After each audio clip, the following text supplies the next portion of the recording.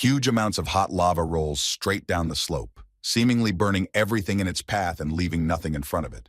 This terrifying place is called as the 9 Circles of Hell, where no one would wish to go because something terrible happens in this place. And in the deepest of these circles of hell are gathered the strongest demons, which only the strongest will be able to fight.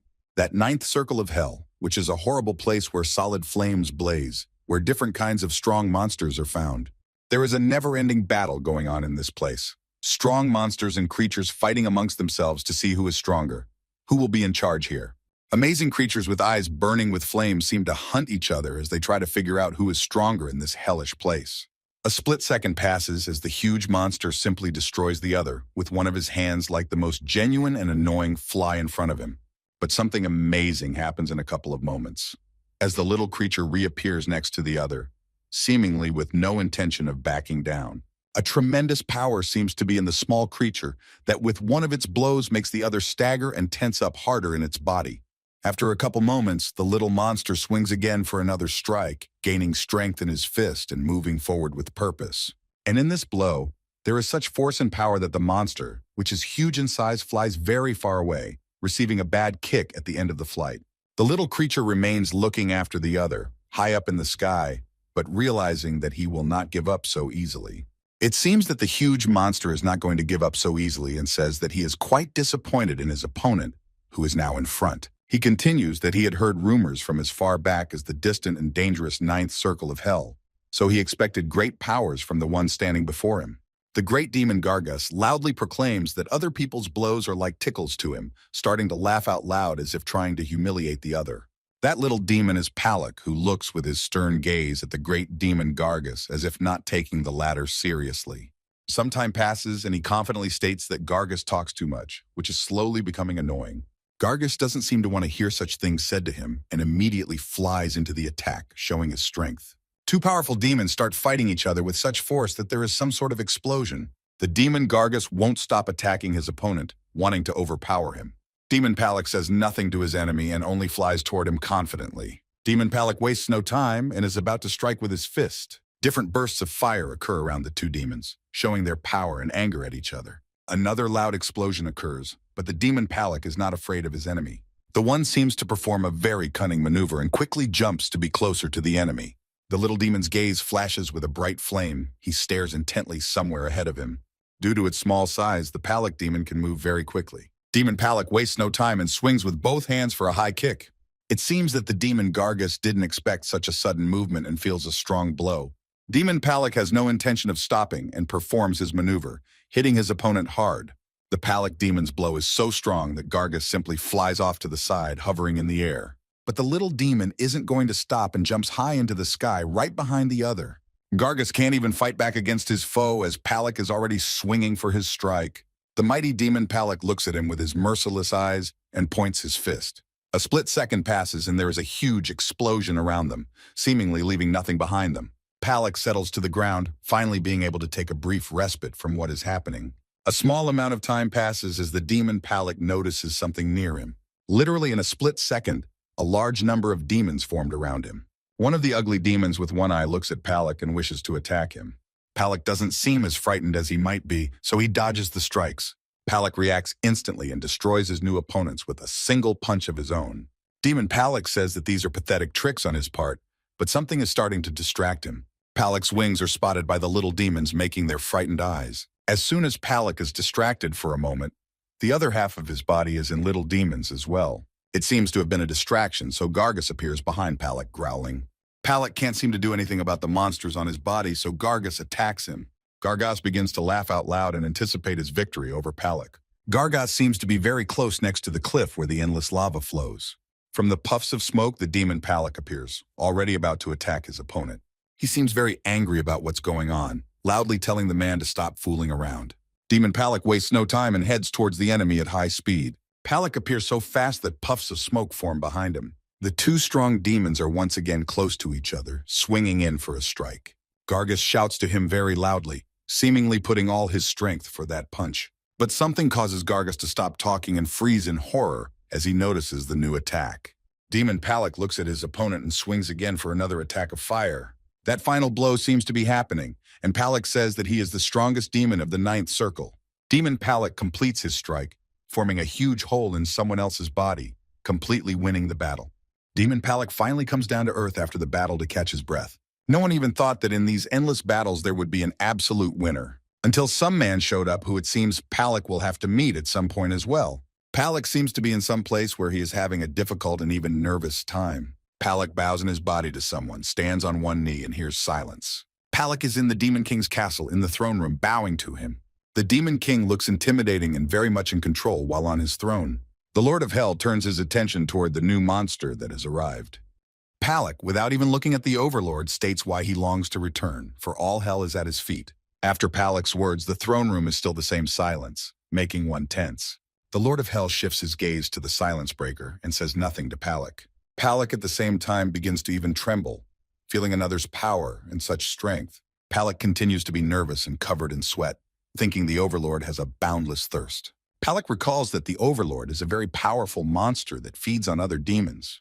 The monsters in the throne room are visibly trembling and quietly saying that the Overlord is very angry. Some say with horror that the Lord of Hell is about to consume everyone, and Palak is still on one knee. The Lord of Hell states what he has in his possession for so much time in this place. The Lord says that he was looking at the same landscape, and also that he was doing the same thing as he was massacring monsters. It seems that the Lord of Hell is indeed already tired of what is happening. He clings to his armor, taking it off. The very same Demon King is O Kang Wu, angrily stating that he doesn't know what there is to conquer here anymore. Palak says that perhaps the Overlord is very hungry, vocalizing to the others to bring treats. Palak asks to accept the gift of the humble servants of the Lord of Hell, pointing towards the treat. Palak touches a ball of some sort, where it seems so-and-so is a treat for their lord. Palak says that they brought the head of the strongest folklore for the Overlord.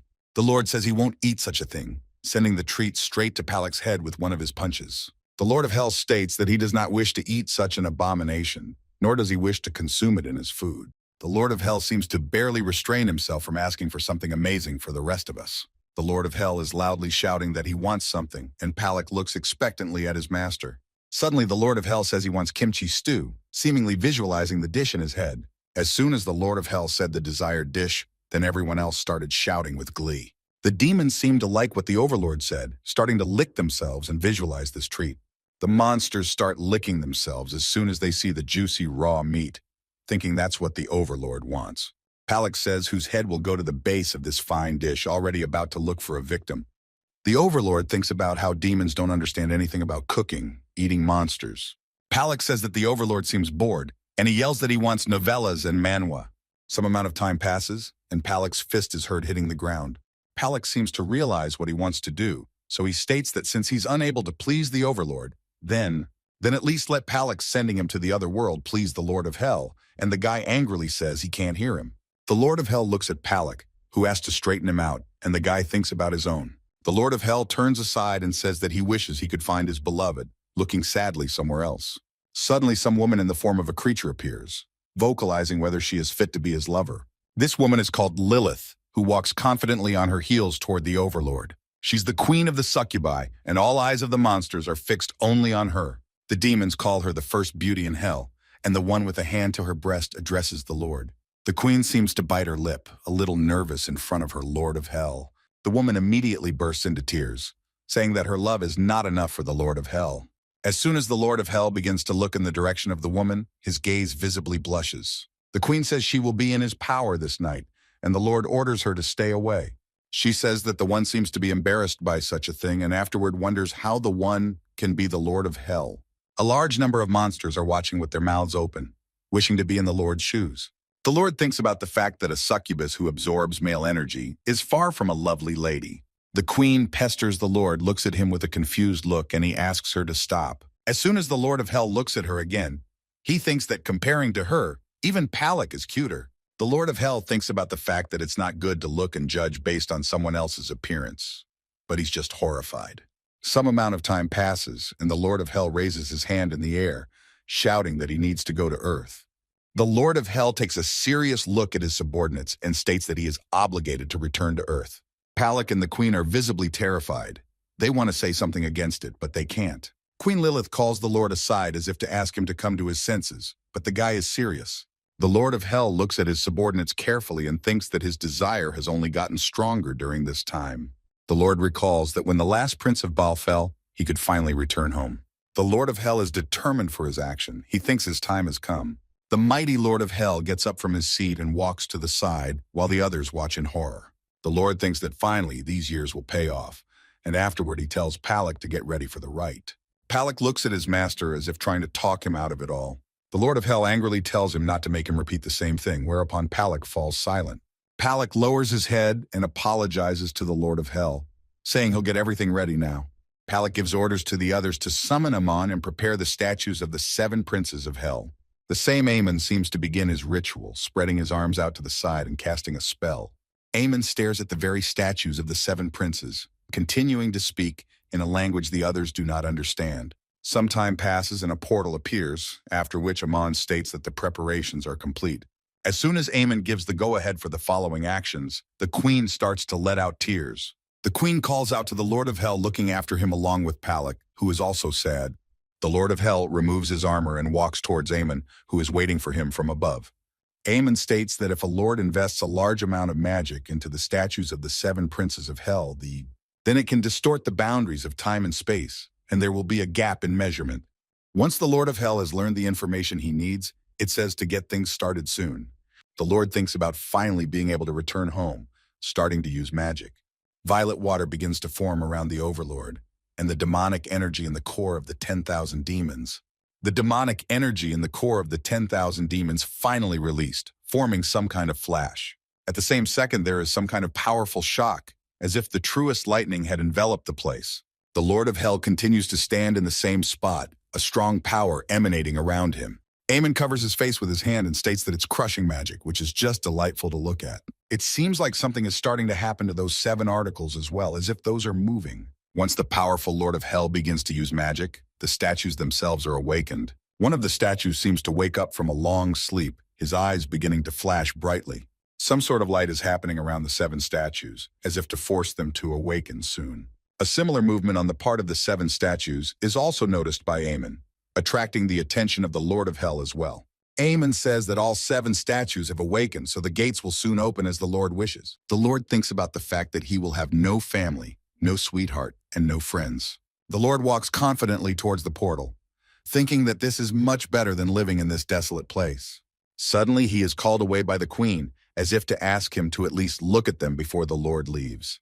The Lord is immediately distracted, worth it just to hear a woman crying, so he pauses a bit. The girl can't stop sobbing. She tries to say in a clear voice that he doesn't really want to leave them. The Lord of Hell suddenly turns aside and vocalizes that she should not cry about it. The Lord immediately covers himself with sweat and thinks that she is just scaring him, while the queen looks on in love. The girl states that they were very warm words, after which her heart could burst. Suddenly, some balloons start to appear from the girl's chest, which attracts attention. A couple seconds pass as they begin to explode, thus causing shocked stares. The face of the Lord of Hell instantly changes to a twisted one, and the one states that she wants to go with him. A couple moments pass and the mighty Lord of Hell just jumps into that portal. The Lord of Hell is eager to get out of here as quickly as possible, but she stands there and says something. The Lord hears her voice that she will follow him no matter what happens, drawing attention. The Lord of Hell begins only to smile, for it would be impossible for the queen to do so while he entered the portal. The guy shows his middle finger and thinks about how he wasn't happy to meet her. The guy thinks he's been 10,000 years in hell, so he has no desire to change either the future or the past. The guy gradually sinks down to some surface, thinking that it is probably the ground. The guy smiles and says that now he will be able to return to his native land.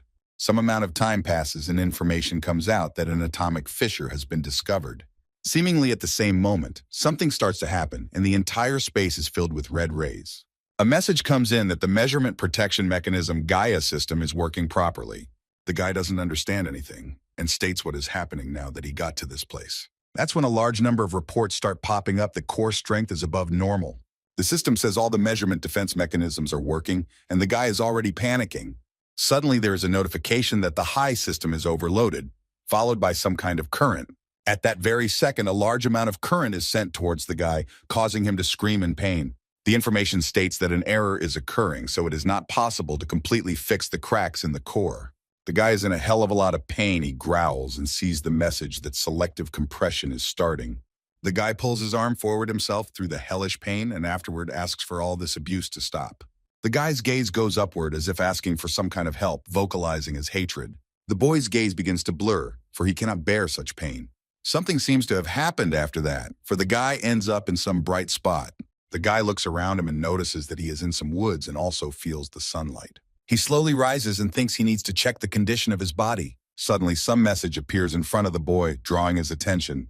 Kong-woo notices the characterization about himself, seemingly not understanding anything about what's going on here. He carefully reads what is written about him and also sees in red that special skills are unavailable. The guy is surprised to notice that his powers are sealed in some kind of system, and afterward, he hears a sound. The boy's attention instantly turns toward that sound and immediately changes to one of surprise. The guy is horrified to note that he sees a large number of different demons that look only at him. The boy thinks that the land he knew never had such creatures throwing themselves at him. Kang-woo reacts instantly and thinks he'll get rid of those demons with a single blow of his own. Time passes and he realizes that no magic is or will be in his hand, immediately wondering. The guy thinks that the demonic energy in the core of the 10,000 demons is so weak in this place. But the monsters won't wait to be attacked, so they're already swinging to strike over the guy. Suddenly, Kang-woo takes everything into his own hands and thrusts his fist forward, clenching it harder. The guy decided to use his skills, thanks to which he was able to defeat his enemies with one blow. Kang-woo uses the power of his blade through which he can win the battle. The boy's gaze shifts somewhere else again, seemingly to his new adversary somewhere nearby. A certain goblin appears before the guy, swinging in for a punch to win his opponent. But it's not that hard for a guy to swing for a punch and straighten him out, getting the message that he's won.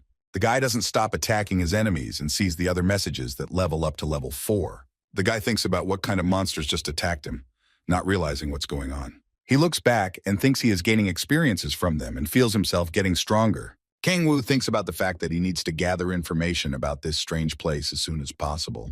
The guy extends his arm forward and uses the skill of devouring disembodied bodies, sucking the power out of them.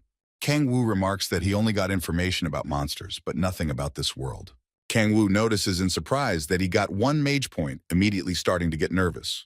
The guy stands in the same spot and thinks that if there is a force from hell in this world, he's not on Earth. The guy clutches his head in horror and thinks he's endured all the circles of hell, hoping he can go home. Suddenly, someone's loud scream reaches the guy's hearing, causing him to be distracted from his thoughts. The guy immediately runs his eyes around the green forest, wondering what kind of scream it was. The guy looks away in surprise and realizes that that scream didn't sound like a demon or monster. The guy immediately hears another scream, realizing it's a human, not a monster, a real human. A fraction of a second passes, and Kang-woo breaks into a fast run using his speed power. Kang-woo runs and thinks about let this creature not have tentacles. He even starts to pray. Kang-woo is horrified to imagine that very same queen, once again repeating to himself to make sure there are no tentacles. Kang-woo gets to this place very quickly and mentally remarks that he has reached it. Kang-woo moves even closer and asks that it be a human, not someone else or a monster. Kang-woo immediately squints and begins to gaze from afar, noticing 2 eyes. Afterwards, his gaze dips lower, also realizing that the man has a single nose, which fits within his frame. Kang-woo looks at the girl with disbelieving eyes, realizing that she doesn't have any tentacles. The guy instantly shouts loudly with joy as he realizes it's a normal person, immediately breaking into a faster run. A huge number of goblins seem to pounce on the defenseless girl, which will do nothing. She can't hold back her tears, seeming to realize that this is her end, immediately snuggling into the surface next to her. The girl is already preparing to go to the other side of the world, but nothing seems to happen even after a while. She finds the strength to open her eyes to see what's going on, and then wonders afterward. Some guy appears in front of the girl that without much fear massacres the monster in front of him. Kang-woo seemed to float in the air with joy at seeing a human in front of him instead of a monster. He steps closer to the girl and holds out his hand in front of her, as if to offer help. The girl is surprised to still be alive and awkwardly thanks him, looking him in the eye. The girl touches her hand to his palm, still not believing she's alive in this place. Kang-woo seems to have never felt even ordinary touches before, his gaze changing. The girl seems to feel this awkwardness in front of the guy, so she hesitates a bit and starts talking. The girl thanks him for saving her life and introduces herself as Hanseola. The guy seems to be visibly shaking in his body, and she doesn't realize what she did or said. A few seconds pass after the silence and he pulls the girl's hand sharply, bringing her closer to him. The guy holds her hands tightly and tells her to marry him, making her tense up. The guy repeats his words again, telling the girl to marry him, but she doesn't understand. The girl is visibly nervous and tries to look away from him as if he were a strange man. The guy immediately realizes he was too hasty and introduces himself as Oh Kang-woo. He asks if her wound hurts a lot and she awkwardly says it's just little things. But the girl seems to feel some pain in the area of her legs and makes a quiet sound of pain. The guy held her tightly so she wouldn't accidentally fall as he suddenly notices something falling. The guy's look instantly changes to one of surprise, realizing a very familiar shape. Kang-woo looks closely at the device and realizes it's a phone, so it's definitely on the ground. He says not to overexert herself, so he will bandage the girl's wound. The guy tells her not to worry, and then thinks he speaks his language fluently. Guy bandages her wound and remembers that he banned the language of demons in hell when he was still there. Guy remembers demons trying to speak Korean, and afterwards realizes he's finally using the skills with a human. Kang-woo smiles and says that she'll feel much better this way, and the girl thanks him for his help. Afterward, he holds out to the girl her cell phone, which he had recently picked up off the ground. Kang-woo realizes that it's the 23rd year, and it's only been 5 years since he fell into the abyss. He realizes that monsters have appeared on Earth during this time, and afterwards offers her a little break. The guy asks what she's doing here, and she replies that she was hunting inside the gate. She says she woke up yesterday and became a player and went to the E-class gate alone. Kang-woo asks about her level, and she says she's level 6 and then asks what he's doing here. He thinks his level is beneath hers, and afterward brushes it off that it just happened that way. He understands her conclusions about his strength and power, for one can understand because of the goblins who lost. Some time of silence passes, and the girl seems to feel uncomfortable around him. As soon as a guy gets close to her, she gets covered in blush because of their close contact. The girl jumps up abruptly from her seat as if she had no pain and afterward offers to go.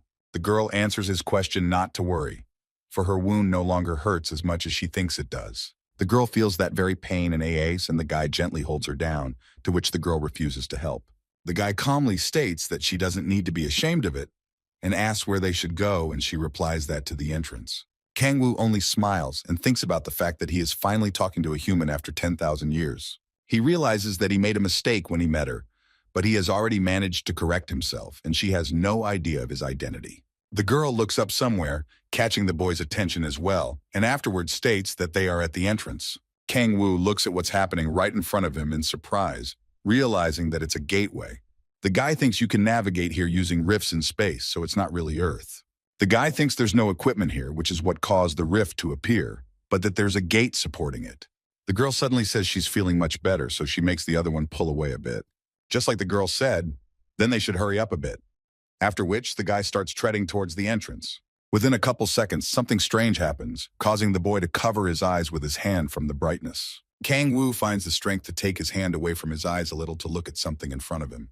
After a couple moments, his look changes to one of surprise, for something strange is in front of him. The guy immediately starts looking at the man, which shouts about gathering a group to hunt goblins. The guy also looks at others who are passionate about something interesting, noting that they are all human. The guy also looks at someone who offers his persona as an outlaw for the hunt. Kang-woo finally realizes that he has entered the very real world where there are only humans. Kang-woo can't take away the trembling in his body, attracting the attention of the girl beside him. Kang-woo doesn't seem to be holding back his emotions at all, flooding with tears of happiness that he's back. The girl seems to notice something interesting to her around the guy at this point. She starts to remember what the bandage for her wound was made of, so she'd be embarrassed not to thank him. The girl suddenly bows in a respectful gesture in front of the guy and gets his attention. The girl offers to eat at her house to somehow thank the guy for his help. She states that she would be embarrassed not to give him a treat as a thank you. The guy starts mumbling something about how it would be rude of him to refuse the offer. Suddenly, uniformed men appear, saying they need to check the player's card. The girl says she's about to get it, and the guy doesn't want to, but is forced to by the others. Kang-woo says he'll get everything now, realizing that there's nowhere to wait for help, thinking to do something. Suddenly, the boy's gaze changes to another, as if he's about to use his power. Kang-woo thinks about what distorts the perception of the object and makes the others see what he wants them to see. Kang-woo also sees the illusion demon cover the officer's eyes while he himself shows his middle finger. The officer, while under someone else's magical powers, states that he checked his card.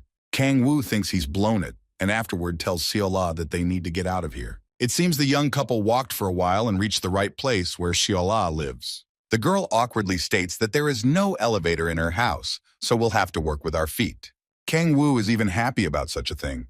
He can smell the odor of an old and kind apartment building. The guy pays his attention to every little thing and detail as he looks up the narrow staircase. He even touches his hands to the railing, noting that it is very even cold.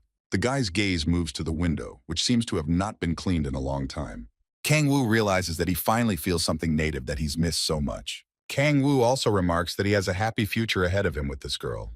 The guy is already imagining their beautiful future, as suddenly the girl calls her mom. The guy's face seems to instantly change to a bit chagrined. He definitely wasn't expecting this. A concerned woman examines her daughter and asks if she is okay. Suddenly, the girl draws her mom's attention to the guy, imagining him to be her savior. The woman immediately holds the guy's palm gently in her hands, thanking him for his help. The woman says she doesn't even know how she can repay him for his help, and he replies that everything is fine. A woman suddenly offers to come inside because she's going to cook something delicious. The guy thanks her and thinks it's a shame he doesn't get to have lunch alone with that girl, but it's better here than hell. The woman immediately calls her daughter and asks her to help her with the preparation of the dish. The girl states that she will change her clothes now and return to her mother, holding her phone in her hands. The guy immediately brings up the device and gets the girl's attention. He awkwardly asks if he can use her phone, and she replies that of course he can. She holds out her cell phone and vocalizes to the man not to be shy and to make himself at home. Kang Woo holds it in his hands and thinks it's an incredible feeling to feel the phone in his hands. Suddenly, he pulls himself together and thinks that this is not the time for various pleasures, because information is needed. Kang Woo starts looking for news from the year 2018 to find out more. The news says that various monsters are beginning to emerge from the hundreds of gates that have appeared on the ground. Also, firearms are simply useless in this battle, and hundreds of soldiers were defeated. The U.S. offers to help in this battle in a variety of ways, because the situation is truly dire. The news says that the first players have appeared in the U.S., but who are they? Also, at some point there was a dramatic increase in players worldwide. Kang Woo is reading the news carefully, looking at his cell phone and not paying attention to anything. The guy also stumbles across someone's post about some mysterious gate appearing in downtown Seoul. Kang Woo falls into his memories and realizes that that was the day he went to hell. The guy visibly hesitates and realizes that this is the same day he was pulled into the gates of hell. Kang Woo continues to leaf through and unhappily remarks that the internet is full of speculation. Attention is drawn to the woman who is proclaiming that dinner is finally ready. The boy's gaze immediately shifts to the food and he visibly changes in a kind of delight. In front of the boy is a huge pot of delicious food that also smells wonderful. The guy realizes in surprise that it's kimchi jjigae, and the woman tells him to have a nice appetite. Kang Woo, as if in some sort of trance, he takes the spoon in his hand and is about to taste it. A few moves and the spoon is full of different goodies, but the guy isn't tasting it yet. The woman tells her daughter to keep up too and finally eat. The girl seems to be distracted by something and is quite surprised at what is happening from the outside. Kang Woo seems like it's been so long since he's tasted regular human food that he's eating slightly nervously. It's only a couple moments after the guy first tasted the stew, and everyone is waiting for a reaction. Kang Woo can't get enough of this kind of flavor of a fine dish, so he gulps down the first portion. The guy begins to eat this dish with a noticeable speed, which surprises the sitting girls. Kang Woo had to consume demonic energy, but it was disgusting. Kang Woo remembers tasting demons and simply choking on such food. It tasted so damn disgusting that it was just impossible to eat something like that. All these years seemed like sheer delirium to him. Long 10,000 years of the same thing. But even in floods of tears, he didn't give up. All this time, he was living his precious dream. Kang Woo longed to go home, back to his native land where he was better off. Kang Woo holds the plate in his hand and floods with tears because he can taste the normal flavor of the food. He can't contain his emotions after living millennia, and the girls don't understand the reaction. The guy barely has time to chew the food in his mouth before he starts calling the girl's name through his tears. He flexes his body and begins to thank her for such hospitality. The guy says the food is delicious without stopping to thank you from the bottom of his heart. The girl, embarrassed by such an act on the part of the guy, says that she should be the one thanking him. She apologizes for she can't thank him with anything more, but since he eats with such gusto, The girl assumes that the guy really liked the food, to which he only nods, asking for more. The girl immediately gets up from her chair and says that she will bring everything to the table soon. Kang Woo is no longer ceremonious with his food and eats straight from the dishes, thinking he's doing well at home. The girl carries the rice dishes and looks with a smile at the guy's appetite so good. Kang Woo continues to eat his delicious lunch as suddenly something collapses behind him. Someone appears in a puff of smoke, coughing and trying to see what's going on here. The woman, along with her daughter, immediately went to the sound and looked on in horror at what was happening. Some guy, having destroyed the door in front of him, immediately takes a step forward into the house. At the same second, a male voice is heard yelling for Han Seol-ah to come over to him. The The guy doesn't stop either and follows by taking another step towards the house. He approaches the girl defiantly and states how dare she enter the gate at will. The girl doesn't say anything. She only looks him in the eye with her annoyed look. The girl seems to shiver a little in her body, but she finds the strength to tell the man to leave. The guy immediately doesn't understand such an expression and looks at her with an angry look. The girl immediately bursts into flames and tells him to get out this very minute, calling Han Dae-hyun. The guy's face immediately changes to shocked when he hears about his sister being a full-fledged player. He instantly changes in his facial expression and starts laughing amusedly as if in disbelief. He waves his hand as if he's not going to listen to her words, saying that there's no such thing. Instantly, he slams his fist into the wall and looks at her, glaring, for how can she be a player? The girl instantly screams for him not to come within a step of her, covering her mother with her body. The guy's gaze after a while translates to the woman as well, as if to test her. The woman in turn looks very frightened. She doesn't know how she should react. The guy irritatedly states that they don't have a father either, and the mom is such a coward. The girl screams about how they are only in this position because of their brother. The guy doesn't seem like he's going to listen to her and drags her by the arm with words about them going to Andres's guild. The girl tries her best to disengage and says that she will never go to this scum guild. He smiles and states that he only wants her to join a good guild. The girl doesn't seem to find the strength to resist the guy much, but she bites her lips. A couple moments pass as the girl can't stand it and just takes out her anger in the form of a bite. At the same moment, her brother reacts very quickly and punches her right in the face. The girl can't withstand such force and simply falls to the floor, feeling unpleasant pain. The guy calls his sister all sorts of names and angrily holds onto his arm, which has a severe bite on it.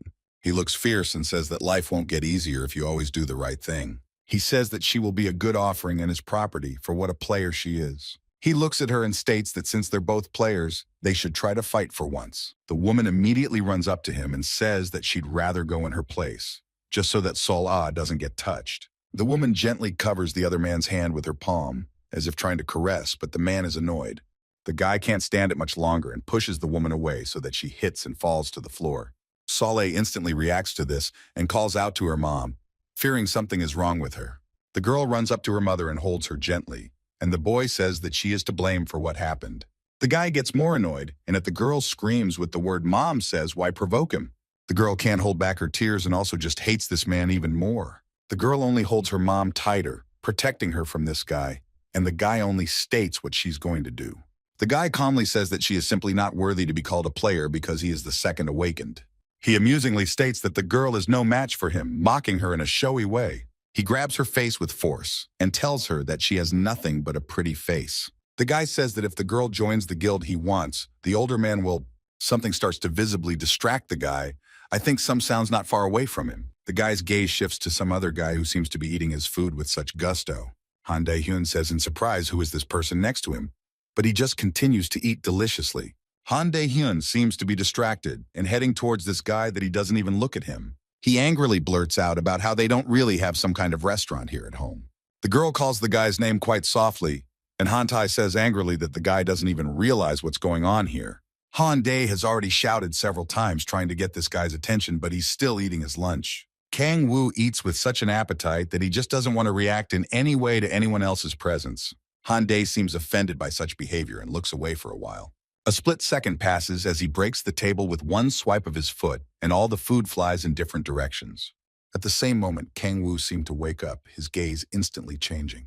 The girl froze in horror, covering her mouth with her hand, not even knowing what was about to happen.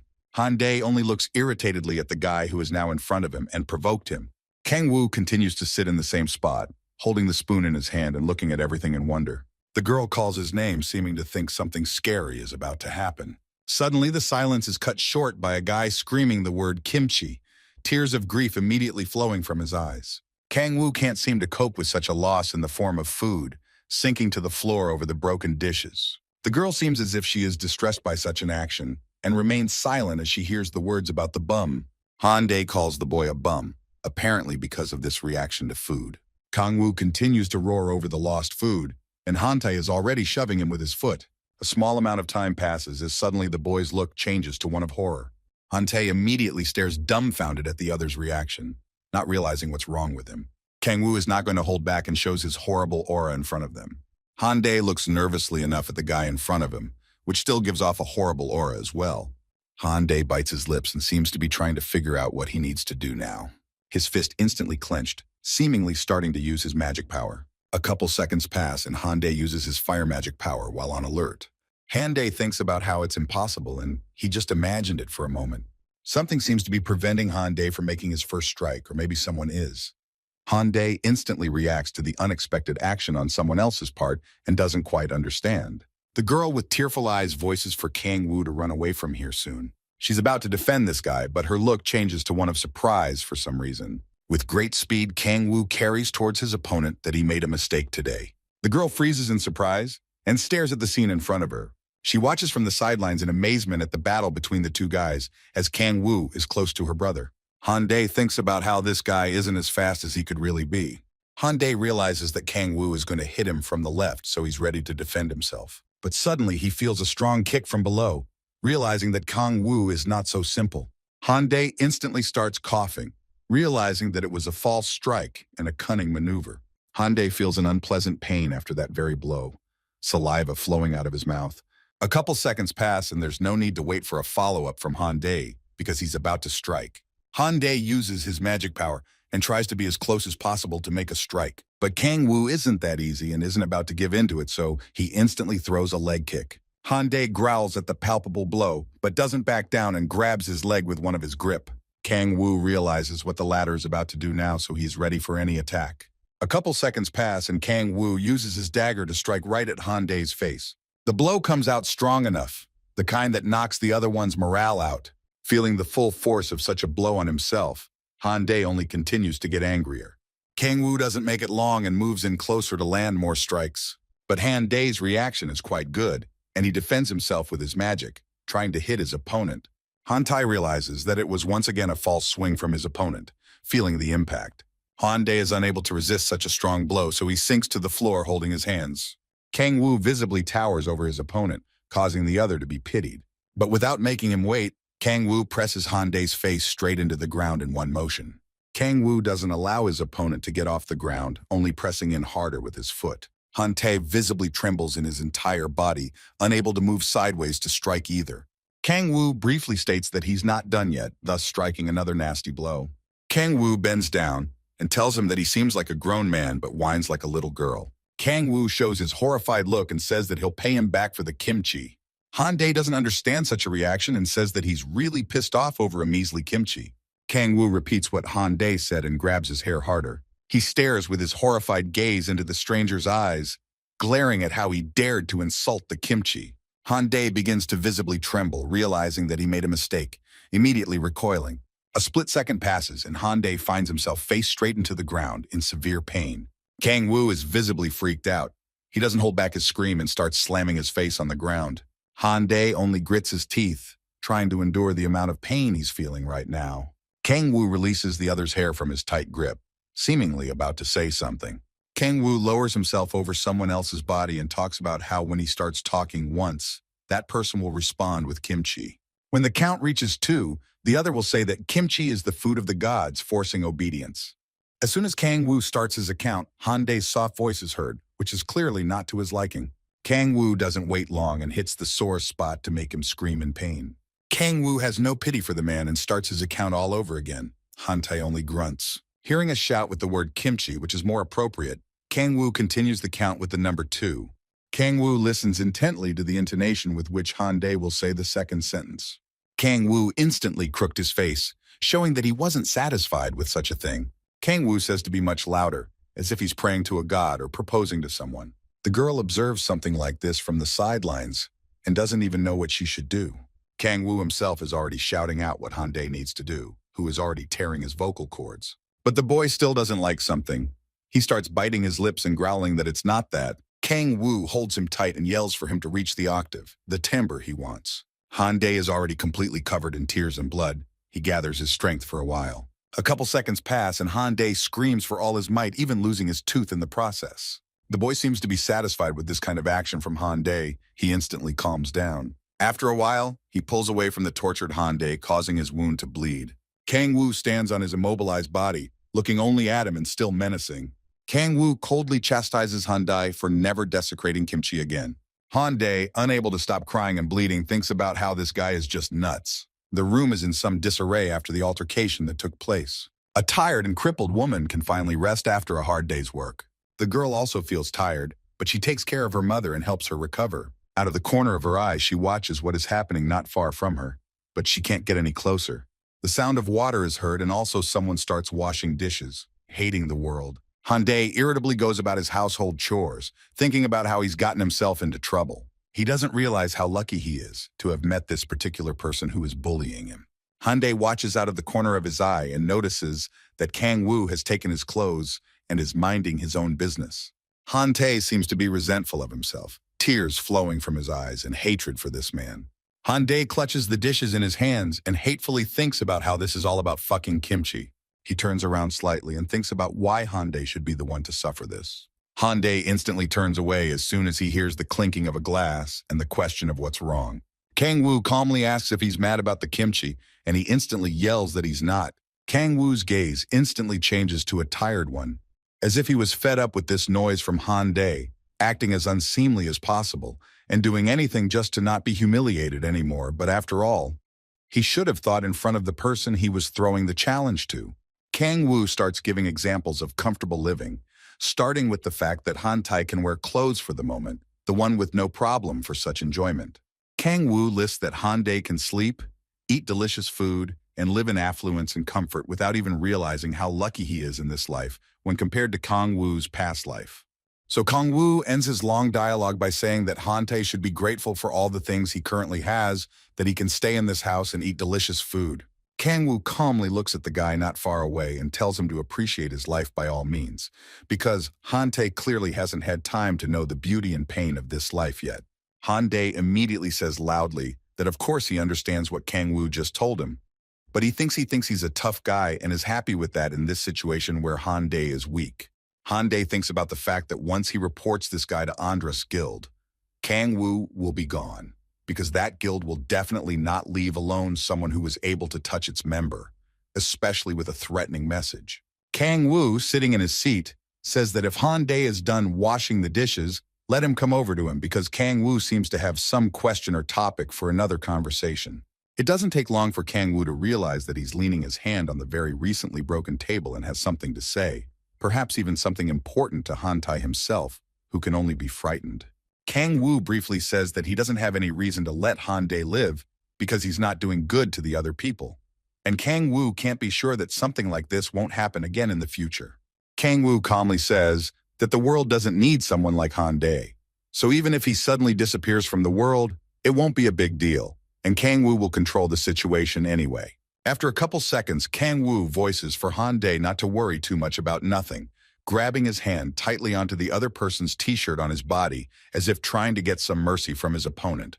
Kang Woo looks with his crazy eyes at someone who is not to be pitied, who has done too much evil on this planet and apparently will continue to do so, and then says that he will not kill him. But there is one but. Kang Woo continues to scrutinize and test Hyundai's strength, saying that if it were him, he'd rather go to the other world than stay in this world and continue to make horrible situations where the common people start to suffer. Hyundai seems to be starting to fall into some other reality, completely opposite to the one he was in. And in this place, everything feels completely different, much worse than it was a couple seconds ago. Kang Woo uses his strong and powerful skills, seemingly appearing to Hyundai as the demon Orobus, who will bully in every way possible the one who has done too much evil in this world. The demon Orobus grabs the little guy in his grip with one hand, making him even more afraid. Orobus doesn't feel any pity for someone who can throw food around so calmly, ignoring other people's screams. Orobus continues to bring his fist with the man right up to his big eye, and he shakes uncontrollably. Hyundai can't seem to deal with his fear. He starts screaming and trying to break free from his grip. A terrified Hyundai lies on the floor, seemingly flushed in a moment of fear, continuing to scream. Kang Woo calmly states that only let Hyundai try to tell someone something. Kang Woo fingers him to get out of here, realizing that he's instilling fear in the man and making him a puppet. Kang Woo sits down on a chair and says that Hyundai is a pathetic idiot for not being able to resist him as well. The girl watches from the side silently, looking at Hyundai running to the side to calm down. The girl looks calm and seems grateful that this isn't the first time Kang Woo has saved her. Kang Woo is holding his cell phone in his hand, looking at it intently, thinking about something. Kang Woo recalls the cheeky look on Hyundai's face, realizing that the guy's right about something. And Han Dae is right in that Kang Woo is left without the money he urgently needs. Suddenly, Kang Woo stumbles upon something, seemingly some news that is useful to him. Wikipedia says about some magic stones with which you will be able to make money too. Once Kang Woo realizes what he needs, he asks Seol Ah about these stones and if she can show them to him. The girl never minds helping her rescue her, so she says she'll show you what she's about to show you by fishing them out in her bag. Once she finds it, she puts it in the guy's hands, stating that it's an Erang magic stone from the goblin. Kang Woo holds the stone in his hand and thinks about the fact that if the color is dark enough, its quality will be high. Kang Woo covers his eyes and realizes that he can't feel the mages at all while the girl watches intently. Kang Woo thinks about the fact that there is clearly some power sealed in this stone, but this power is not a mage. Kang Woo recalls the fact that, back in the forest, he was able to get some magi after learning it from the system's notification. Kang Woo thought that mages were inside magic stones, but it was a different kind of energy called magic. Kang Woo holds a hand to his chin and ponders where he got the one mage point from. Kang Woo puts the stone back in the girl's hands and says that it's very beautiful, but he needs to collect more of them. Only Kang Woo brings up the still recent situation with people checking player data, which will be a problem. He asks about if there's a player activity management office nearby, but it's near Seoul Station. The girl voices that she wanted to go to this office too, suggesting that the two of us go to this place together. When asked why she would do this, she states that the situation in her family is not so good, remembering her mom. That's why the girl, and recklessly, went alone into the gate, but only now she realizes how dangerous and foolish it was. She smiles and says that she will remember this lesson for the rest of her life, once again thanks to Kang Woo. Kang Woo states that he wants to help kind people like the girl, starting to smile. The girl confidently states that's why she wants to learn the basics and move on to the second stage of awakening. Kang Woo thinks he's found a true angel, but he doesn't intend to help her with everything just yet. After a while, he says that they should go soon then, and she replies that she'll change her clothes now and they can go. Kang Woo looks after her and thinks that if he is around such a weakling, he will become the same, and his effectiveness will decrease. Kang Woo thinks of it as truly heartless, but that's the cruel reality.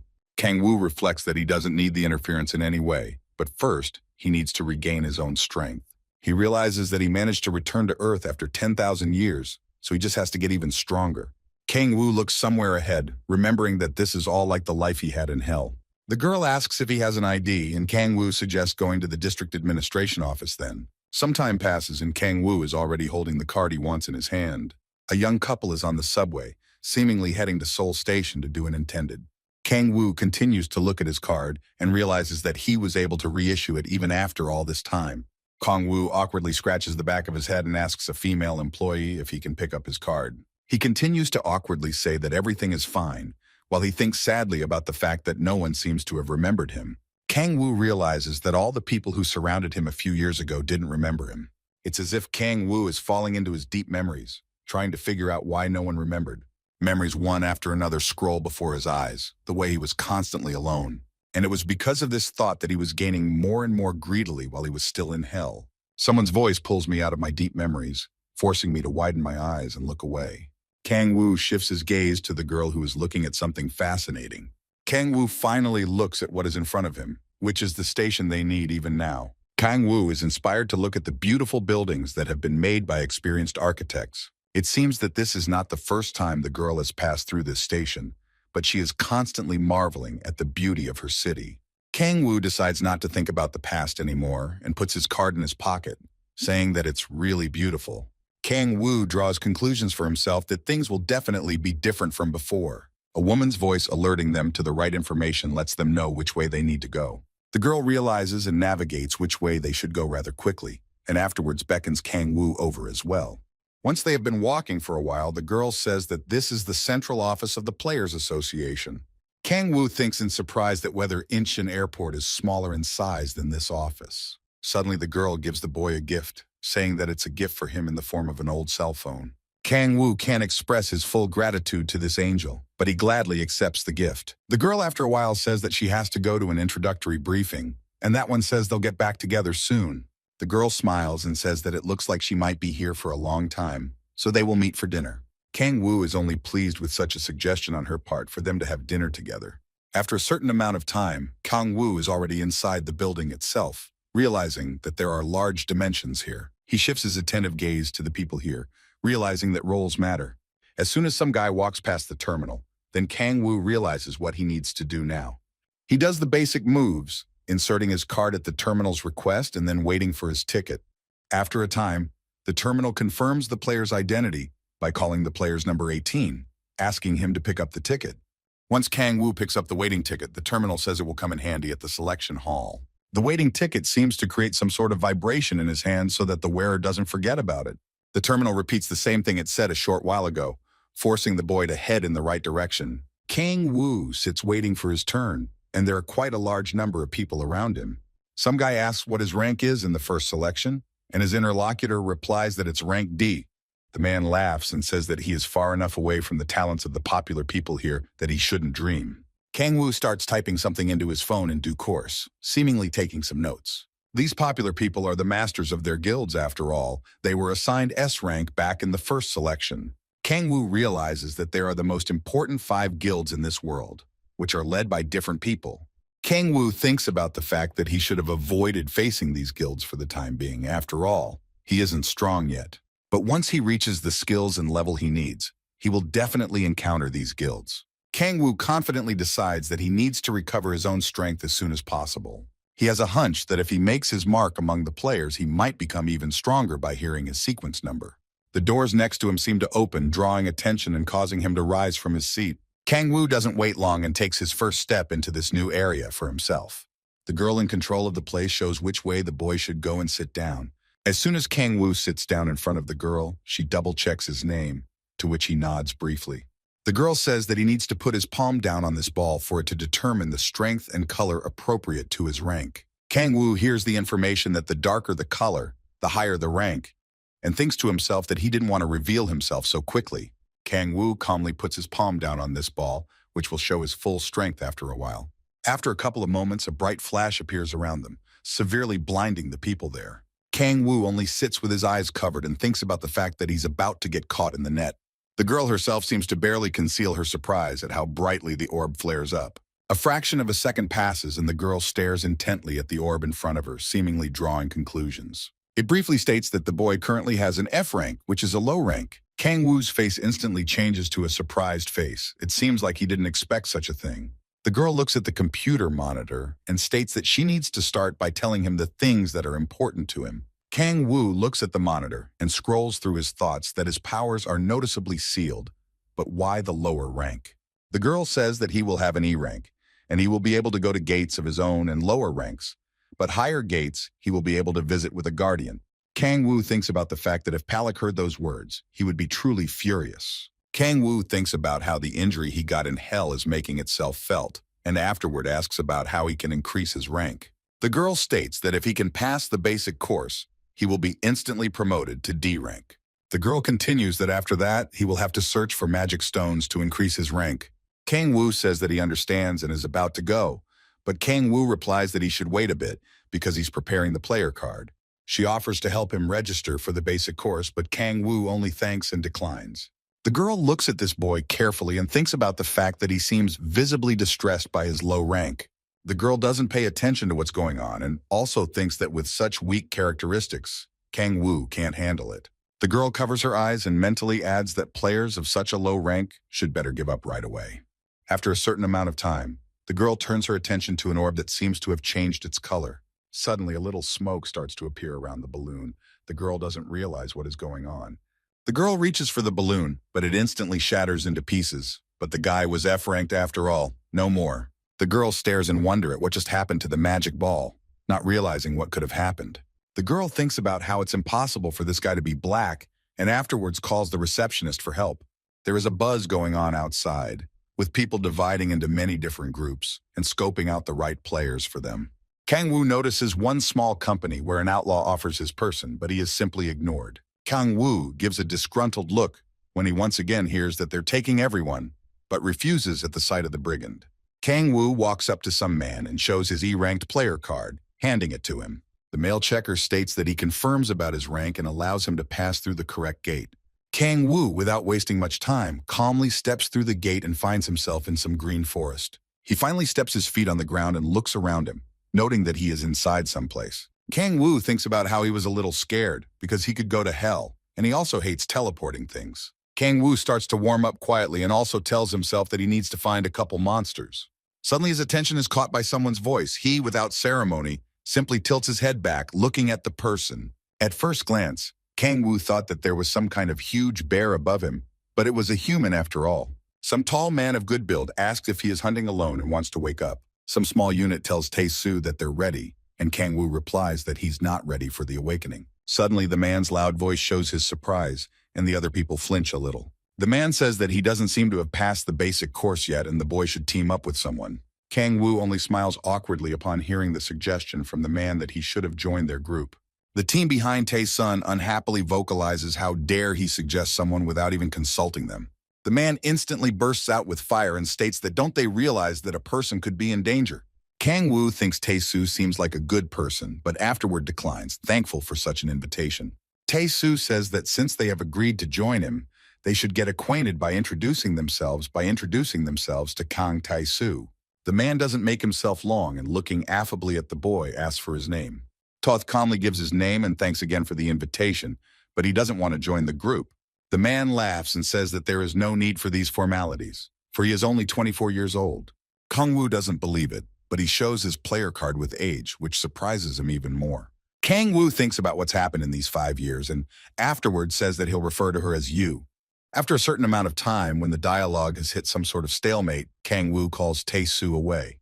He walks past him and states that he is grateful for the invitation, but he already has other plans of his own. The people here don't seem to know what to say in such a situation, visibly surprised. The man begins to scratch his head awkwardly and says that since the man is so insistent, he doesn't need any help. Tae-soo asks him to be extremely careful in this place because there is a powerful goblin named Hobgoblin. The man says that it is such a boss or monster that is stronger than ordinary goblins, so let him run with all his legs from him. Kang Wu smiles and thinks about being a good guy, and afterward voices his thanks. Kang Wu watches as a small team of people start walking in the right direction and says their goodbyes. Kang Wu thinks about the fact that if he really was an F rank, he would definitely go along with them.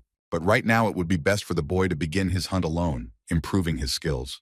After a certain amount of time, once he is left in complete silence without people, he looks out at nature. Kneading his limbs a bit and continuing to survey the new terrain, he walks in some direction. Not even a few minutes pass before Kang Wu breaks into a fast run, leaving behind only puffs of smoke. Goblin tracks are plentiful in this place as suddenly he finds these monsters who are busy doing something. Without making himself wait for long, Kang Wu instantly shows himself to these monsters, going to fight. Kang Wu can take out several goblins with one move, which is what he's doing now. He's very quick to straighten out some individuals that he didn't even have time to react to such harshness. Kang Wu doesn't use his weapons or any powers because it's pointless, but only works with his fist. Kang Wu says that did he really hit such a good jackpot, because there are quite a lot of goblins here. These goblins, once they notice such a strong opponent, become visibly nervous for their lives. Kang Wu appears in his overbearing form. He begins to show his dagger and vow that it's time to begin. The goblins at such words only begin to shout loudly, seemingly about to go on the attack in droves against the guy.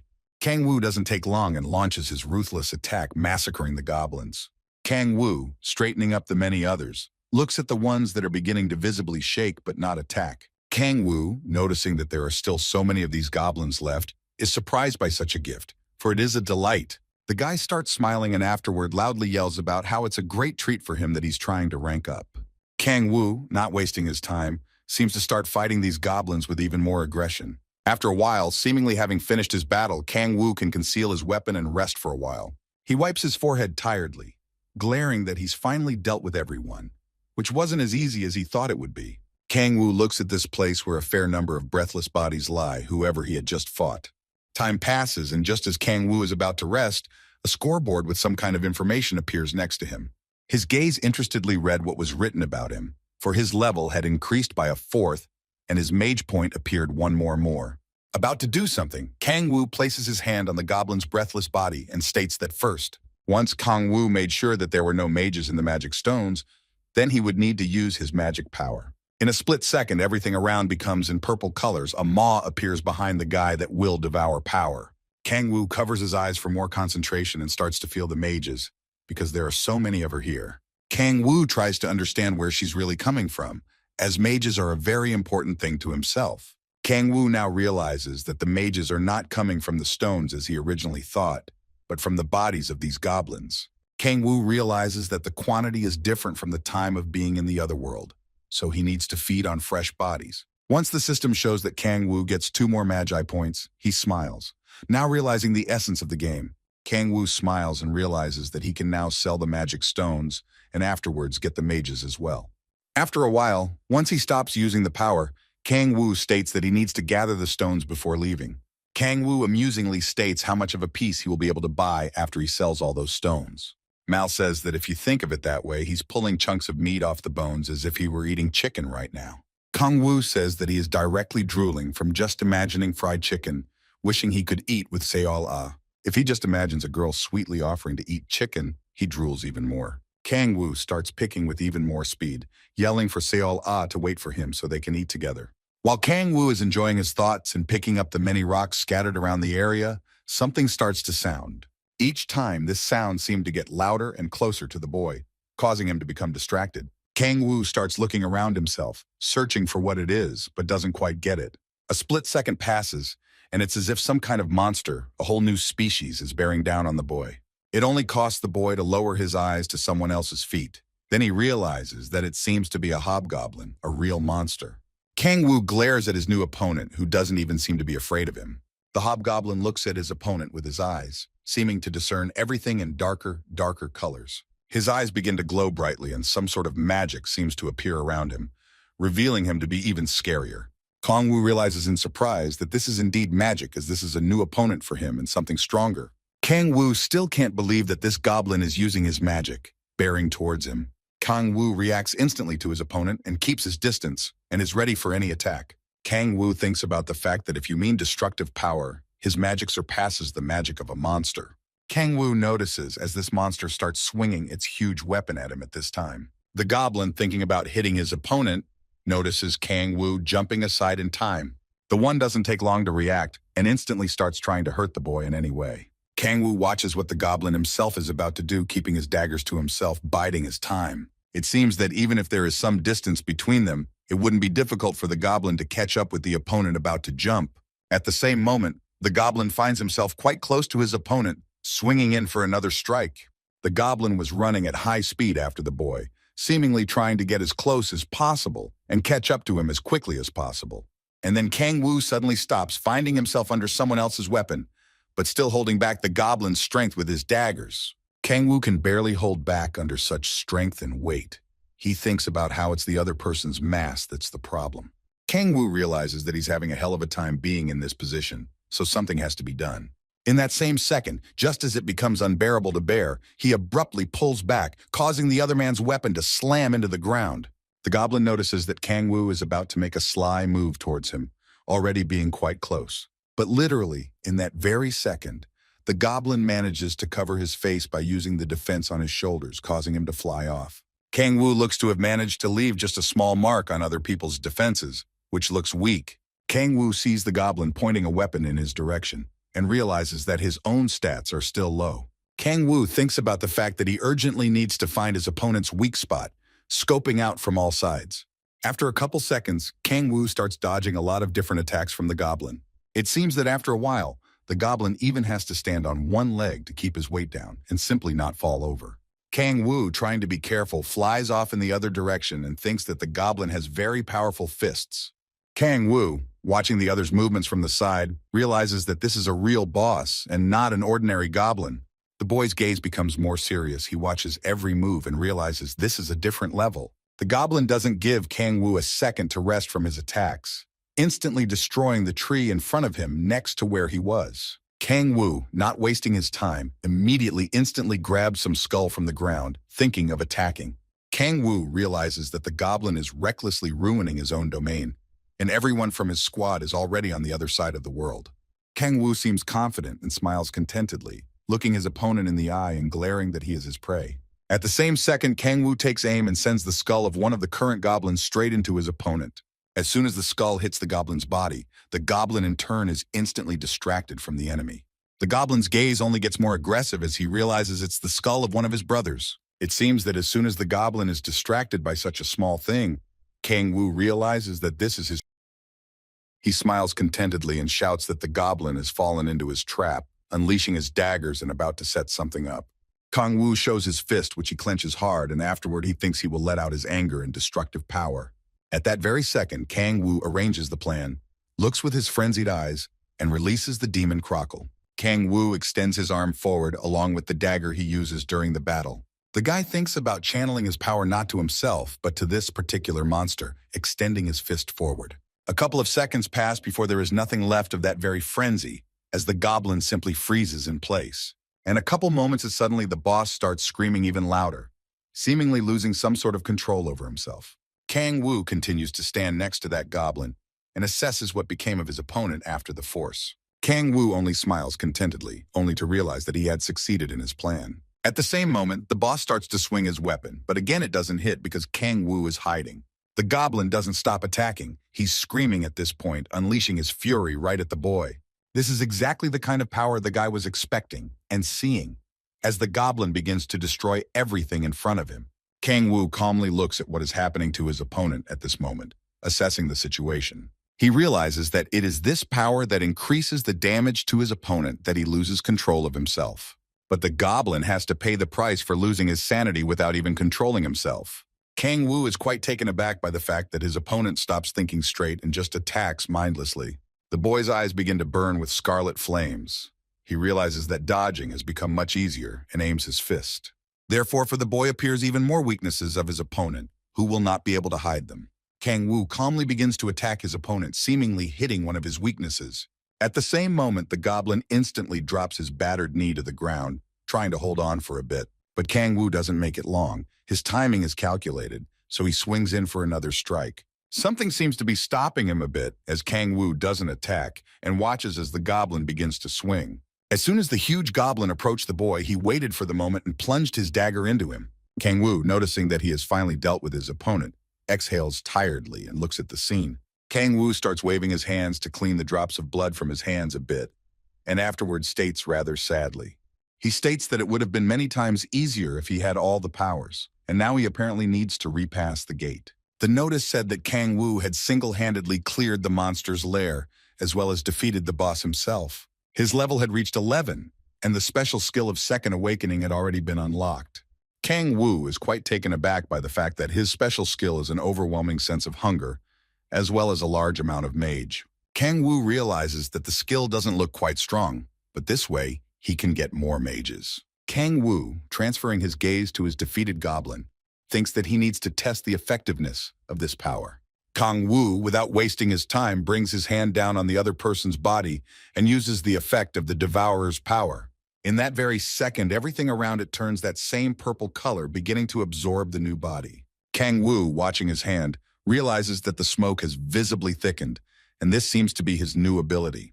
The notification states that the irresistible hunger has been activated, and the Magi has been increased by 3 units while gaining 19. Kang Wu realizes that absorption has become much more effective, and the stronger the monster, the more mages from it. Kang Wu is quite aware that half the job is done, but he wants to realize just how strong he's become. Kang Wu, not wasting his time, covers his eyes to try and understand himself and his strength. Kang Wu seems to realize that his strength has become much stronger than it was before this moment. He clenches his fist and realizes that the power has tripled. But how could this happen? Kang Wu thinks about the fact that such a big leap could be quite dangerous for himself. Some dark force seems to begin to envelop the youth's body. He begins to speculate about something. Kang Wu finds himself in a place where there are no bright colors, only a solid sea and a red moon. Kang Wu, realizing that he is in the water, realizes that something has happened to Man Ma-jung. Kang Wu covers his eyes and concludes that the force restraining Man Ma-jung is gradually weakening. Kang Wu wonders why this is starting to happen. What could have happened? Kang Wu thinks that the rank promotion shouldn't have affected Man Ma-jung that much. Kang Wu realizes that with each awakening, Man Ma-jung's seal will gradually weaken. Such news only seems to improve his morale and mood. Kang Wu begins to smile. He concludes that if it is true, then simply by raising his own level, he will be able to regain his powers. Therefore, Kang Wu realizes that in such a case, he needs to go to a higher gate, yes, a stronger one. This news can't help but please the boy. After a while, he starts to notice something shiny next to the leftovers. Kang Wu, without wasting his precious time, immediately grabs the magic crystal and thinks about what he should do. His next goal is to reach the 3rd awakening at level 20, which even sounds crazy. A young couple is in a noisy restaurant. Their order has already been brought to them, and the guy is gorging in both cheeks. Kang Woo eats the food with extreme greed, seemingly not even daring to control himself, only distracted at moments. In his hand is a glass of delicious and fresh beer, which he seems to drink in a volley so as not to choke. Kang Woo can't hide his pleasure. With his eyes covered, he says that the food here is very delicious.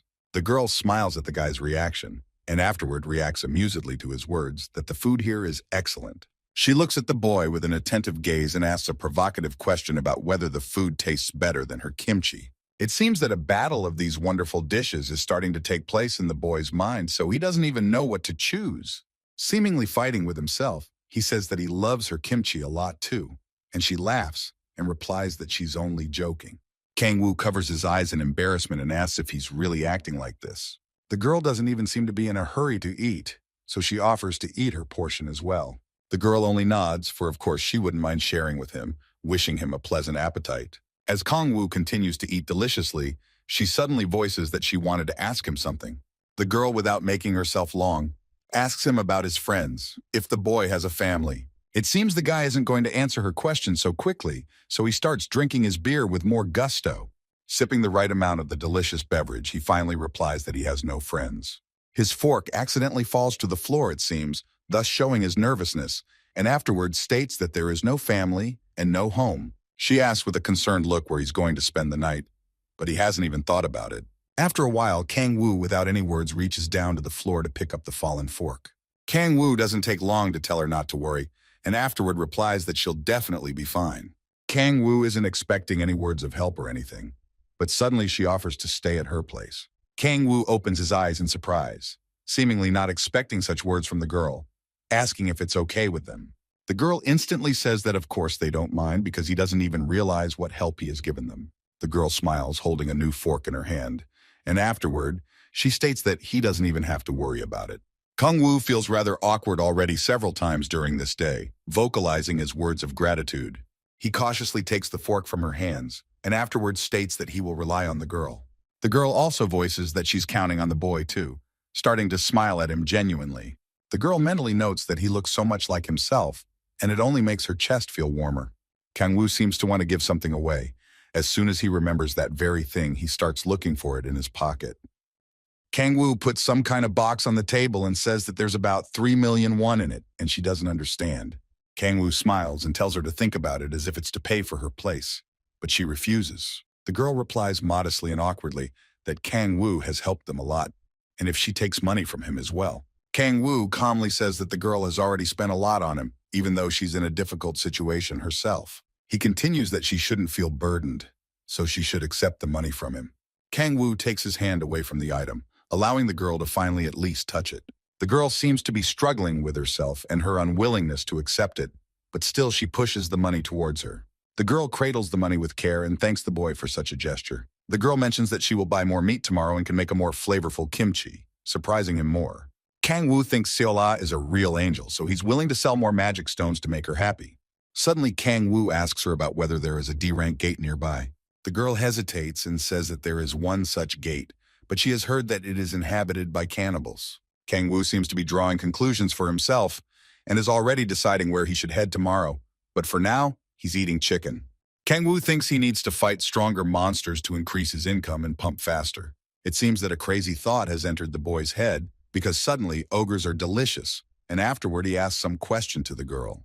As soon as night fell, then the young couple found themselves already in the house. The girl says that her brother used to live in this room, but now this room will be his so that Kang Woo can at least have somewhere to live for a while, for which he is thankful. Kang Woo sits down on the mattress and says that it's only because of the girl that he can sleep well. The girl, as soon as she's about to go, turns off the light and wishes him good night, receiving the same in return. Kang Woo watches with a smile as the door gradually closes, and afterward he finds himself completely alone. His joyful exclamation is heard only by him. Kang Woo can finally settle down on the bed. Kang Woo realizes that he hasn't felt this kind of gentleness in tens of thousands of years. Kang Woo rolls over onto his other side and relaxes, realizing that he's finally listening to nothing but silence and feeling comfortable. His eyes slowly begin to close and fatigue rolls in from above, so he gradually falls asleep. Once again, the buzz begins from the many people in groups looking for players to go into battle. Kang Woo again notices the same brigand that no one wants to take with them. He's even pitiful to look at. Kang Woo walks up to the inspectors and shows his card, confirming his ability to enter the D-rank gate. Kang Woo thinks about how he shouldn't get involved in this brigand's problems, so he walks into the portal. After a certain amount of time, Kang Woo finds himself in a very different place, a more dangerous place. Kang Woo begins to habitually knead his limbs and realizes, this is what this gate actually looks like. He thinks about whether he should move as quietly as possible in this place, suddenly finding himself in the air. Kang Woo uses the power of silence ability, and only then can he calmly stand with his feet on the ground.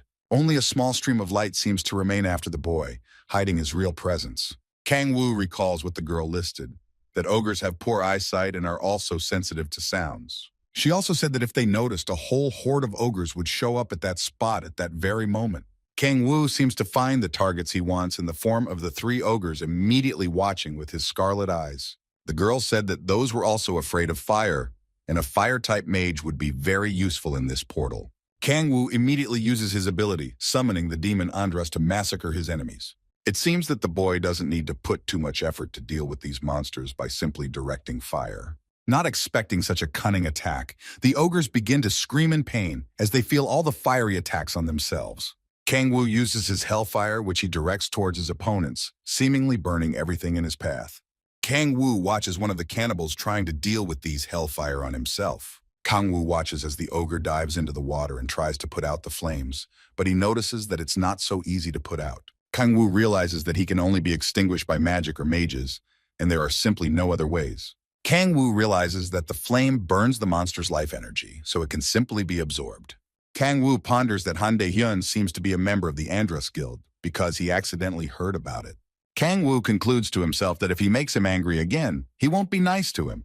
It seems that Kang Woo starts to hear some sounds, so he has to turn his head towards the source. As soon as he accomplishes his plan, a large number of ogres appear behind him. These monsters only seem angry about losing their brothers since Kang Woo didn't waste any time. He only smiles contentedly because he knows what awaits these ogres when they attack him. Kang Woo, calmly using his fire ability, massacres a large number of these monsters. Kang Woo gives a disgruntled look and says that they're quite noisy, and when there are a lot of them, they're not easy to deal with. Kang Woo uses the power of silence, finishing devouring the life energy of these monsters, and he doesn't need to look for them. Kang Woo realizes it's as simple as that, and ogres just show up wherever they hear sounds. Suddenly, he gets a notification that his level has been raised by 1, and the higher the level, the more effort and time it takes to pump. That's not enough at all for a boy who is going to achieve big things soon. Kang Woo thinks about the fact that he needs to look for mobs stronger than the ones he slew, but suddenly a voice is heard. Kang Woo reacts lightning fast, turning his head in the direction of the sound and not realizing who it is. While Kang Woo is half standing in the water, a group of people have formed in front of him, and someone says that one is apparently a newcomer. This wasn't the first time Kang Woo had heard such an offer to hunt together with someone's guild. Kang Woo looks at the group of people in front of him, calmly asking what kind of guild is in front of him right now. One of these guys, who seems to be the most important, starts smiling at the newcomers' inquiries about them. The young lad confidently introduces himself that they are the Andras Guild, which apparently everyone has heard of by now. The boy's gaze drops to the stranger's pendant, which is visibly glowing, but he doesn't seem surprised in the slightest. A couple seconds pass and Kang Woo, without making me wait long for his response, briefly states that he's not interested. The people of Andras can only stare at the departing boy, who seems rather rude to them. The guy says that the one is completely inexperienced and one can't handle the mobs. The girl asks what they should do. The guy thinks, and afterwards states that since that's the case, they'll just beat him to a faint and bring him in. The faces of the people from Andras instantly change to one of amusement, full of interest, and one that says they will be able to relieve their stress. The guy calmly voices the fact that they need to teach this kid a lesson, seemingly starting to ready their weapons. Kang Woo, all alone, watches as the ogre finally falls to the ground, having lost the strength to fight. Kang Woo decides to take a closer look at the immobile body of the ogre and thinks there shouldn't be any more of them around. Kang Woo thinks that it's better to overreact than regret later, and he also needs to focus on raising his level. Kang Woo picks up the fallen magic crystal from the ground and looks at it, wondering what he should do. After a couple seconds, it seems to hear someone scream, drawing the guy's attention, and the same guy hides the crystal in his hand. The same guy starts smiling cheekily and states that since he himself is an experienced player, Then he watches the battle and hunt of their new player, appearing to the boy again as he did that very first time. Kang Woo thinks that the one is an obvious fan of bullying new players, and afterwards says that he is very good at hunting. The guy amusingly states that all he sees is the boy's nice swag and not a single breathless body around. Kang Woo calmly states that it was at this moment that he decided to rest and not fight anyone. The guy says, what is the boy's disrespect for his older comrade? And the latter says that he is already tired of other people's nonsense. The guy starts clenching his teeth irritably and says that Kang Woo is taking a lot on himself right now. But Kang Woo seems calm enough when compared to this new guy. He only asks if he wants to fight. One of the men who are in Andras' squad begins to look angrily at the boy and call him names. The squad leader calmly stops him, to which he receives a disgruntled expression, but still has to stand and wait for permission. Hyo-jun confidently states that he's going to teach this empty-headed boy a lesson, that he looks very confident. Kang Woo thinks about how Ho-jun doesn't have a rank higher than B, and the latter smugly says that the latter is very unlucky because of their meeting. Kang Woo continues to calmly stand still and respond to his every expression that he is very curious and is already waiting. Hyo-jun pulls out his sword, which he holds tightly in his hand and seems to be about to do something with it. Hyo-jun smiles contentedly and starts to create a buzz around them, glaring that he's wondering how much longer Kang Woo is going to smirk. The guild people here are only looking at the two of them, and Ho-jun says that ogres are sensitive to sounds. Kang Woo seems to be upset and in no way impressed by such an action of Ho-jun, so he only looks at him tiredly. Kang Woo let out a quiet laugh and turned his head to the side, thinking that he was wondering what the other one would do. Kang Woo looks at the squad in front of him and says nothing, seemingly waiting for the others to arrive.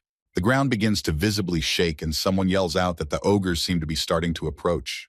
Hyo-jun loudly commands his guild to prepare magic barriers immediately. Hyo-jun smugly says, what will he do in such a situation? After all, there are several dozens of these monsters. Hyo-jun asks if that would be too much for such a brash newcomer, and if he kneels down, he can still defend him. Ho-jun starts laughing that did Kang Woo swallow his tongue out of fear for his life.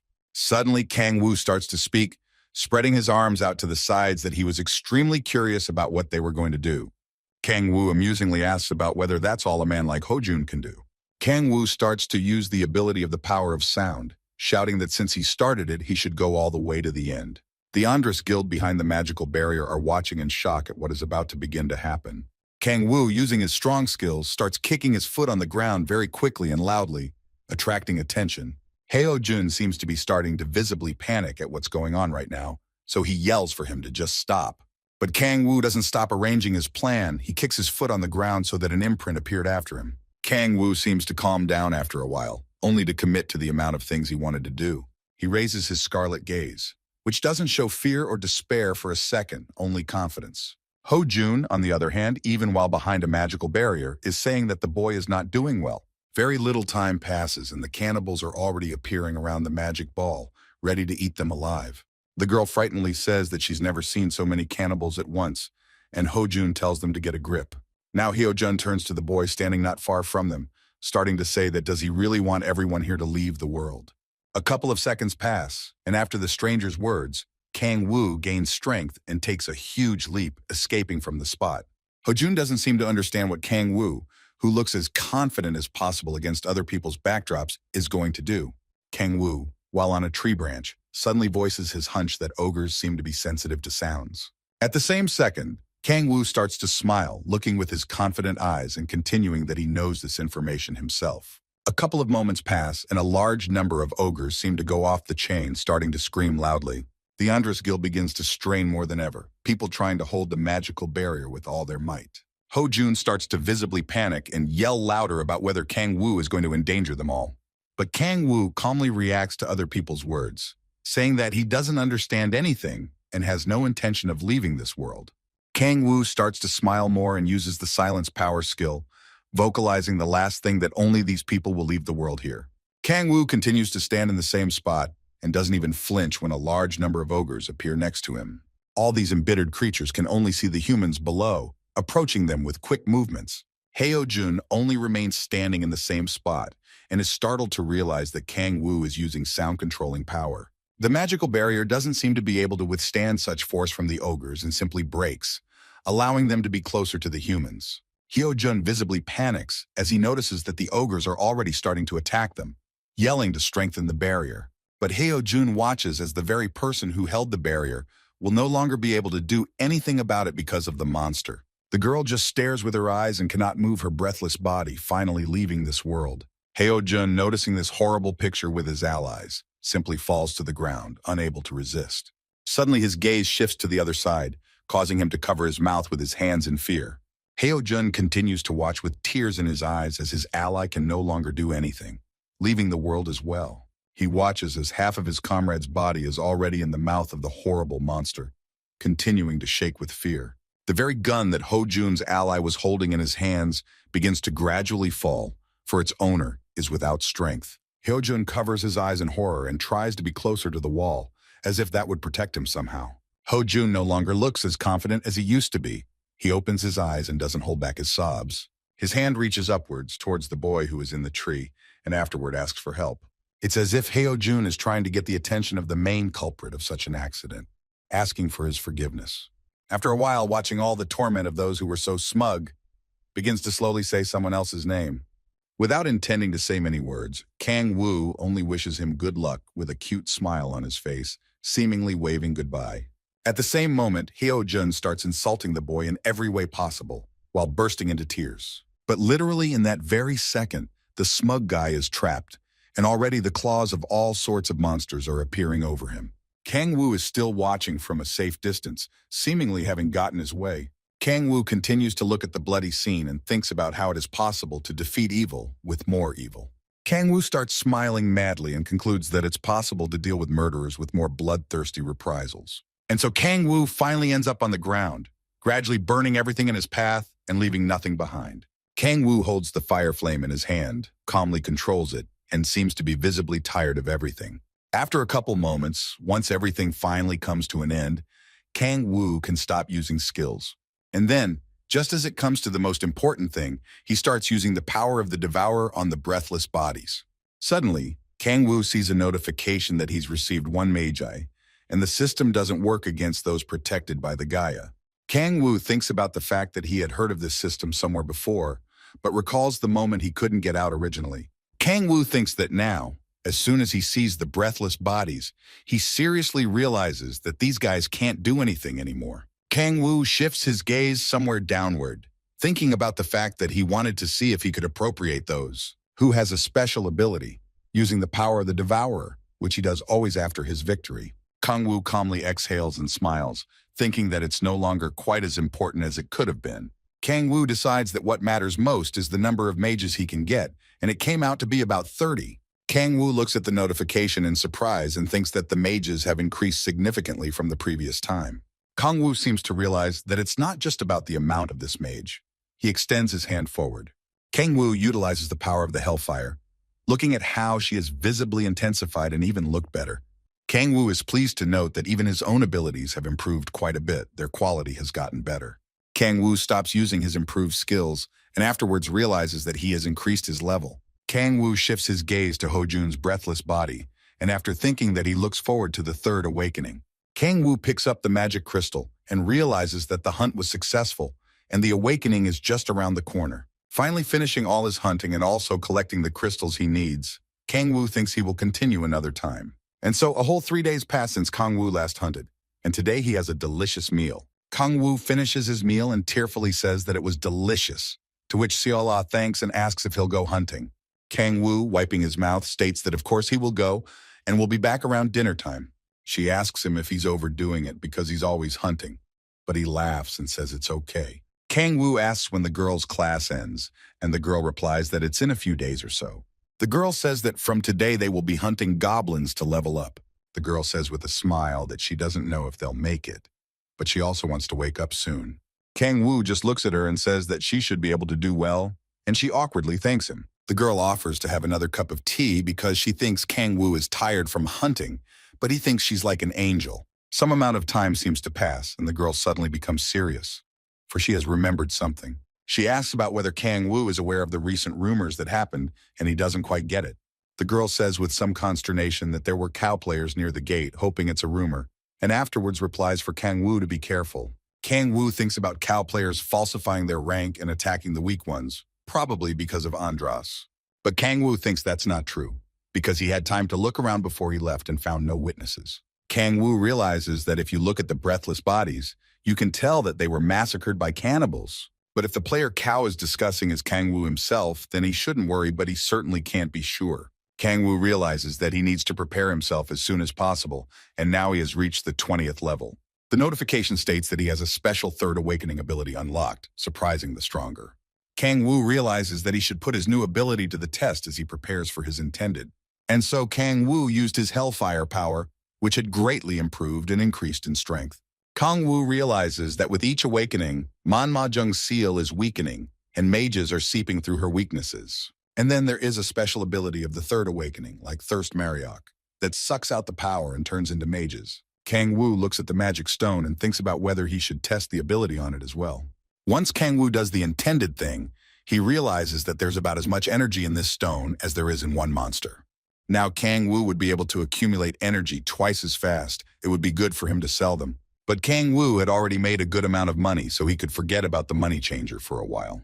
Also, Kang Wu realizes that he has quite a bit of time to spare, which means he'll be able to test a new power. Now Kang Wu ties a sweatshirt around his body and thinks he should have started his warm-up. Some time passes and a certain creature disappears from sight, and Kang Wu calmly exhales and prepares to warm up. It doesn't take long before Kang Wu suddenly sits down to stretch his aching knees. Kang Wu raises his serious gaze, seemingly about to do something incredible. A couple of moments pass as Kang Wu suddenly gathers his strength and jumps back high into the sky.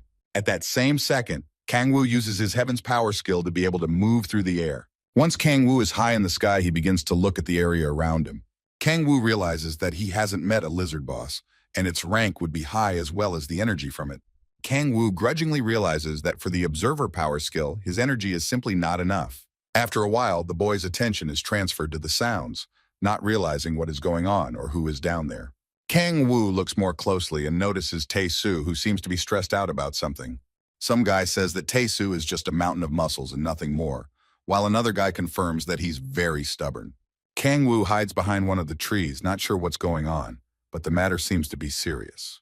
Suddenly, Kang Wu notices the body of the very same brigand who seems to have taken some sort of damage on himself.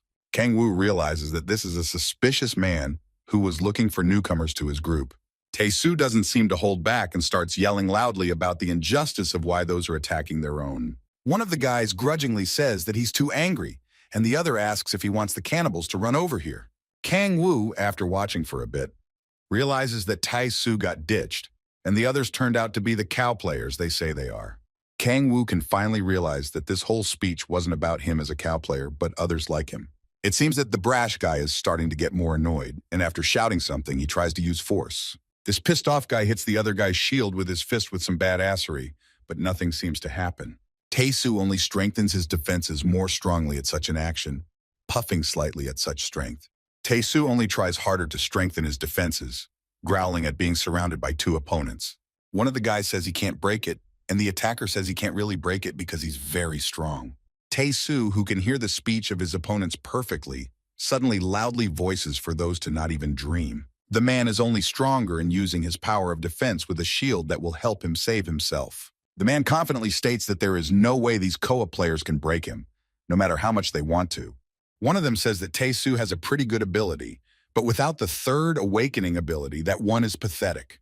One of the cow players says that he seems to have had enough of these pointless games, causing Tae-Soo to tense up. A mad cow player voices that it's time for them to end these games, but the other continues that Tae-Soo shouldn't be sent to the other side of the world. Kang Wu asks himself the question of why those cow players aren't going to finally straighten out Tae-Soo. Kang Wu stares intently at those guys in front of him, wondering what those guys are going to do. Kang Wu continues to watch quietly and thinks that he is certainly curious as to what happened here. Kang Wu thinks about whether or not he should help his recent acquaintance, and maybe he shouldn't. One of the cow players starts smiling madly and says for Tae-Soo to arm himself with his shield, because it's going to hurt. A couple moments seem to pass after the stranger's words are spoken, as the boy's gaze notices something with surprise. Kang Wu doesn't seem to understand what he sees in front of him right now, what these cow players are so armed with. Something so amazing happens that Kang Wu gets in between these guys, forcing those guys to stop. Kang Wu wonders with amazement about where these cow players got their mages from and who they really are.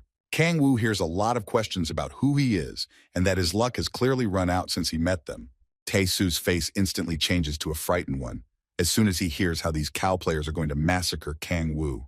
Tae-soo continues to stand behind the boy who came out of nowhere, calling out loud to him, but he doesn't respond. One of the Koa players, who seems to be doing all the dirty work, asks if they need him alive, but because they don't. He goes on to say that their norm is already done thanks to some couple, causing Tae-soo to tense up. Kao's smile immediately widens as he realizes that their work has already been done to perfection. It seems as soon as he realizes that Kao player has an opportunity to have a little fun, he readies his weapons. Kang-woo prepares for any attack in his direction, so he continues to stand in the same place. Tae-soo seems to realize what's about to happen, so he loudly calls off Kang-woo to either run or defend himself. Kao player, with a crazy smile and speed, says that he can now safely massacre the boy by swinging. But as soon as Kao player gets even a little closer, Kang-woo punches him in the face with one of his moves. It seems that one of the partners of the very crazy Kao player is surprised by such a thing from some kid. Kao player does not expect such an attack in his direction at all and screams in pain, falling to the ground. Kao the player begins to squirm at the sight of the blow, not realizing what just happened to him. Kao player, with a kind of incomprehension and fear, says that he himself has no idea what is happening, and Kang-woo is already very close. As soon as Kao player is distracted for a second, Kang-woo is already going full-on bullying this guy. Tae-soo, not understanding what's going on, looks on with a kind of horror at what's going on and how Kang-woo is fighting them. The man can only stand behind this insane Kang-woo, who delivers blow after blow to the Kao player. As soon as Kang-woo is completely distracted by the Kao player, at the same moment his partner shouts loudly and prepares to attack. But Kang-woo only tiredly shifts his gaze to his new opponent, not seeing him as any kind of danger. Kang-woo stands sideways to the very partner of Kao player who is quite close and preparing to attack. But Kang-woo harnesses the power of the destructive void and with one of his hands forces the other to stop in horror. In that same second, the player's Kao partner flies off in a completely different direction, taking a huge amount of damage and pain on himself. Kao's player partner begins to lurch and cough from the overwhelming pain, definitely not expecting something like this. Kang-woo stops using his skills and watches as Kao player's partner falls to his knees and lets go of his sword. Kao player, who is lying on the ground, gradually bleeding and exhaling heavily, feeling intense pain in his body. But Kang-woo doesn't let this guy lie still, seemingly forcing him up from the ground. Kang-woo mercilessly holds him by his hair and forces him to look into his eyes, vocalizing for him to answer the questions. The look in the boy's eyes made him feel nothing but fear and submission, unable to refuse. Kang-woo immediately asks about where these Kao players get their mages and power that only demons use, but gets angry words in response. But Kang-woo, as soon as he heard such words in his direction, instantly uses force towards Kao player. Kang-woo briefly begins to say that only he is the one asking the questions here, and the one allowed to answer them. Kang-woo asks one more time about where the mages came from to Kao, the player, who pathetically states that he doesn't know anything. Kang-woo becomes gradually annoyed and negatively states that he wants to tell him everything. Kang-woo uses his power of fear ability, forcing Kao player to be left alone in front of some scary demon. Kao player can only howl pitifully, seemingly unable to resist such strength of his opponent. Suddenly, Kao player's tears start to flow from his eyes in a strong stream, the whites gradually turning red, showing nervousness. Kao player starts screaming loudly, feeling very scared, and afterwards replies that it's all thanks to the guild. Kang-woo continues to manipulate him, and after hearing the words that the founder of the guild, Kao's player partner starts yelling at So Dae-ho about keeping his mouth shut and not saying anything. Kao's partner starts to get irritated and says that he has lost his mind. But Kang-woo is not at all happy about such a reaction, finally transferring his attention to this upstart. Kang-woo directs his destructive power and ability towards this guy, vocalizing for him to sit in the corner like a dog. Kang-woo revisits So Dae-ho, and afterwards says that he mentioned the founder of some guild. Kang-woo calmly asks his next question about the name of the guild itself, and afterwards he hears the answer that it's Andras. So Dae-ho starts to say in a trembling voice that their leader had performed some kind of ritual and gave him this power. Kang-woo continues to calmly ask his questions and doesn't stop watching him, asking what kind of ritual he's talking about. So Dae-ho seems to realize that if he tells literally everything, he'll be found and dealt with, so he tries to keep quiet. Kang-woo, realizing what So Dae-ho wants to do, grabs his face and coldly tells him that he hasn't learned his lesson. At the same moment, So Dae-ho starts to see himself in the pupil of someone's eye, starting to scream loudly because of it. Kang-woo carefully watches the other's reaction, and the way the guy is trembling that he's trying to deal with his fear. But the boy doesn't like that kind of thing, and just blows some kind of current into someone else's body, making it beat in convulsions. So Dae Ho just can't stand this kind of force and tension on his body, just kicking and unable to say anything. Kang Woo looks on squeamishly as blood begins to flow out of the other person's mouth in a strong stream. The boy's gaze shows all his disgust at what he is now observing before him. Kang Woo thinks that they put a device in Seo Dae-ho's body that sends him to the afterlife if he mentions the ritual. Kang Woo hears a polite question to get his attention, and it's Dae-soo asking if Kang Woo is in front of him. That same brigand begins to slowly come to his senses, trying to figure out what is going on. Dae-soo notices someone else's movement and says that he finally woke up, and afterward replies that he knew it was Kang Woo. Dae-soo points the same bandit at Kang Woo, saying that he's their true savior. The man says that he thought Kang Woo was in the E-rank gate, but Kang Woo only remembers and sighs. He awkwardly spreads his arms to the sides and calmly states that yes, he was exactly there and was just running an errand. Dae-soo is just now starting to guess that Kang Woo isn't a rookie, which is why he declined the invitation. The man smilingly says his thanks for the help, because they almost went to the other side of the world if it wasn't for Kang Woo. The bandit stands awkwardly not far from the two guys and scratches his head, wanting to say something, but is interrupted. Dae-soo says that he can't believe it because they met again under similar circumstances, so he owes him a debt of gratitude. Kang Woo is already feeling some awkwardness himself and laughs, saying that it's not worth such a thing. The man immediately voices his displeasure with the Andrus Guild because they do all sorts of stupid things. The man continues to vowl, looking at the two beaten guys, for he didn't think about the fact that those could be cow players. The man pulls out his phone and states that he must report this immediately and notify the Hvarans.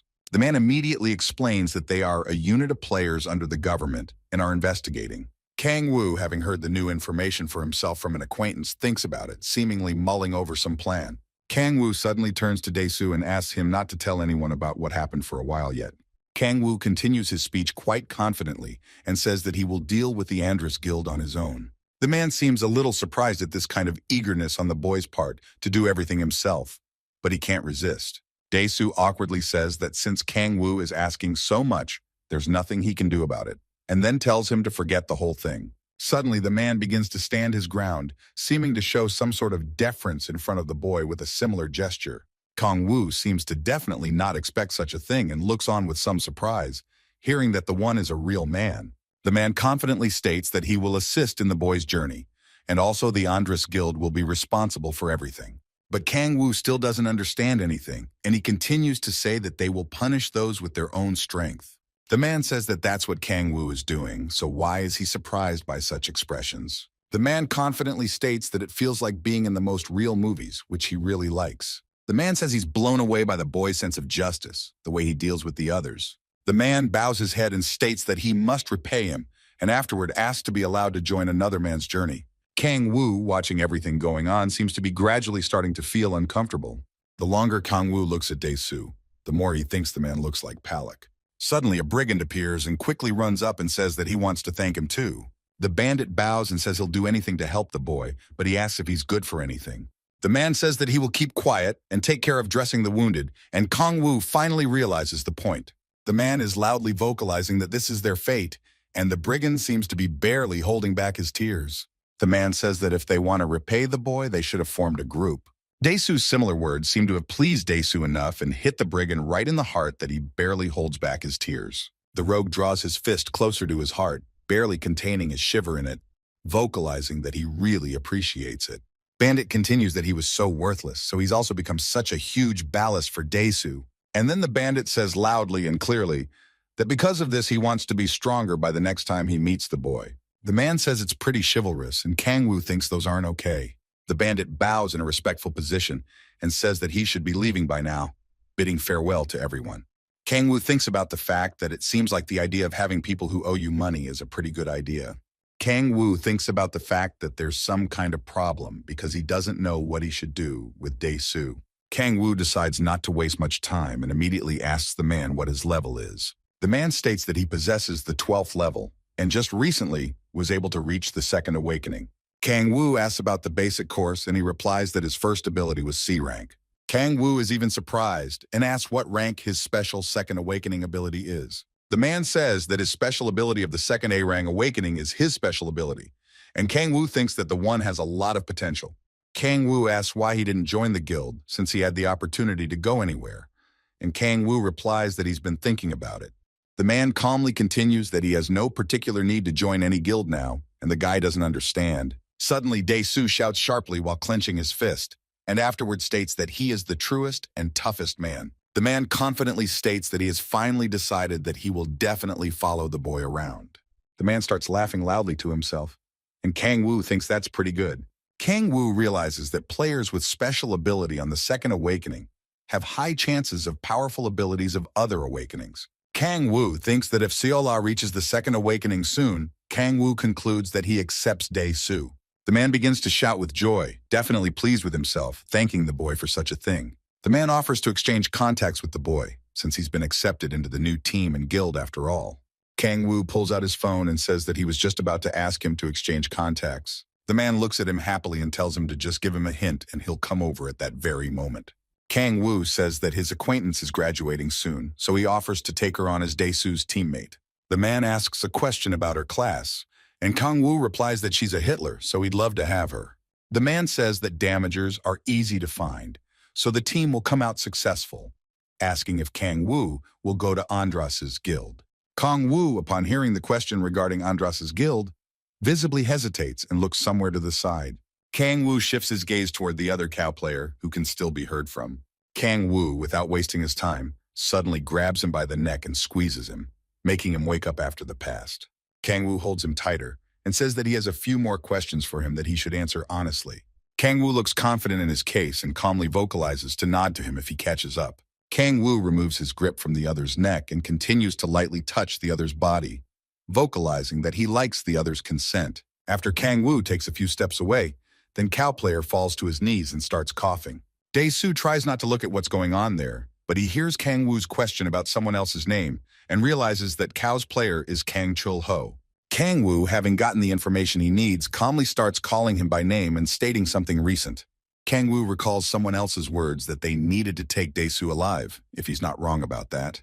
Chul-ho is nervous in front of the boy, unable to hide his noticeable fear, but calmly states that he doesn't remember anything. But Kang-woo isn't going to put up with this kind of thing and listen to other people's lies, so he knocks out the other person's spirit with one of his leg kicks. Chul-ho falls to the ground and begins to cry out in pain, for the blow was not one of weakness but quite strong. Kang-woo calmly looks at Chul-ho, who is holding on to the spot where he was hit and trying to hold back tears, asking if he remembers anything. Chul-ho becomes more afraid of him and screams the truth that the reason for this is because of the sacrifice. Kang-woo calmly interjects the word he heard from Chul-ho that he starts nodding frantically. Kang-woo, after hearing something interesting like this, thinks about it and draws some conclusions for himself. Kang-woo waves Chul-ho away with one hand and realizes that these people are even more repulsed than they seemed. Kang-woo starts to think about the past, and if you think back, Han Dae-hyun said something similar back then too. It seems that as soon as Kang-woo gets to an interesting point, he starts smiling, seemingly from his thoughts. Kang-woo, not wasting his time and showing bossiness, grabs Chul-ho by the mouth and holds him harder.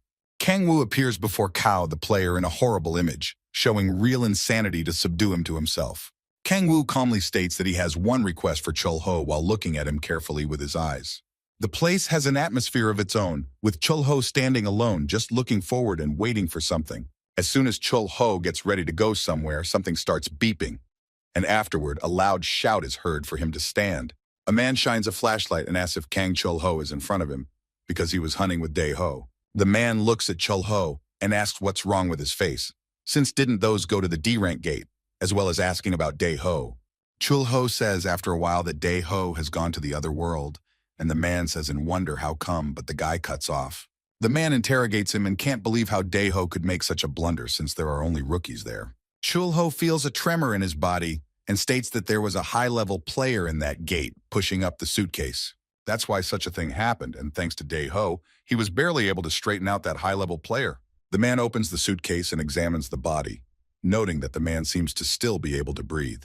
The man touches the other man's face with his fingers and says that he is still in stable condition. The man suddenly says that Chul-ho is acting suspiciously and strangely, not as usual, but he waves it off because it's all because of Dae-ho. He voices that he feels a little shocked after what happened, and he voices that he should just score. The man says that since he made the sacrifice, he can participate in the baptism, and if Dae-ho isn't there, then all his mages will be Chul-ho. Suddenly, the man starts to vocalize that now Chul-ho can use a bit of power, The man won't stop mocking him and says that he really has no heart, and that he suddenly killed Daeho himself. Chulho immediately yells, running away and also telling him to take care of the victim and shut up as soon as possible without saying anything. The man doesn't seem to understand this reaction from the boy, awkwardly shouting after him as to where he's going. Chulho starts to run as hard as he can, as if trying to leave his problems behind while continuing to hear shouts in his wake. The man doesn't understand, because is Chulho so upset about Daeho going to the other side of the world? Something strange is going on in this place. Everything around is in darkness. Only torches or some source of light. Someone softly voices the fact that this man was late, for which he apologizes to all the people here. Someone replies that those were delayed because of a high-level player, because Daeho was spread out in the scrum. The one says they have the victim, and the one in charge asks to bring him here, since there isn't much time left. The man replies that he listens the second he does, so he slowly begins to open the zipper lock of the suitcase. Everyone starts shouting the same phrase loudly, showing their reverence for Andras as the victim is lifted into his arms. The head of this guild thinks about the fact that everything is finally going according to his plan. He looks carefully at the scene in front of him. He thinks about the fact that it has already been a year since his first address, continuing to hear the cries of subordinate people. The main one thinks his followers are getting bigger and bigger, looking around at the people here. And any player who has mastered monstrous power will certainly crave power, and he will quench their thirst with mage. Some time passes while people are setting everything up here as the man in charge rips the mask off his face and says that it's time for the ceremony to begin. Guild Chief Andras loudly voices for everyone to prepare magic stones, hearing the response from his subordinates. The guild leader opens the chest and sees a large number of magic stones, thinking of the lust for power. He looks at the victim and thinks that the stronger the thirst, the bigger his body and soul, and the power also transforms him into a demon. The guild leader begins to address people and asks who is going to be rewarded today. The subordinate says it was supposed to be Chulho, but he's not at today's event, surprising the man in charge. The main man replies that in that case there will be no reward today, thus surprising the people there. As soon as the guild leader Andras hears disgruntled cheers and whispers, he creates a ruckus with his item and shouts for silence. He says that since those so want the reward, let them make the sacrifice, for the idlers will get nothing. The main one continues that without his instruction, they wouldn't have had a chance at the baptismal rite, to be honest. Guild Chief Andras confidently states that in that case, this sacrifice belongs only to himself. The man in charge begins to loudly give the command to begin this long-awaited ceremony at once. The guild leader seems to break a magic stone with his power, after which some sort of magic appears. Everything around them begins to wrap around them with some kind of magical power. The victim continues to lie on the special equipment. The main one thinks that this amount of magic stones would be enough for dozens of different rituals as well. The main man is already envisioning his future, thinking about continuing to get even stronger each time. The chief translation of his view of the very split by which he gets a large number of mages. Everything around starts to seem to shimmer, becoming more luminous than it was before. Everyone in suspense. The main feels this lovely power that you want to absorb with every cell of your body. The main one touches another's face and knows the magi is too dangerous for direct contact. And without an intermediary, the body may not be able to withstand it. The main one realizes that if you let the victim absorb all the energy until lethal, and afterwards and drink the blood, that guild chief Andras will get mages in their purest form. Realizing what he is about to do at this moment, the main looks at his victim and marvels at the stranger's stamina, for the one is holding up well and is probably an A-rang. The man in charge realizes with a mad grin that the longer this process takes, the more mages he will get. Guild Chief Andras, with a mad smile, continues to watch and test the strength as he absorbs 5 times. The chief continues to sizzle with his attentive gaze on the victim, which is tolerated and absorbed for the umpteenth time. The main realizes that this is a unique sacrifice, and the amount of demonic power he can absorb increases. The main man waits for the exact moment when Kangwoo screams at the top of his lungs, but even at the 40th time, nothing happens. Guild leader Andras' gaze gradually changes to a lethargic one. He doesn't understand what's going on. After all, it's the 50th time.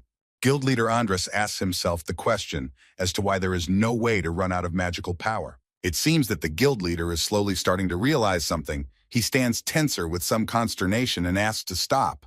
Everything around it begins to glow even brighter, as if some sort of purple glow had engulfed the area. Guild leader Andras starts loudly vocalizing for everyone to stop this ritual, because something is going on. Things get out of hand as the powerful guild leader Andras starts yelling loudly for it all to stop. It seems like something in this room seemed to have exploded, but not in a way that damaged the area. It was more of a bad thing for the guild leader. The guild leader settles down on the ground and looks at everything with his disbelieving eyes, as if he had lost everything. The guild leader's hands begin to tremble. He clutches something and states that how could this even happen to him? Suddenly, Kang-woo gradually begins to rise up. He calmly and with surprise states that his stats have even increased by 20 units. Once the guild leader realizes and sees the living victim that is calmly talking, he doesn't catch up with what's going on. Kang-woo looks pretty damn pleased with what he just did, so he says to the man if he can't do it again. Kang-woo hears a rude question about what to repeat, and he replies to make it all happen one more time. Guild leader Andras seems to start trembling in his body once more. It's as if he can't believe it's happening and screams. All the people here feel some kind of fear and lack of understanding of what is going on, but no one leaves. At the same moment, the silence is broken by the loud voice of guild leader Andras, who insults the boy with words. He, going by the will of his emotions and irritation at the loss, begins to use magical power to attack. But Kang-woo already knows in advance what is going to happen, so he calmly dodges someone else's attack. At the same second, a loud explosion of that very same magical power is heard, causing the walls to shake. Kang-woo, noticing such a thing, starts smiling amusedly and says that it's pretty good for a chapter. But the head doesn't seem like he's going to stop what he's doing, so he follows his silly emotions. At the same time, Kang-woo begins to literally mirror other people's magical abilities towards the chapter. An incredibly loud explosion occurs, causing the guild leader to stagger from such power. Guild leader Andras seems to not believe what he can now see in front of him, starting to voice something in a trembling voice. Kang-woo appears in all his imperious glory, utilizing the power of the Iron Curtain and looking down on the world. Kang-woo doesn't hold back his satisfied smile and states that the bigger the mage herself, the more comfortable it is for him. The guild leader Andras only grits his teeth at such a thing from the boy and seems to be thinking about something. The guild leader turns to the others and shouts, "Why aren't they doing anything?" causing them to rush to the attack. Kang-woo doesn't stop using his magic power and carefully observes the people ahead. As soon as one of the subordinates approaches the boy, he receives a strong blow. Kang-woo wastes no time and continues to attack those who decide to head in his direction. Kang-woo very quickly approaches one of their subordinates, striking him with his fists with force. Kang-woo starts to get distracted by someone else's loud shouting, saying to get all sorts of useless brats out of the way. The people in the audience begin to marvel at the strength of the guild leader, Jo Dok-hyun. Guild leader Andras starts laughing madly. He doesn't say anything else yet, seemingly about to do something. The guild leader starts yelling that it's a special flame that can bake the hell out of any life form. Kang-woo is watching closely to see what his opponent is doing, but hasn't said anything in response just yet. It seems like once realizing that there will be no more words after that speech, then Kang-woo turns away and holds back his laughter. Guild head Andras continues to laugh and looks at Kang-woo carefully, glaring that he doesn't know how the latter controls mages. Guild leader Andras begins to voice that against his strength, Kang-woo will just be insignificant and weak. Kang-woo calmly stands in front of his opponent and shows the power of his strength with a single hand movement. Guild head Andras, if he were to see such a powerful force, he would say that such a thing simply couldn't happen. Guild head Andras continues to stand in the same spot and couldn't contain his trepidation as he asked what it was. Guild leader Andras can't even move. He stiffens in horror and states that this can't be happening. The guild leader can't take his gaze away from the kind of destructive power the guy possesses. Kang-woo stares at his opponent with his crazy scarlet eyes, and he realizes that he can't overpower him. Some time passes in the torment of guild leader Andras, who seems to decide to commit to something. With one hand motion, he stops using magic power, clenching his fist. Kang-woo, on the other hand, continues to hold the palm over which the fire is going on, and also sees the head sit down on his knees. Kang-woo, however, not understanding such a maneuver at all, calmly asks what the man is up to right now. Suddenly, the guild leader Andras starts shouting about this great incarnation of Andras in front of him. Kang-woo's face instantly changes to one of incomprehension as he asks what the one is carrying right now. Jo Dok-hyun clenches his hands and says that they've been waiting for him for a very long time, because Kang-woo is their king and god. The people in the audience don't understand what their head is doing, which is saying that Kang-woo is a tyrant who should rule the world. Jo Dok-hyun tells the others to bow their heads because Kang-woo will lead them out of their doomed fates. Kang-woo only smiles, thinking about what an idiot this kid is, since he was quick enough to react. Kang-woo continues to watch what is starting to happen in this place. Everyone bowed their heads. Jo Dok-hyun says that he recognized the boy as soon as he saw him, because they waited so long for him to come to them. Jo Dae-hyun reintroduces himself to the boy and states that his heart is bursting with the amount of emotion. Kang Woo realizes that that guy isn't quite that stupid, stopping to use his magic power. Kang Woo thinks that he understands his position and bows down to him. Such an opportunity should not be lost. Kang Woo starts laughing loudly and says that those finally recognize him, their king and their god, while Dae-hyun watches intently. Kang Woo starts smiling madly, like the most real villains do, saying that he is the great Andras. Kang Woo shouts that he is the king of hellfire and the lord of all demons, and everyone just bows. As soon as Kang Woo notices that everything is going according to plan, he tells him to let all his subordinates go, because he wants to talk in private. Kang Woo calmly sits in a comfortable seat and asks what the other person's name is, and then continues that he has a couple questions. Jo Dae-hyun keeps saying his favorite line that he's submitting to the great Andras, but Kang Woo tells him to settle down. Kang Woo calmly states that he knows full well that he's not Andras, and Dae-hyun looks somewhere off to the side. His face instantly changes to a sharp and testy one, asking who the other one really is, but Kang Woo orders silence. Kang Woo states that he's the one asking the questions here, and Dae-hyun will answer everyone that shakes out. Kang Woo thinks to start with the ritual and says how is it possible, because as the one knows that you can create a split from the Mariok. Jo Dae-hyun starts to visibly shake, barely holding on, and says that he was taught that, and Kang Woo interjects. Dae-hyun says he did, because he was approached by a guy in a demon mask who promised to grant immortality. Kang Woo tosses the guy aside and says that the guy is crazy, because how could the guy agree to this without even knowing who the person is? Dae-hyun, who he is lying on the ground helplessly, says that he was very strong, not like everyone else here. That one dealt with their guildmates in no time, and also ordered them to follow him, or else he would just straighten them out. He recalls and states that they simply had no choice but to humble themselves and follow other people's orders. Kang Woo asks where the masked villain is, but Dae-hyun shakes and says he doesn't know because he hasn't shown up since that day. Kang Woo asks if the latter is firmly following someone else's orders, and Dae-hyun says that the latter is very strong.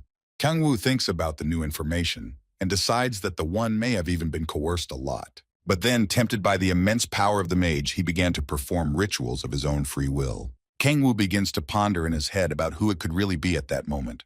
Kang Woo thinks the demon religion is like another cult, but they know how to go to hell, and afterwards says to give him letters of orders. Dae-hyun's hands are visibly shaking. He was looking for the letter he wanted very quickly, and here he's handing it over, but Kang Woo asks what's one thing. Dae-hyun shakily agrees that yes, there was only one, but Kang Woo accepts it after all. Kang Woo reads carefully and sees different points so that he absorbs mages and becomes stronger, converted many players. Kang Woo becomes visibly annoyed at such news. He clenches his jaws and thinks about what to do. Kang Woo holds the letter in his hand and asks if he's the only one who received this order, but he doesn't know. Kang Woo gets up and thinks that Doc can't be the only one, because those wouldn't have carried out this plan by trusting one, especially since their goal is to increase their strength. So Kang Woo grabs onto someone else's clothes and holds on tight. Kang Woo irritably thinks about how dare they try to make this place a hell, only getting angrier. Kang Woo says he will only say 3 things, but he must listen carefully. Find out about the cult leader, don't perform rituals, and keep everything secret. Unable to bear the strain, Dae-hyun starts crying uncontrollably and agrees, and Kang Woo tells him to disappear. Kang Woo thinks that even though he made them stop their activities, Andras's guild has done a lot of shit. Kang Woo realizes that these people have performed quite a few rituals while watching the guy walk away. Kang Woo thinks that if the government pays attention to them, those will come out on him while he investigates the cult. But even if those catch those guys, Kang Woo still used the power of fear, so leakage is impossible. Kang Woo breaks the stick and exhales, realizing that the day has been hard enough. It's time to heal up a bit. Kang Woo, full of joy and positivity, walks into the house and loudly proclaims to Seol Ah that he's finally back. The girl looks worried and says that it's been a long time since he entered the gate and hasn't made contact again. She says that Kang Woo didn't even pick up the phone, and he looks at his cell phone and sees a large number of missed calls. Kang Woo awkwardly apologizes and says that he's been very busy, but he's fine, and she says that she was so worried. After a while of silence, Kang Woo states that he's grateful to her for worrying about him. Kang Woo says that he'll be sure to warn her next time, and she awkwardly says that she's catching on. Seol-ah says that since he's home, he can have dinner, and Kang Woo says that he really wants kimchi now. The girl says she knew he would say that, so she started cooking it in advance right with the stew. Kang Woo nearly bursts into tears and says that she cooks for him every night, so he's very grateful to her. The girl says that she has reached her second awakening today, and it's time for her to work to repay Kang Woo, and the latter is even surprised. The girl is very pleased with herself, you can tell by it. She only ties her apron tighter. The girl says that she received the special ability of blessing light along with her second awakening, surprising the guy more. Kang Woo thinks about the fact that, in that case, they would make a great team, and these two would actively work on themselves. Kang Woo asks if she got any invitations from guilds, and she says she got a bunch. Kang Woo asks which one she wants to go to. Suddenly, the girl crumples up and states that she has no intentions of joining anywhere at the moment. But instead, she wants to help Kang Woo, who thinks she's a real angel. Kang Woo says that although that one has obtained a high-ranked ability, but he doesn't think that now is the time to be together. Kang Woo says that his current girlfriend can't help him in any way, and she feels frustrated. Kang Woo, noticing the other's changed behavior, remains silent for now, wondering what good thing to say to her. Kang Woo negatively waves his head and thinks that maybe sometime in the future, but definitely not now. Kang Woo realizes that he is much stronger than those players who have the same level, so there is no point in joining any group. Kang Woo reflects that in order to train well, he needs to form a group with complementary players. Kang Woo says he knows a tank with A-rang abilities that the girl should team up with. The girl briefly agrees and continues cooking, and the one says that when she increases in level and experience, she will. Then they would be able to form a group and go to a higher-ranked gate, surprising her like this. In that same second, the girl seemed to blossom like an angelic flower, agreeing that she would join the tank. Kang Woo says that those both have great abilities, so it wouldn't be difficult for them to level up. Kang Woo says that it won't take long, but until then, he'll help her as much as he can. The girl on such kind promises and words only thanks, and Kang Woo thinks he's invested in the future. Kang Woo thinks that now they need to help raise the level, and Tae says that while they were chatting, it's already done. Suddenly, the boy's look changes to one of surprise, as if struck to the heart with love. Kang Woo sees that very beautiful dish in front of him, immediately grabs a spoon and wants to taste it as the dish asks him to wait. The girl is trying to get something out of the new dishes and says to let him try it along with the new contents. As soon as the boy sees what he's going to have for lunch today, the look accurately shows all his emotions. Kang Woo realizes that it's ramyeon stuffing, marveling at this wonderful dish even more. Kang Woo seems as if he can't see because of the blinding light of this beautiful dish, starting to cough a little. The boy's hands begin to tremble as he finds no extra words before consuming the food. Kang Woo states that he doesn't know who these people from the demonic cult are, but he will definitely protect this planet. Kang Woo confidently pours ramyun along with the broth into his dish and thinks he's going to save this planet by all means. And so Kang Woo is back at the Player Service Center, where he is told that the ID will be delivered to his address. Kang Woo awkwardly asks about whether it would be possible to get it today instead of tomorrow, and the TA says no. It says that there is a check on magic stones from the C rank, so it is not possible to give out immediately. Kang Woo recalls the girl's words that it shouldn't take more than a day, but things wouldn't wait. Kang Woo ponders something, walks out of the building itself, and exhales, looking somewhere ahead of himself. Kang Woo thinks about the fact that he hasn't rested at all since he came back to this land. Kang Woo realizes that there's nothing that can be done about the demonic cult yet, so we can't miss this chance. Kang Woo walks among the crowd of people and asks himself what he should do. Kang Woo starts looking at something on his phone and thinks that he was too poor before he went to hell. So Kang Woo killed time reading comics or watching movies, but something was wrong. Kang Woo decides not to go back to that kind of pastime at all, so he turns off his phone.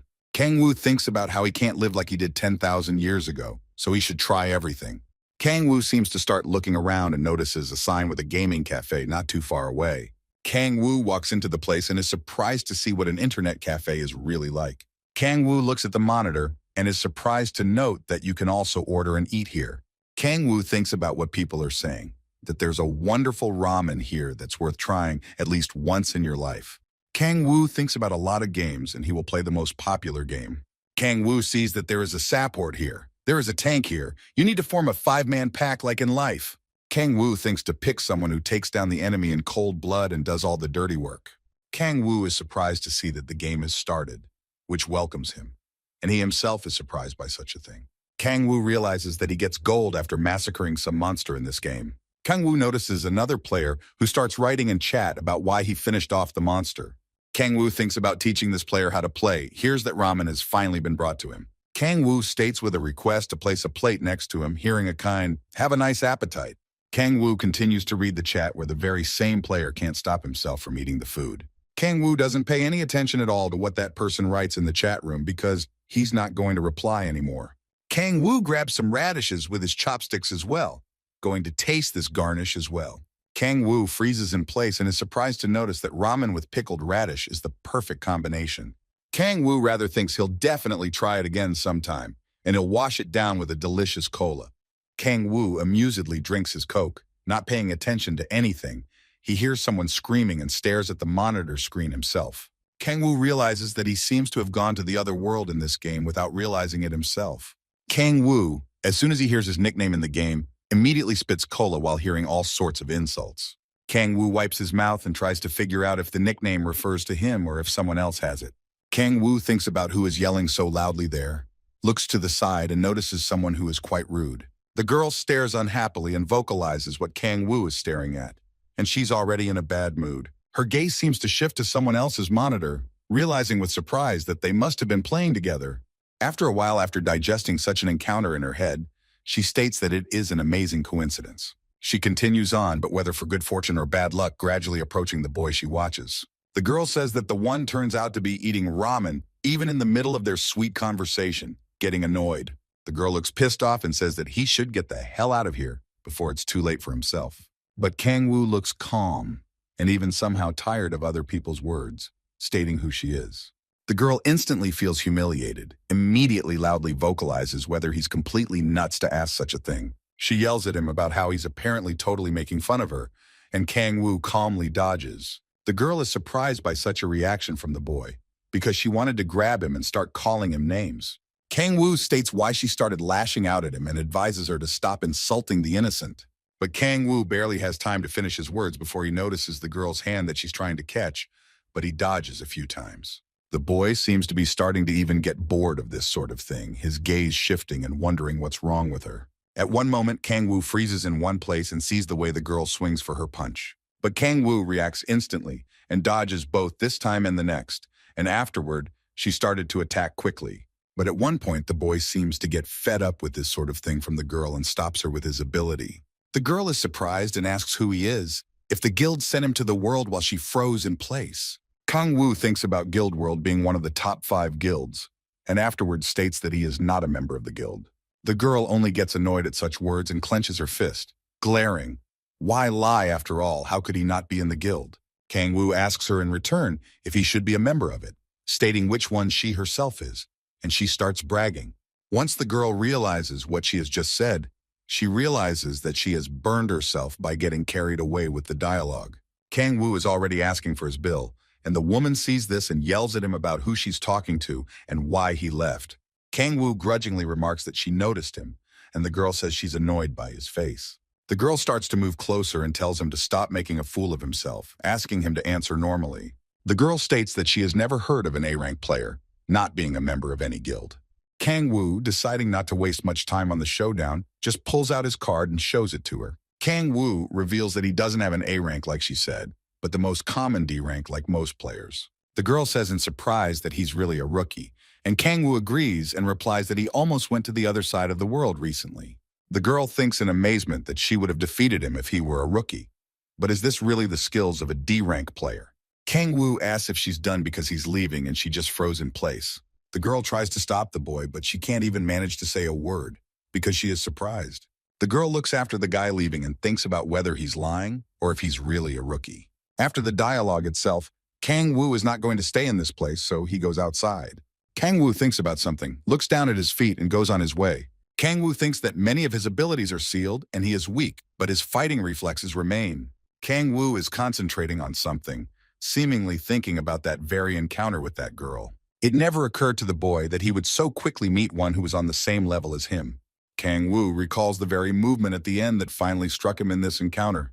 Kang Woo realizes that for a moment this girl completely disappeared from his sight at that moment. Kang Woo recalls the same huge hand that tried to grab him finally. As soon as the boy recalls this picture, he exhales heavily and wonders who she is. But something snaps the boy himself out of his memories, drawing his attention to himself, making him wonder.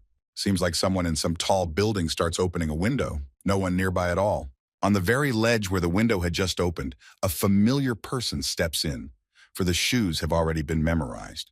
The girl, without wasting her precious time, starts walking down the high-rise very quickly. It didn't seem to have taken too much effort on the girl's part, She calmly looks around her and breathes. The girl notices that there is no one around her at all right now, and it's also quite noisy due to the devices running. The girl pulls out her mobile device after a while, only to seemingly use it now. After a few beeps, the girl hears a welcoming voice and asks to be connected to the head of HR. As soon as a girl says her request, the other end of the phone instantly agrees, and you just have to wait. After a while, a man's voice is heard saying that it's the head of the Human Resources Department named Park Hyun-woo. The man asks and calls her by name, and the girl says she needs the man to do a little investigating. The man asks if it's about the demonic cult, and the woman clenches her fist and says that maybe yes, maybe no. The girl says that this player might be hiding his identity, and that one is some suspicious himself. The girl says that the guy's name is Kang Woo, and the card says that Kang Woo is a D-ranked player. The man states that he doesn't have a mana stone for identification then, but it's much easier to fake it. The man says that if that one is indeed a D-ranked player, he can straighten out players below him. The girl says that he is definitely not who he says he is because Kang Woo anticipated her actions beforehand. The man says that if she didn't put out her full strength, no demonic cult follower would be able to react. The girl thinks about investigating a demonic cult a long time ago, but they were all a long way from herself. The girl remembers what Kang Woo was like when she was still attacking him at the internet cafe. The girl can't believe how fast Kang Woo reacted to her attacks being a D-rank. The girl thinks about the fact that perhaps it was some reflexes on the boy's part to her attacks. The man says that judging from his skills, Kang Woo is either one of the main or the leader of this cult himself. The man says that maybe the demonic cult has started to get serious, and the woman says that they need more information. As soon as the ringing stops, the girl turns off her cell phone and stares at it. The girl clutches something in her hand and thinks that although it's unknown if Kang Woo is somehow related to the cult. The girl opens her palm and observes the thing in it, running through various thoughts in her head. Kang Woo notices a missing piece in the form of his button and realizes that it came off, so he wasn't dodging well. Kang Woo looks somewhere down at his feet, falling into deep thought as the girl does the same. They both begin to realize that Kang Woo is weaker than the girl herself, just as the girl believes that Kang Woo is stronger than her. The girl clenches her fist along with the boy's torn button, seemingly thinking about something. The girl focuses on her thoughts and thinks that if Kang Woo really is D-rank and it was all talent, then she won't be able to. Kang Woo says that he thought he'd get a normal rest, but he decides to go to the C-rank gate tomorrow as he gets his ID. The girl thinks that as long as Kang Woo exists, there's no guarantee that she'll remain a high-ranking player, so she needs to get stronger. The girl seems to finally enter the very hall where she had only recently run into along with the boy. The girl looks around at the area around her and says tiredly that that guy has already left no trace behind him. Some time passes and the girl brings her fist down on the table, shifting her gaze toward the monitor. The girl instantly changes in her face, seeming to notice something amiss to herself. The veins on her arm begin to swell with overflowing anger at the mere sight of her rank being lowered. The girl instantly gives in to her emotions and irritatedly thinks she will definitely find him and finish him off. Kang Woo in turn walks to some needed direction and wraps his arms around himself, not understanding why the goosebumps went. A guy named Kang Woo was finally able to find the Mokdong Gate of S-Rang, which is up ahead.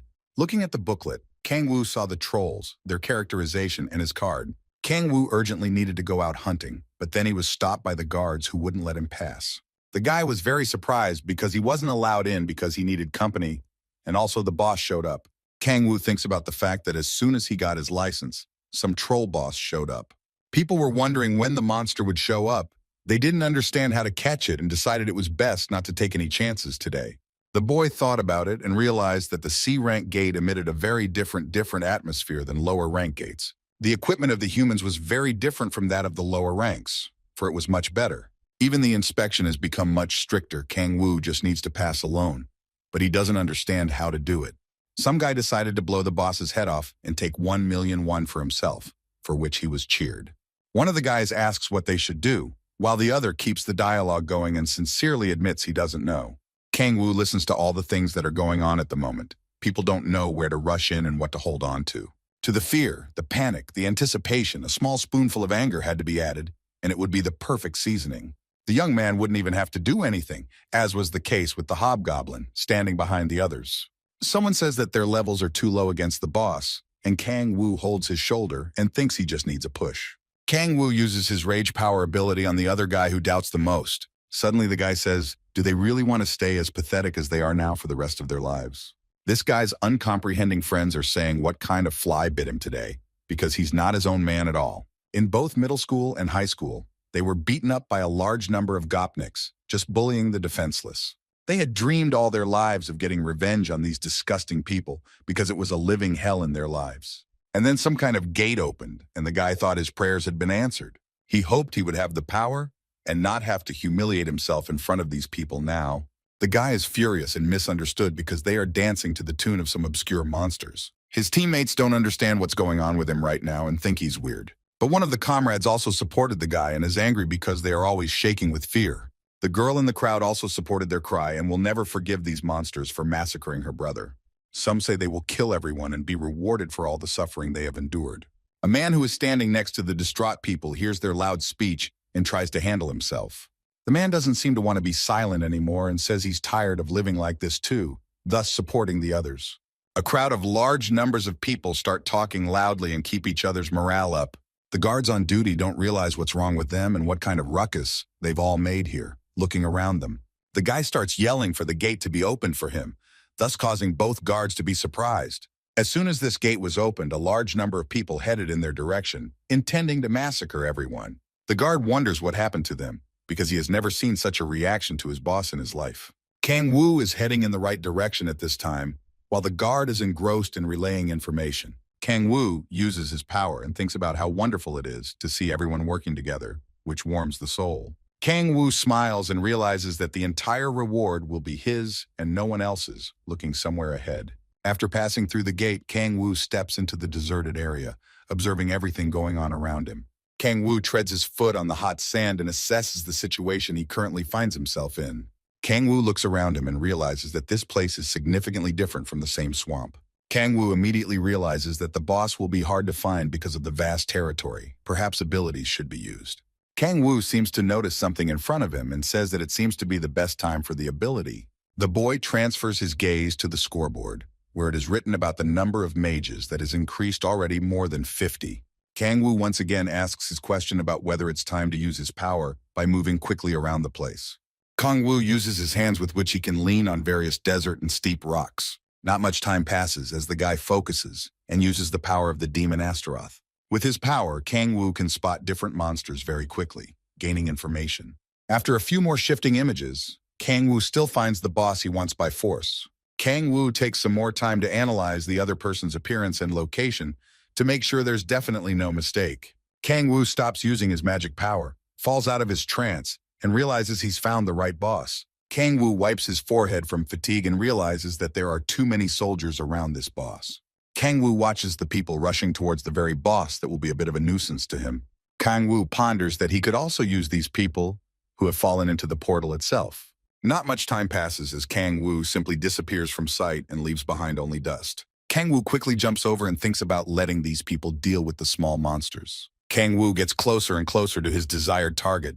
He moves quickly and observes from a safe distance. Kang Woo gazes at the right boss and thinks about the fact that now he needs to lure his henchmen out. After a while, Kang Woo starts to extend his arm forward, about to use magic power. The boy's spear gains momentum with his power, spins around and flies towards the boss, hitting him right on target. The notification states that additional experience points have been received for defeating the monster, which is also tripled.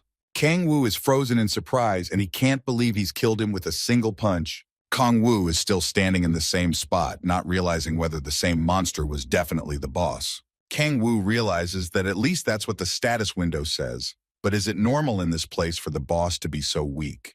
Kang Woo doesn't think that one is weak at all. It's just that Kang Woo turned out to be much stronger than he was.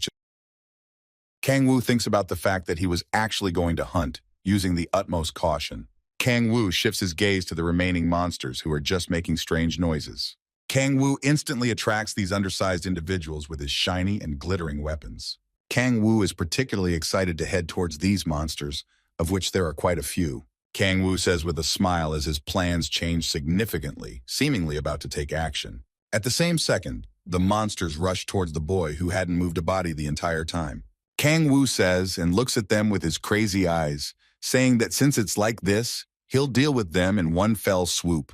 As Kang Woo said, these monsters didn't even notice the fact that they were in another world. It was only a matter of time before they got close. Kang Woo, not wasting his time, clenches his fist harder, seemingly scoping out his next victim. The monsters seem to be in a state of incomprehension from what is happening at the moment. Everything is very fast. Kang Wu seems to be enjoying what he is doing right now. He adores himself and the power he possesses. Kang Wu thinks that with so many mages he can use his blade attack without much difficulty. Kang Wu notices that he gains the Earth Blade skill, so he can use it more effectively. Kang Wu thinks he heard about them from players who often use their special abilities. The monsters in this place seem to feel that they will be saying goodbye to their lives very soon. Kang Wu, on the other hand, asks his question about using his new skill directly on them. Some drop of purple liquid falls directly into the water, gradually staining it a different color. In that same second, the world seemed to be dyed a dark gray color, all the monsters feeling an unpleasant sound. The monsters sense something amiss, as if they are under someone else's power, so they think of leaving. As soon as one of the monsters steps on the purple circle, a kind of spike is embedded in its foot. The monsters start screaming loudly and run away from the place with all their might. But Kang Wu deals with them instantly. Kang Wu exhaled tiredly and said that the effect was noticeably better than it had been up to that point. Kang Wu wonders if it's time for him to enjoy his reward that he so deserves. Kang Wu uses his Devourer power ability, thus enveloping the limbs of the monsters with it. The notice states that the mage has been raised by 2 units, to which Kang Wu wonders, after all, why so little. Kang Wu thinks about the fact that it might be because he has more than 50 mages, so the stats are harder to increase. Mal thinks about the fact that his rate of magician increase is still fairly normal. He has 4 levels left before he awakens. In that case, Kang Wu decides to hunt some more, thus disappearing from this devastated place. Some people are not looking for the same boss because they thought they would find something big, and they didn't even get a glimpse. People are saying whether they are sure that the military did not make a mistake, and some support that they did not even see the smallest detail. Some agree that this guy is right, as they've seen a couple trolls acting strangely. The people there say that the boss's body is nowhere to be found at all, but the marks from the fight that happened are still there. People sigh and offer to go back. Someone supports and says that he has already had enough of it. A large crowd of people annoyingly turn around towards the exit and indignantly say how those miscalculated the timing. Kang Wu, hiding from a large crowd somewhere nearby, exhales calmly and realizes that he will soon be able to accomplish what he has planned. The boy thinks he needs to join them discreetly and takes advantage of the commotion to leave them. Angry people and players start chastising the military for their wasted time in this strange place. Kang Wu, calmly walking out of this portal after the others, thinks that everything is going according to his plan. Suddenly, a loud voice is heard, ordering everyone here to be silent, from which the guy is surprised. Kang Wu begins to look at the large number of people who are wearing the same uniform, realizing that this is the Hwarang squad. People begin to make their own conjectures about what this significant squad is doing here, creating some buzz. The people who are there are just not happy with this kind of thing. They think it's a waste of time, wanting to go home. Suddenly, people start noticing a girl in some form, many vocalizing to look in her direction. Someone says that if it isn't the 3rd squad leader, Baek Hwa Young, who is walking with a confident stride in the right direction. The girl yells again for people not to make noise, puts down her sword, and states that they need to inform the players. The girl's gaze travels quite carefully through the players here, as if to track down each one. It states that they have information about cow players who were in the D-rank gate, surprising people here. That's why they came here with a surprise inspection. They have to check all players of the 3rd awakening and above. Kang Wu visibly tenses up at such news. Such a thing is of no use to him while people are analyzing the information with surprise. Kang Wu has a frown on his face. He starts thinking about something while looking at the commander-in-chief. The girl says for everyone to pay attention to them and show their IDs. They won't waste much time. Kang Wu only gazes at the girl more closely and wonders if he's going to get caught in this test. The girl says not to let anyone worry because they'll just check the players' cards and let them go. Kang Wu thinks about the fact that he looks more suspicious today than usual. What if they're about him? Kang Wu thinks that if that's the case, it will be dangerous to do anything that stands out for the military department, and it's dangerous to run away. Kang Wu looks at that woman again and realizes that she won't let him go so easily, and it will be hard to pass her by. Kang Wu thinks about leaving as quickly as possible, but someone asks him to show his ID. The girl directly asks if Kang Wu has lost his ID, and he says he'll get it right away. Kang Wu smiles slightly nervously and gives the girl the ID once he finds the right thing. The girl begins to scrutinize the other man's ID, and Kang Wu thinks it's unlikely he's caught. Kang Wu realizes that he needs to be much more careful. Cow players have already made their move. Kang Wu thinks that maybe he should elicit something from her, thanking her for her work. Kang Woo hears she won't earn authority if she makes her subordinates work, and Kang Woo is surprised by her words. Kang Woo begins to voice from afar that it seems cow players are hurted much more than they were before. The girl says that it is, which is why they decided to do such sudden checks for the players. After a while, the girl states that the one passed the inspection, and he thanks her for the inspection itself, going along with it. Kang Woo looks down and says that just hunting monsters is enough to live well. Kang Woo goes on to say that it's scary to realize that people are willing to do away with other people for money. Kang Woo squints his eyes and thinks about the fact that these people are well aware of the fact that cow players don't need money. Kang Woo realizes that the government is also ferreting out the demonic cult, and Tae decides to say goodbye to it. Kang Woo asks to tell Cow the players exactly who they are chasing, because he will be on guard. The girl bows her head and states that she is grateful for the others' courtesy, but asks that it be left to them. The girl says that the safety of the players is their responsibility and duty, and Kang Woo thanks. The girl says that the one has clearly recently reached C rank, but the one should work in a D rank gate for safety. The girl continues that kind-hearted people like Kang Woo are rare at this time, hoping that this will be the case in the future. Kang Woo awkwardly thinks that it would be a disaster if there are more like him. Again, thanks to her. Kang Woo looks at the back of the girl who is already busy with another player and thinks that is this really a secret investigation. Kang Woo thinks that since the government is investigating a demonic cult, he should sit at home for a while. It's been a few days since Kang Woo has been in the gate. Now he and his little team are getting to know each other. Dae-soo meets a girl and tells her that she is the hitman that Kang Woo told him about, and she agrees. The girl is visibly agitated. She awkwardly vocalizes that it's nice to meet him, reciprocating. Dae-soo says that they're a very handsome couple, smarting at people like that, and Kang Woo says to stop watching. Kang Woo turns to Dae-soo and says that they need to hunt together with Seol-ah in the D-rank gate. Dae-soo only agrees to this with a smile because anyone needs a hitman with B-rank's special ability. The man asks if this is the girl's only ability, and the girl is surprised at the new appeal to her. The man says there's nothing to be embarrassed about, asking her to tell her more about the ability, and she agrees. The girl says her ability is called Blessing of Light. She can buff a lot of things. The man is surprised by this and says that she can heal and buff at the same time, which is amazing. The girl says that she can still use the skills to attack, and the man says that the girl is really incredible.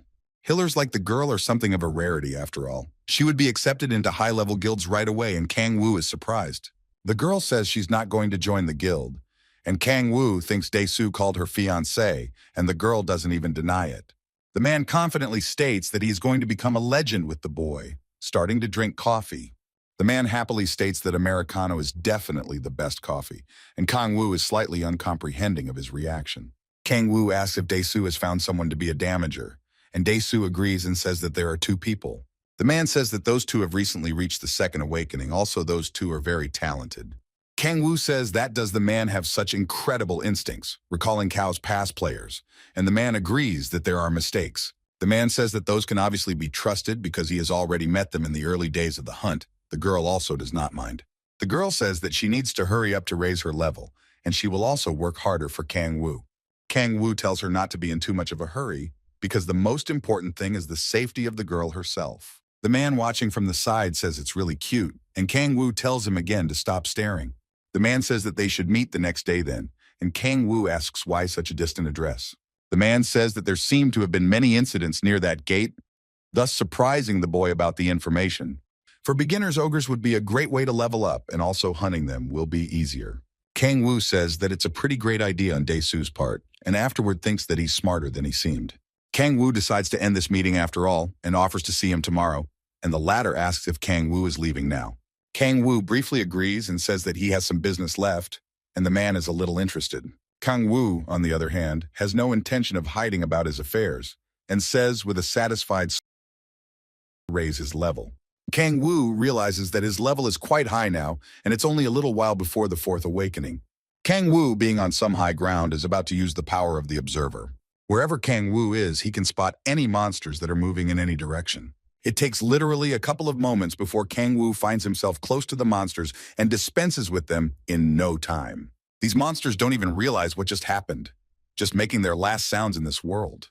Kang Woo, having finished with these monsters, wonders how much longer he will have to fight them. After a while, something seems to start catching the attention of the boy, who takes a sniff. Kang Woo can smell human blood even from far away, so he knows where he needs to go. Kang Woo realizes that once a person is sent to the other world, It is also a normal occurrence during hunting. Kang Wu thinks that such an odor can't be that strong unless 5 people have left. Kang Wu thinks about the fact that there's a possibility that it was the handiwork of the cow players who got here as well. A couple of moments pass as Kang Wu is near the place rather quickly, inspecting everything from above. But without wasting precious time, he lowers himself to the ground and looks around at all the bodies here. Kang Wu realizes that all those long-time no-breathers, but the demonic cult wouldn't deal with them. After all, they need victims. Kang Wu thinks about who it could really be. The smell started spreading only recently. Kang Wu realizes that the perpetrator of this incident is somewhere nearby, but his thoughts are cut short. The boy's gaze instantly shows some bewilderment and consternation at what he saw. What on earth had happened? Kang Wu can only see the huge mouth of some monster. The one seems to have just finished eating lunch. Kang Wu instantly realizes that this is a monster from hell who is the guardian of the Thousand Hell Circle. But what is the one doing here? Kang Wu continues to stand in the same spot, but there is no edge to his surprise, for where did the monster from hell come from? It seems this demon isn't going to waste much time on another pawn in the form of a boy, so it runs to attack. Kang Wu notices this speed of his opponent, so he tries to react quickly to any movement. Kang Wu dodges the demon with all his might and realizes that he knows this power for sure. As soon as the boy is distracted for a couple of seconds, they start using magic power near him. This huge fireball burns everything in its path because the demon is not a weak one, so the abilities are strong. The demon stops using its magical power, seemingly scoping out its victim in the form of a boy. Kang Wu, on the other hand, is trying to be as tall as possible at this time, moving quickly through the air by jumping, because if the power of blades is useless, what about the power of the dark spear that Kang Wu is currently holding in his hand and already aiming? Kang Wu skillfully starts twirling that very spear, seemingly gaining even more strength by doing so. The monster from hell can only stare at a certain gleam high in the sky, unsuspecting for now. The speed of the spear proves to be so strong that the demon from hell cannot react and feels the spear in his body, falling to the ground. As soon as the monster is on the ground, barely moving from the damage it has taken, Kang Wu follows down. He just takes a breath and he's ready to keep fighting. Kang Wu only exhales and looks at what has become of the very monster from hell, glaring that it's finally over. But the boy's face instantly changes to one of surprise as soon as he sees something in front of him. Kang Wu, taking stock of the not-so-good situation, realizes that he only pissed off that demon with his spear. Kang Wu is standing very focused on the same spot. His foot is so strong that the ground has started to crack. A couple of seconds pass and Kang Wu rises high into the sky, trying to get closer to the monster, because he must find a weak spot. Kang Wu stretches his leg forward, seemingly about to make a surprise strike for the monster. The monster seemed about to grab its victim with its jaws, but doesn't have time to react before the guy steps back. Kang Wu seems to be fishing for an opportune moment, looking sharp and realizing that he needs to act. Kang Wu stretches his hands up and is about to use magic power while the monster's mouth is open. Kang Wu uses the concussion force ability, causing the ground to shake with renewed vigor, only for the monster from hell to head towards the boy to make a strike as the ground began to shake. Kang Wu, on the other hand, rises into the sky at this time and begins to use his power to aim at the monster. Kang Wu mercilessly sinks the sharp end of his spear right into the face of the monster from hell, hearing it roar. Kang Wu is holding on just as steadfastly. He presses down on that spear so as to inflict as much damage as possible. There seems to be some sort of loud explosion at the same second, after which neither the demon nor the boy can be seen. After such an attack from the boy, a huge crack is left in the ground, which fits the size of the monster. But the monster won't give up so quickly. He flies out of the rift at that very second, dropping the boy to the side. You have to ride the ground with your whole body for a bit, possibly even ruining your clothes. But the important thing is to stay in one piece. Kang Wu growls as he realizes that his opponent is not one of the ordinary monsters of this planet, but from hell itself. Kang Wu gradually rises up and feels the satisfying sensation of being back on his feet. Kang Wu looks at the stranger's face from where his spear can be seen, realizing that attacks of such strength. Kang Wu even sweats a little from such tension, thinking about how this monster is as persistent as ever. Kang Wu is already standing on his own feet, precisely ready for any attack in his direction, noticing other people's intentions to do something. Literally at the same second, the monster from hell is colored red, seemingly about to use fire. The monster lets out hellfire from its mouth as if it were a real dragon, but Kang Wu is not frightened. The monster goes berserk at that very second, looking like the ultimate fire shot. But Kang Wu is as calm as ever and says that the monster is just an ordinary dog that doesn't know its place. Kang Woo begins to use his magical abilities to be ready for his attack. At the same second, the shadow of a huge monster appears next to the boy, and it rushes toward the boss. The monster from hell seems to notice not one opponent anymore, but as many as two, which is becoming unusual for him. Kang Woo, without wasting his time, quickly approaches his opponent and shows his mighty strength. The boy's face seems very focused, as well as wanting to do as much damage as possible. Kang Woo gathers as much painful power as he can into his fist and strikes straight at the monster from hell's face. The monster clearly didn't expect this. It came out a very strong blow, forcing it to rise slightly into the sky. The monster can do nothing as it rises even higher, seeming to freeze in midair for a moment. After a couple seconds, there's a huge falling sound followed by sandy winds around the body. As this sand gradually scatters in different directions, Kang Woo grudgingly remarks that the monster is persistent. Kang Woo thinks about how it would be nice to use two powers at a time while looking at his opponent. Kang Woo thinks he's lucky as he's put down a fair number of these monsters in his century. Kang Woo realizes that his current level is more than enough to slay this monster. As soon as the boy gathers himself to attack, the monster from hell simply falls to the ground, showing his defeat. Kang Woo unhappily thinks that did he give up so easily, showing that he can still fight. Kang Woo is surprised to realize that he has reached the fourth awakening by getting some effect. The notification reads that Kang Woo has successfully dealt with the C-rank split shard. Kang Woo reads carefully. The boy seems to have heard of a split heart. Perhaps that's what they call the creatures from hell. Kang Woo scrutinizes the body of that monster and thinks about how that monster was able to get here. Kang Woo thinks that the weapon of the seven princes of hell that one couldn't use, whether the split is related to hell. Kang Woo says that there's no point in obsessing over something without a single clue. It's better worth it to check the other notifications. Kang Woo flips through the pages of this scoreboard and marvels at how there are so many different notifications. Kang Woo reads about his fourth A-class awakening. Also, a new effect is detailed there. Kang Woo thinks that after the fourth awakening, he won't have to worry about the little things anymore, and now it's time to eat. Kang Woo uses his Devour Power ability, sucking the strength and energy out of this body. Kang Woo smiles and realizes that he's about to get all of his mahjong power and become stronger than hell. Kang Woo finally comes out of that gate and stretches, thinking about getting some rest. Kang Woo smiles and realizes that it's a beautiful day, and if it's home in kimchi, it's just fine. Kang Woo is walking in his own direction and he hears someone's greeting, instantly turning towards the sound. Kang Woo stops warming up and looks at the silence breaker, who is very familiar. The same girl states that they haven't seen each other in a while, raising her gaze towards the boy. Kang Woo instantly squints his eyes and grudgingly croaks his face, definitely displeased. Kang Woo says that they aren't close enough to greet each other, since they ended up still in the cafe. The girl says her name, and Kang Woo is surprised and thinks he heard that name back at the support center. Kang Woo thinks that that one is the head of one of the top 5 guilds, and that one briefly says that she is the leader of the Scarlet Rose. Kang Woo thinks it's clear why she's so strong, and afterward he asks what the leader wants him to do. The girl bluntly states that she did a little bit of research on the guy, listing his entire bio. The girl says that for 5 years he had not been heard from for 5 years, but suddenly registered as a player. Kang Woo states that she doesn't understand why she needs this information, but agrees with everything she said. The girl says that he registered as a player on March 16th, about 3 weeks ago. The test results said that that player was an F-ranked player, but she's sure that's the wrong indicator. The girl says the one appeared out of nowhere after 5 years. She also thought the one had forged his ID. But the stranger's face and fingerprints matched in the database. Kang Woo interjects where she got his fingerprints from. The girl says they were taken from him during registration, if he remembers. She keeps typing in her phone. Kang Woo thinks that this guild isn't as simple as it seems. She continues that she made sure then that he wasn't lying. A couple of moments pass. The girl seems to come to the end of her thoughts, closing her cell phone. The girl says that Kang Woo has an outstanding talent. Perhaps he can even surpass her. The girl says that the one can be stronger than even Bak Kang Hyun himself. But Kang Woo continues to remain silent and listen intently. Kang Woo thanks her for being so appreciative, but he doesn't fully understand what she wants from him. The girl is silent for a while, seemingly thinking over her answer to this provocative question. The girl states that in her rights as head of the guild, she informs him that she wants to sponsor the boy.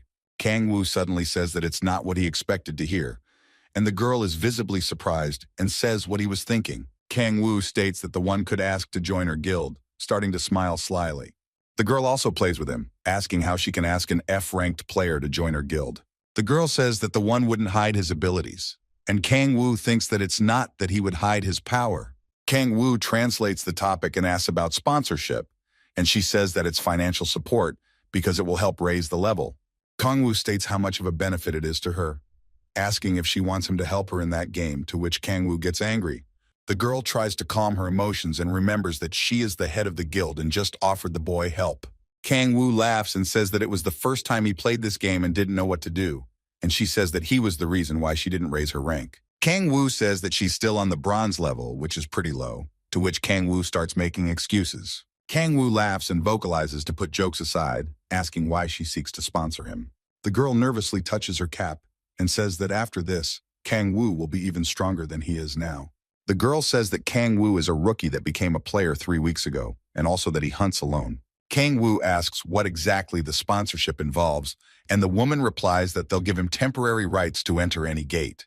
Kang Woo starts scratching his chin and voices his admiration because he already likes this kind of thing. And if Kang Woo wanted to form his own group, they would provide the people he needed. Also, he would be able to sell magic stones tax-free. Kang Woo states that he will have tax savings and help with the band, stating that this is great news.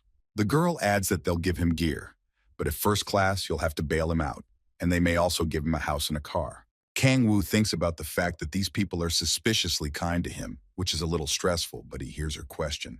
The girl says it's her contribution to the future, and Kang Woo replies that even that sounds kind of unrealistic. The girl says that they won't give him everything for nothing because the guild will give him different tasks, and she hopes that he won't let him down. Kang Woo realizes that the guild has quite a few errands to run, and this sponsorship will be quite lucrative for the guild. Kang Woo states his question about whether he can find out the details of these quests that the guild itself requires. But the girl negatively states that she can't show it or do it yet, while standing with her back to the guy.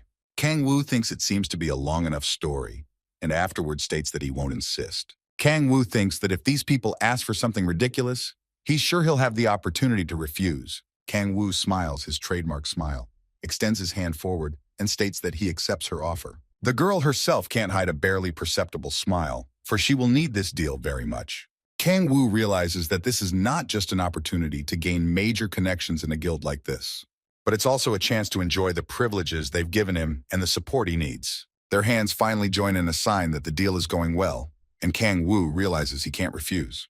Kang Woo continues to hold the girl's hand tightly and says with a smile that he agrees to the proposal. The girl can't hide her pleasure at the stranger's words, so she says that he chose the right decision. Kang Woo says, when is she going to tell him the details of the request? And the girl says it's not time yet. Especially with the current level of strength that Kang Woo possesses, there's no way he could help her, making him think twice. Suddenly, Kang Woo proudly tells her that the girl doesn't see the whole picture, because Kang Woo is hiding it as best he can. Kang Woo points his finger in his direction and says that he's much stronger than she thinks he is right now. The girl seems to gradually begin to understand what Kang Woo wants to convey to him, looking carefully. Afterward, she turns away and thinks with a smile that one is arrogant enough, and afterward she says, let it be as he says. The girl keeps her hands in her pockets and states that it's not just about the power itself, making the guy think harder. The girl says that they don't have enough proof yet, so it can't be told so easily. Kang Woo thinks there's no need to ask the girl for details now because she won't tell. Suddenly, the girl shows her cell phone to the guy and tells him to give her his phone number. Suddenly, Kang Woo asks about when he can get his gear, and the woman replies that any time. The girl immediately understands and says whether he wants to take right now, to which he receives a positive answer. The girl calmly states that they should go to the Scarlet Rose Guild office, and the guy asks where that one is.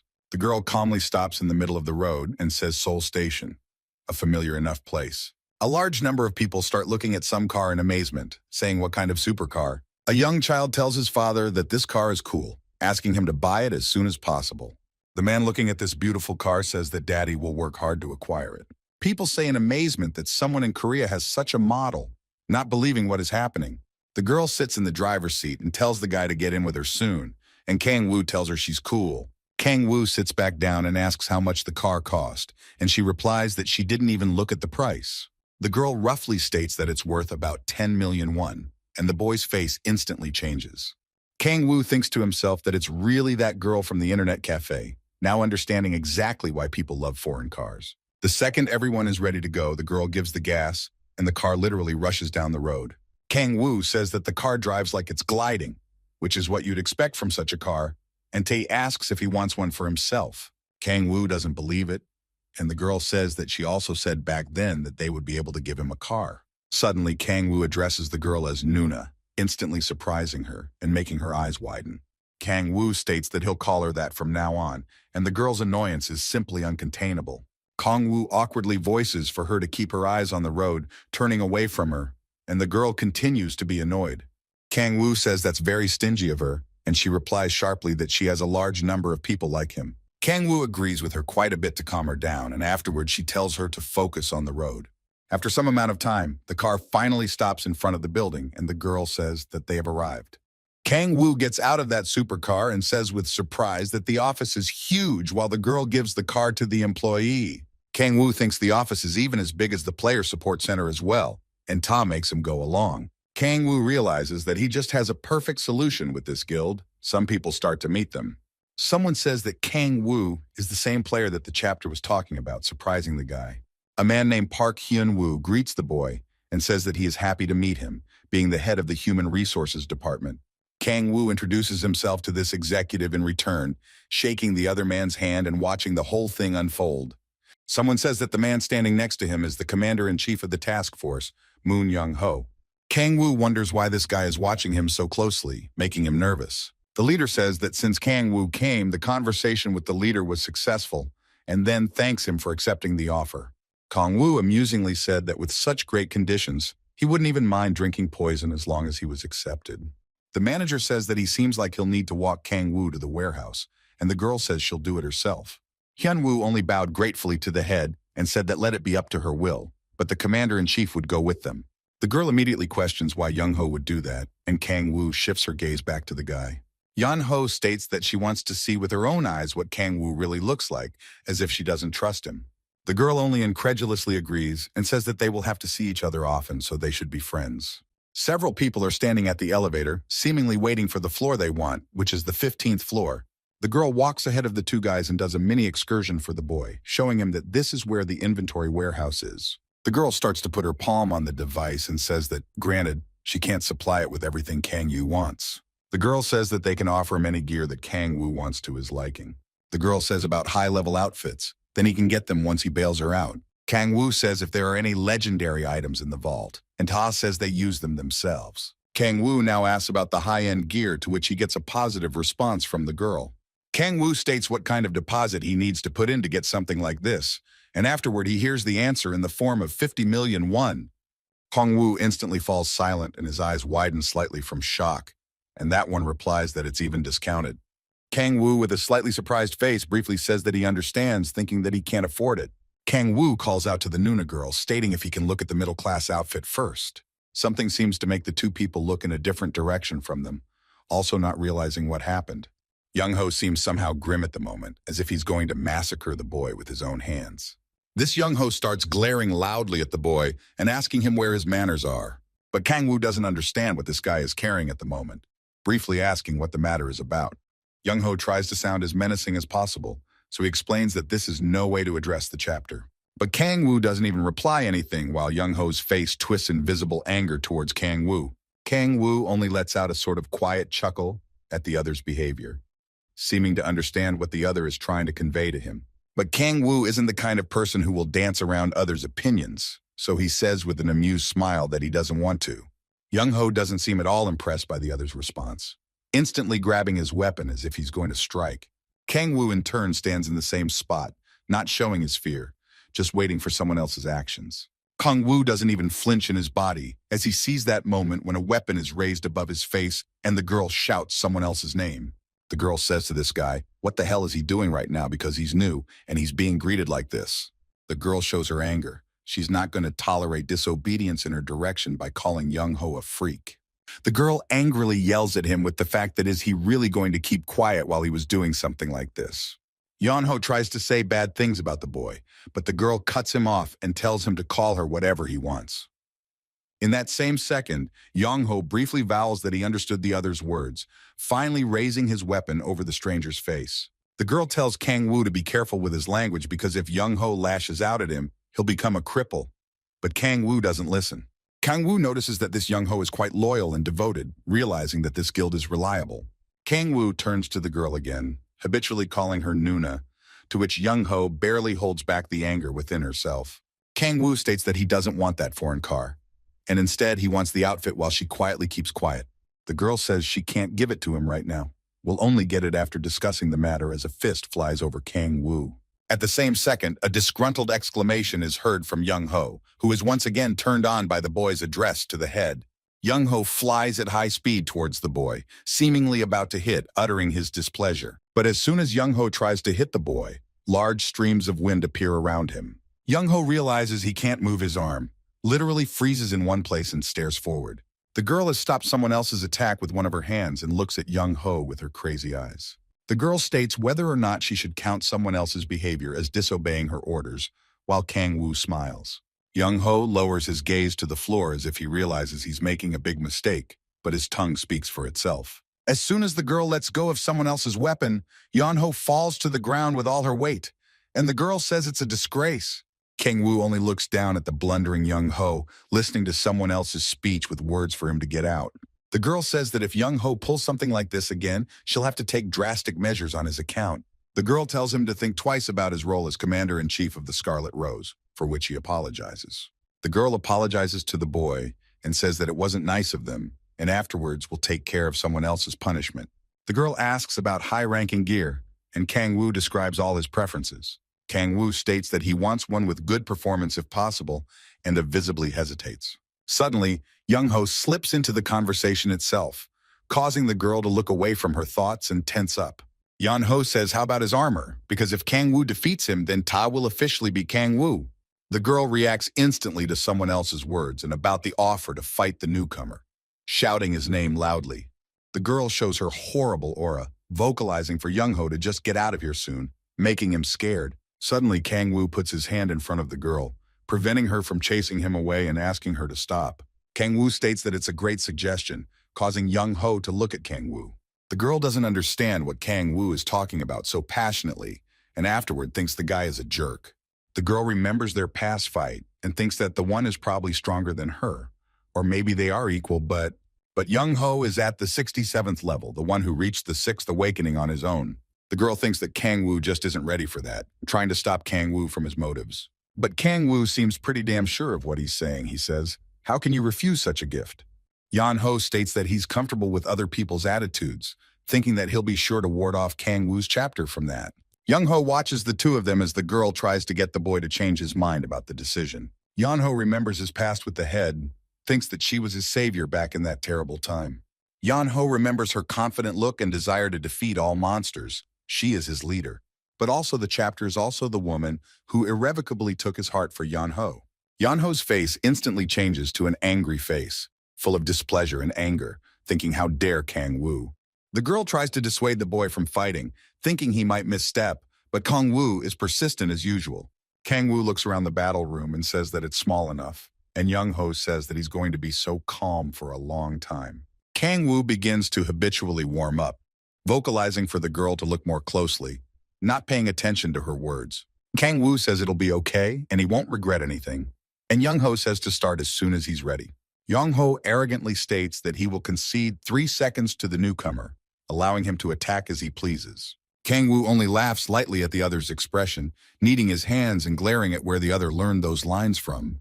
Kang-woo tells him to stop being a badass and pulls out his sword already, but Young-ho continues to stand. But the boy is getting bored of the silence, and he looks at him, wondering if Young-ho understood him.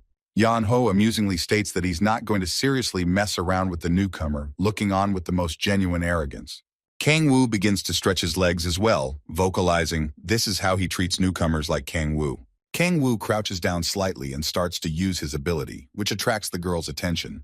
Kang-woo uses the acceleration force ability, leaping off his seat damn fast. Kang-woo is nimble enough to land a leg kick right on his chest that leaves Young-ho frozen in place. The girl watches in amazement as Young-ho flies off to a completely different side of this gym. Pain engulfs Young-ho's body as he begins to scream, for even the armor barely resisted such a blow. After a couple seconds, Young-ho rests her hands on the ground and tries to breathe as Kang-woo slowly approaches. The girl just watches with a kind of shock at what is happening in this room, definitely not believing her eyes. The girl says it just came from the boy's side, and Young-ho clutches her chest and thinks it was dangerous. Young-ho himself realizes the fact that if it wasn't for his gargoyle armor, everything would have been over from a single blow. Young-ho thinks it's simply impossible because he's facing the ultimate rookie who needs to be put in his place. Young-ho starts pulling out his huge sword, seemingly gradually thinking that the whole biography about Kang-woo is just nonsense. Young-ho just can't believe that Kang-woo is a player only some 3 weeks old, who smiles madly when asked about the 3 seconds. Young-ho continues to stand on one knee, holding onto his chest and vocalizing what a trick on his part. Kang-woo interjects about the tricks, saying that he's just stronger than Young-ho, to which Young-ho gets angry. Kang-woo says that does Young-ho see all the absurdity that he told him back in the day. Kang-woo starts laughing, saying that he was showing off like that, thinking that Kang-woo is a weak player. And now Young-ho is whining and yelling about some trick on the boy's part that shattered someone else's plans. Suddenly, Kang-woo interrupts in his laughter, becoming serious and saying that Young-ho is a pathetic loser. Young-ho, at the same time, begins to grit his teeth in anger, his face curving in anger towards the boy. Suddenly, Young-ho shifts his angry gaze towards the girl as if scrutinizing her. Young-ho thinks that Lady Cha Young-ju is watching the battle closely, so there's no way he can embarrass himself. At the same second, Young-ho starts screaming from his overflowing anger, using the Heaven Killing Sword skill. Some mocking sound is heard from the boy's side, causing Young-ho to furrow his brows. Kang-woo amusingly states that was it really necessary to call out such a ridiculous technique name. Kang-woo mocks Young-ho in every way possible, insulting someone else's technique name by saying that it's not even cool. Young-ho seems to realize that he can no longer hold back his emotions. Even the veins are ballooning near his mouth. Young-ho shouts loudly to the boy to shut up finally, starting to swing his sword in his direction. Kang-woo watches from the side as Young-ho spends some time for his swing at his opponent's side. In that same second, Young-ho jumps so fast that he ends up next to the boy who is already ready for anything. Kang-woo realizes that Young-ho is still the head of combat operations of one of the top 5 guilds. Young-ho is definitely not weak, but it makes no sense for the boy to put out 100% against him. Kang-woo stretches his hand forward and thinks about the fact that it's time to get down to the sweet stuff using the power of darkness. Young-ho continues to run towards the boy despite the fact that Kang-woo is using a very powerful ability. Young-ho seems to step into a dangerous place without even looking at his feet, thus putting himself in danger. The girl notices this even from afar and starts yelling at Young-ho to be more attentive. The girl yells at Young-ho to stop and stay still as soon as possible, but Kang-woo isn't about to stop attacking. Kang-woo looks at Young-ho with a smirk, talking directly to his face about other people's shortcomings and lack of intelligence. The girl rushes with all her legs towards Young-ho to stop him somehow, because it's too damn dangerous. Young-ho can't stop wondering what the newcomer is doing to him, definitely not keeping up with his abilities. Kang-woo, not wasting his time, reaches his hand forward as if he wants to touch Young-ho. Kang-woo very quickly shortens the distance between them, places his palm on the other's body, and says that he has lost. In that same second, as soon as his hand is on someone else's body, Kang-woo uses the Wave Force ability. Young-ho instantly flies off in the opposite direction of the two people, seemingly colliding together with the wall. Young-ho definitely doesn't expect this. He feels a terrible pain in his body. He doesn't even have time to cry out. The girl stares in silence at what has become of the very commander-in-chief who is lying face down on the ground. The girl moves slightly closer to the crippled Young-ho but looks at the boy carefully at the same time. Kang-woo states that didn't he warn them both about his power, making the girl tense up. Kang-woo is clearly happy with his work. He looks at the girl and vocalizes that he's much stronger than she thinks he is. A large number of medics go to the place where something amazing happened, and the girl apologizes to Kang-woo. The girl says that Young-ho will be expelled from the guild, so they will make sure their players are safe. The girl covers her face with her cap and states that she has no excuses about it, apologizing, and Kang-woo is happy about the gift. Kang-woo says that he finally got his long-awaited armor with good performance thanks to this battle. Kang-woo realizes that such characteristics were to be expected from a unique rank armor, and the special effect is good. Kang-woo thinks it was too reckless of Young-ho to put such a valuable thing on the line. Kang-woo realizes that the one even went against the leader's orders, which also made Kang-woo win this armor. Kang-woo thinks that's what love can do, watching Young-ho cry in secret. Kang-woo says that something like this might happen once, but if it happens again, he'll have to reconsider their relationship. The girl confidently states that she promises to make sure that everyone shows respect to Kang-woo from now onwards. Kang-woo says he will trust her as a leader and also wants to change the size of the armor itself, and the girl will help him. Kang-woo puts the armor in the right place and says that he will trust her with these valuable items, hearing her agreement. Kang-woo, without wasting time, walks off towards the exit and the girl tells him not to forget to drop her his parameters. Once the doors behind the boy close, the girl continues to stare at them the rest of the way. The girl sits down on the end of the table and exhales quietly, wondering to herself if he's even human. The girl analyzes what happened and says that Young-ho wouldn't have lost to some E-rang weaklings. The girl thinks that at this rate, a world-class rancher might appear in Korea itself. That's 8 of the strongest players on the entire planet. No Korean player has been able to get there so far. There were rumors that Baek Kang-hyun, who is ranked #1 in all of Korea, had a good chance, but even he failed to make it there. The girl thinks about if it's about a player like Kang Woo, as suddenly her thoughts are cut short by the manager. The girl says that Kang Woo is gone. The gargoyle armor is now his, and the leader says that he heard bad news about Young-ho. The leader is sadly silent, hearing that Young-ho is going to be expelled from their guild after so long. The girl tells him not to make such a pitiful face, for they must do everything in their power to prevent such a thing from happening in the future. The leader says that he has a few aspects that he would like to talk to the girl about, immediately getting her interested. The leader states that the government has successfully infiltrated a spy to a demonic cult, causing the girl to marvel. The leader continues that if all goes according to plan, there's a high probability that that cult will fall into their trap. The girl listens attentively to the important information from this man, and then pulls her hand out of her pockets. The girl looks seriously at the supervisor and tells him to tell her more about it. Kang Woo, while no one is bothering him, decides to take a closer look at his characterization in the system. Kang Woo believes that mages accumulate gradually with other characteristics, but he is more interested in Kang Woo won't say that strength, survivability, and the rest of the abilities are useless. And if you strengthen the body, you can cut down on mage costs. Kang Woo realizes that intelligence and wisdom don't matter to him because they won't make him smart. The only problem is that it won't achieve the desired result, and they said that everything would grow faster after the second awakening.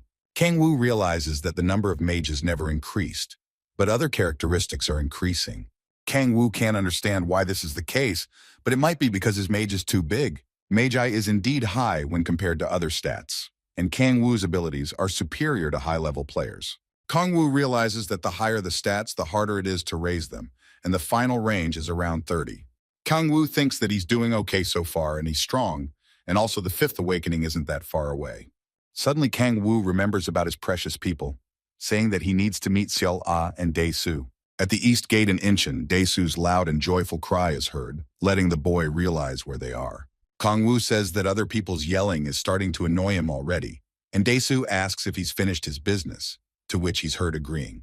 Dae-soo says he brought 2 players with him, whom he promised to introduce the boy to as well. Dae-soo points at the handsome guy himself, saying that the one named Kim Si-hoon and this little one is named Choi Yoon-bi.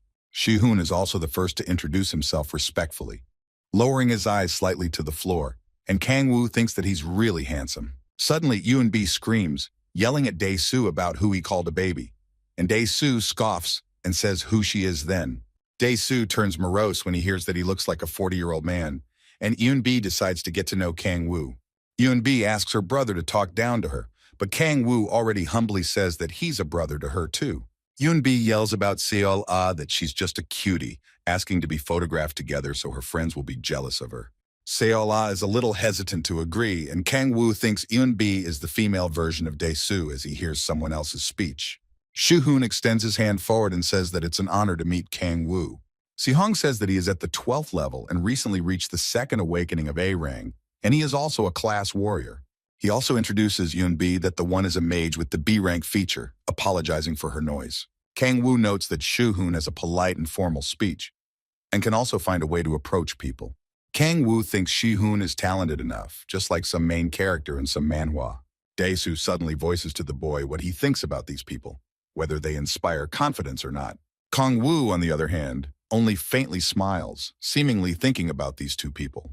Kang Woo realizes that they don't reek of perverse desire like Andras does, and Dae-soo is clearly pleased with himself. Kang Woo reads whether to remind Dae-soo about how his own allies almost massacred him, and the latter starts to crumple awkwardly. Suddenly, Dae-soo starts talking as some thought crosses his mind that the heavens wanted to set them up with Kang Woo. As soon as Dae-soo says something like that, Kang Woo doesn't say anything back and looks at him like he's a fool. Dae-soo decides to change the subject and ask Kang Woo about what he thinks about this team, whether it's a good one. Kang Woo shifts his gaze towards the new people he knows, hesitates and says, pretty good. After all, they have a tank, ranged and melee damagers, and a hitman that heals and buffs allies. It's clearly a great mix of people, and they also have 2 players with second awakening and A-rank abilities. Also a second duo with B-rank abilities, so it's not just a group to hunt, but a team with power. Kang-woo decides it's okay to go, and afterward says he's going to go with them on their first hunt.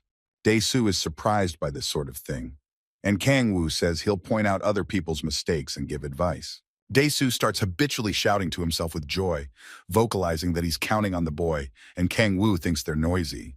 Kang-woo briefly states that it's already time to go, and also he will just accompany them, so let them not expect any help. Kang-woo thinks he's not going to babysit these people because they should grow up on their own, but he'll have to watch more. A large number of goblins make strange noises, and Dae-soo, as a strong tank, begins to hold them back. A couple of moments pass. Dae-soo, having gained strength, pushes these monsters off in different directions in a single motion.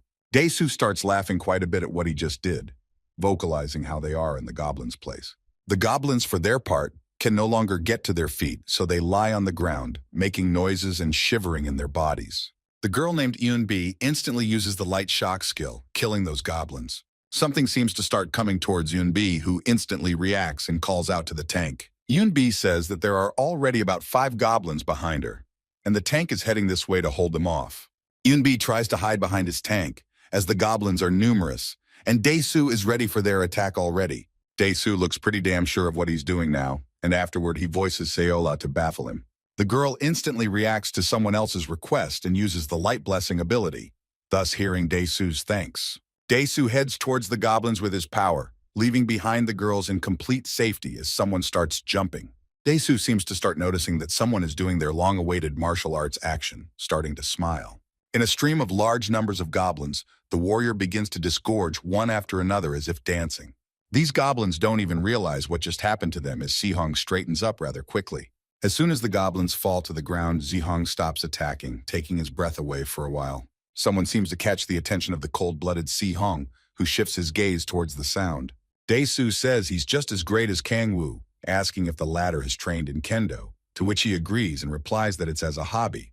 Dae-soo says he's really excited because Shi-hoon's level is higher than some hobby, and he laughs awkwardly. Now the whole team is heading toward the boy. Dae-soo asks what Kang-woo thinks about them, but no answer was forthcoming from the boy, who was carefully analyzing all that he had just seen. Dae-soo seems surprised at the other's seriousness, the people on the team tensing up a bit. Kang-woo comes down to earth and says that there are 5 things that these people need to fix. But as soon as the boy is told the number of mistakes, his look changes, as if something else needs to be fixed. Kang-woo realizes he needs to change everything, as rude as it sounds, and the rest of the people continue to wait for an answer. Kang-woo approaches the men and says he'll start with Dae-soo because he has excellent eyesight and knows how to lure the goblins to him. Kang-woo continues that the problem is that he is expending too much energy, so physical exhaustion is occurring. Kang-woo recalls someone else's action and says that that person originally scattered all the trolls to the sides, but what will that person do if there's a boss? Kang-woo says that Dae-soo is a tank. All he has to do is endure the attack and retreat, and he agrees with him. Kang-woo says that next on the list will be Seol-A, who is visibly flinching and nervous. Kang-woo says that putting a buff on the tank was the right decision, because that was how she increased his strength. But the girl used the arrows of light in vain to defend herself, because if the chiller joined the attack, it would be hard for the tank to defend. The girl instantly realizes her mistakes and lowers her gaze to the ground, apologizing to the boy for it. Kang-woo tries to reassure her and says that they will gradually work on their mistakes, and Eun-bi is next. Kang-woo says that she decided to finish off the fallen trolls and also used powerful fire magic. When the one attacked 3 trolls, 5 more came out at her. So Eun-bi got scared and started to panic, which the one agrees with. She could finish them off with weak lightning magic. After all, the main damager was Si-hong, so Eun-bi should help him, which she agreed with. Kang-woo shifts his attention towards his new acquaintance, stating that the latter will be Si-hoon. Kang-woo looks without any emotion at this guy, seems to be silent for a while, holding in a nervous state. Mal says that he doesn't need to fix anything because he's doing a great job, which Si-hong thanks him for. Kang-woo remarks to Si-hoon that the latter is doing amazingly well, and unlike Kang-woo, the latter doesn't have more than 10,000 training. Kang-woo realizes this is what geniuses look like, because Si-hoon is still a rough diamond watching the others. The boy wonders just how strong Si-hong will be in the future, suggesting that he and his team go on to fight. Kang-woo is pleased with the fighting spirit of the men and tells them to work on their mistakes this time. Daesu is a tank as usual, so he needs to push the trolls away from his team. The girls do a great job at a distance to damage trolls in peace. These trolls feel a lot of power on themselves. It seems that from Yunbi's attack, they can't even move.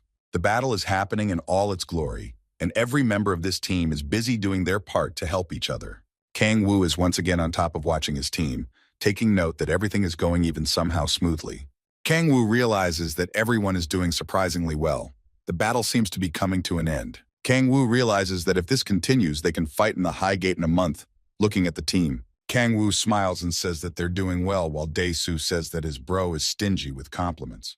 Daesu is thankful for other people's help, because thanks to him, their skills grow quickly, but someone says, "What a monster for that." The boy's gaze instantly changes, once he sees that this isn't some troll.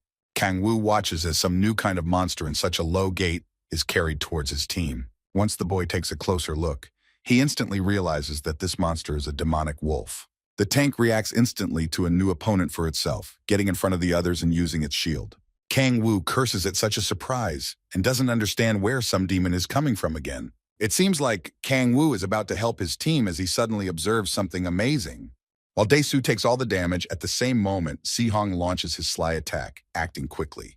Daesu is clearly worried about his ally, so he yells at him to pay attention, but Si-hoon asks him to step back. At the same second, Daesu fulfills someone else's request, and Si-hong jumps back a few meters away from that monster. Si-hong, without wasting his precious time, starts pulling out his sword with some special power. Si-hong, having gained courage and strength, begins to strike numerous blows at the monster, and with particular speed. Si-hong looks damn focused on his work, holding his sword as tightly as possible.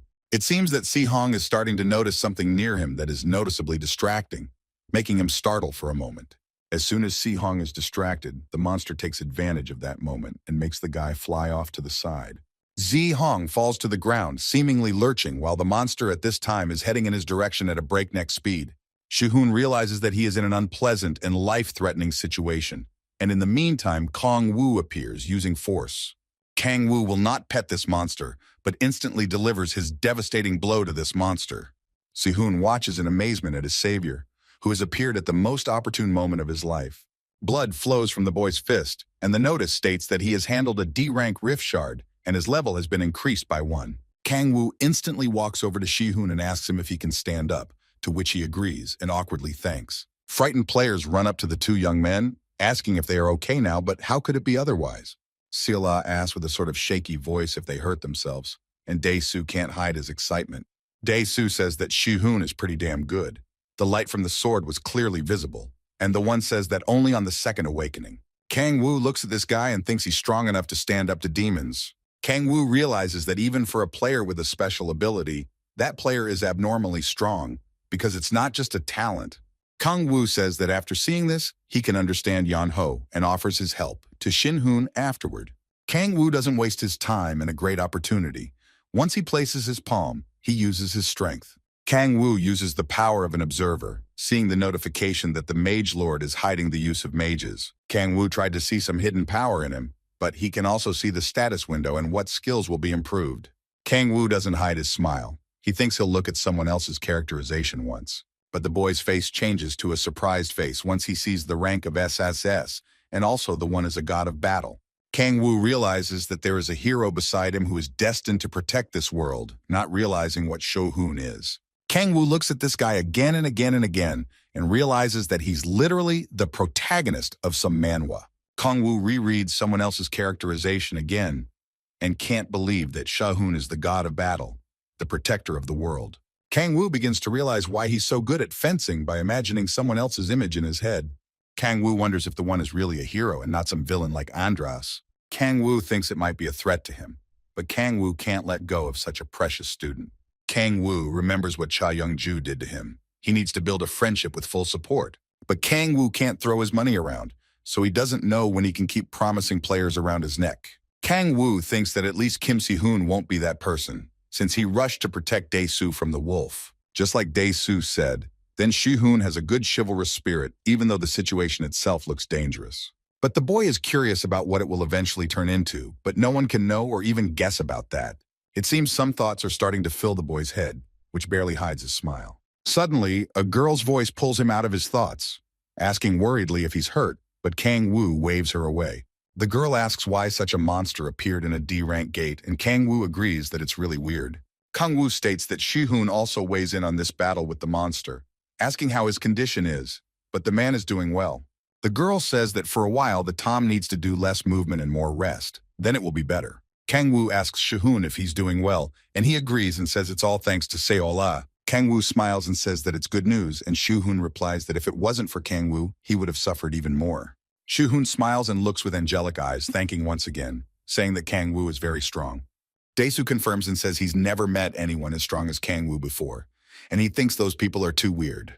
Dae-soo says that it's best not to mess around with Shi-hoon, since this is the first time he's seen someone so strong on his second awakening. Dae-soo states his question about why didn't Si-hoon join any guild, since he would clearly be accepted into any guild. Dae-soo continues that if you think about it that way, Shi-hoon might be accepted into the Peace Guild as well, but he's slightly trembling in his body. Dae-soo seems to be completely unstoppable in the flow of speech, and Si-hoon briefly states that he's not going to join the guild, and especially not the world.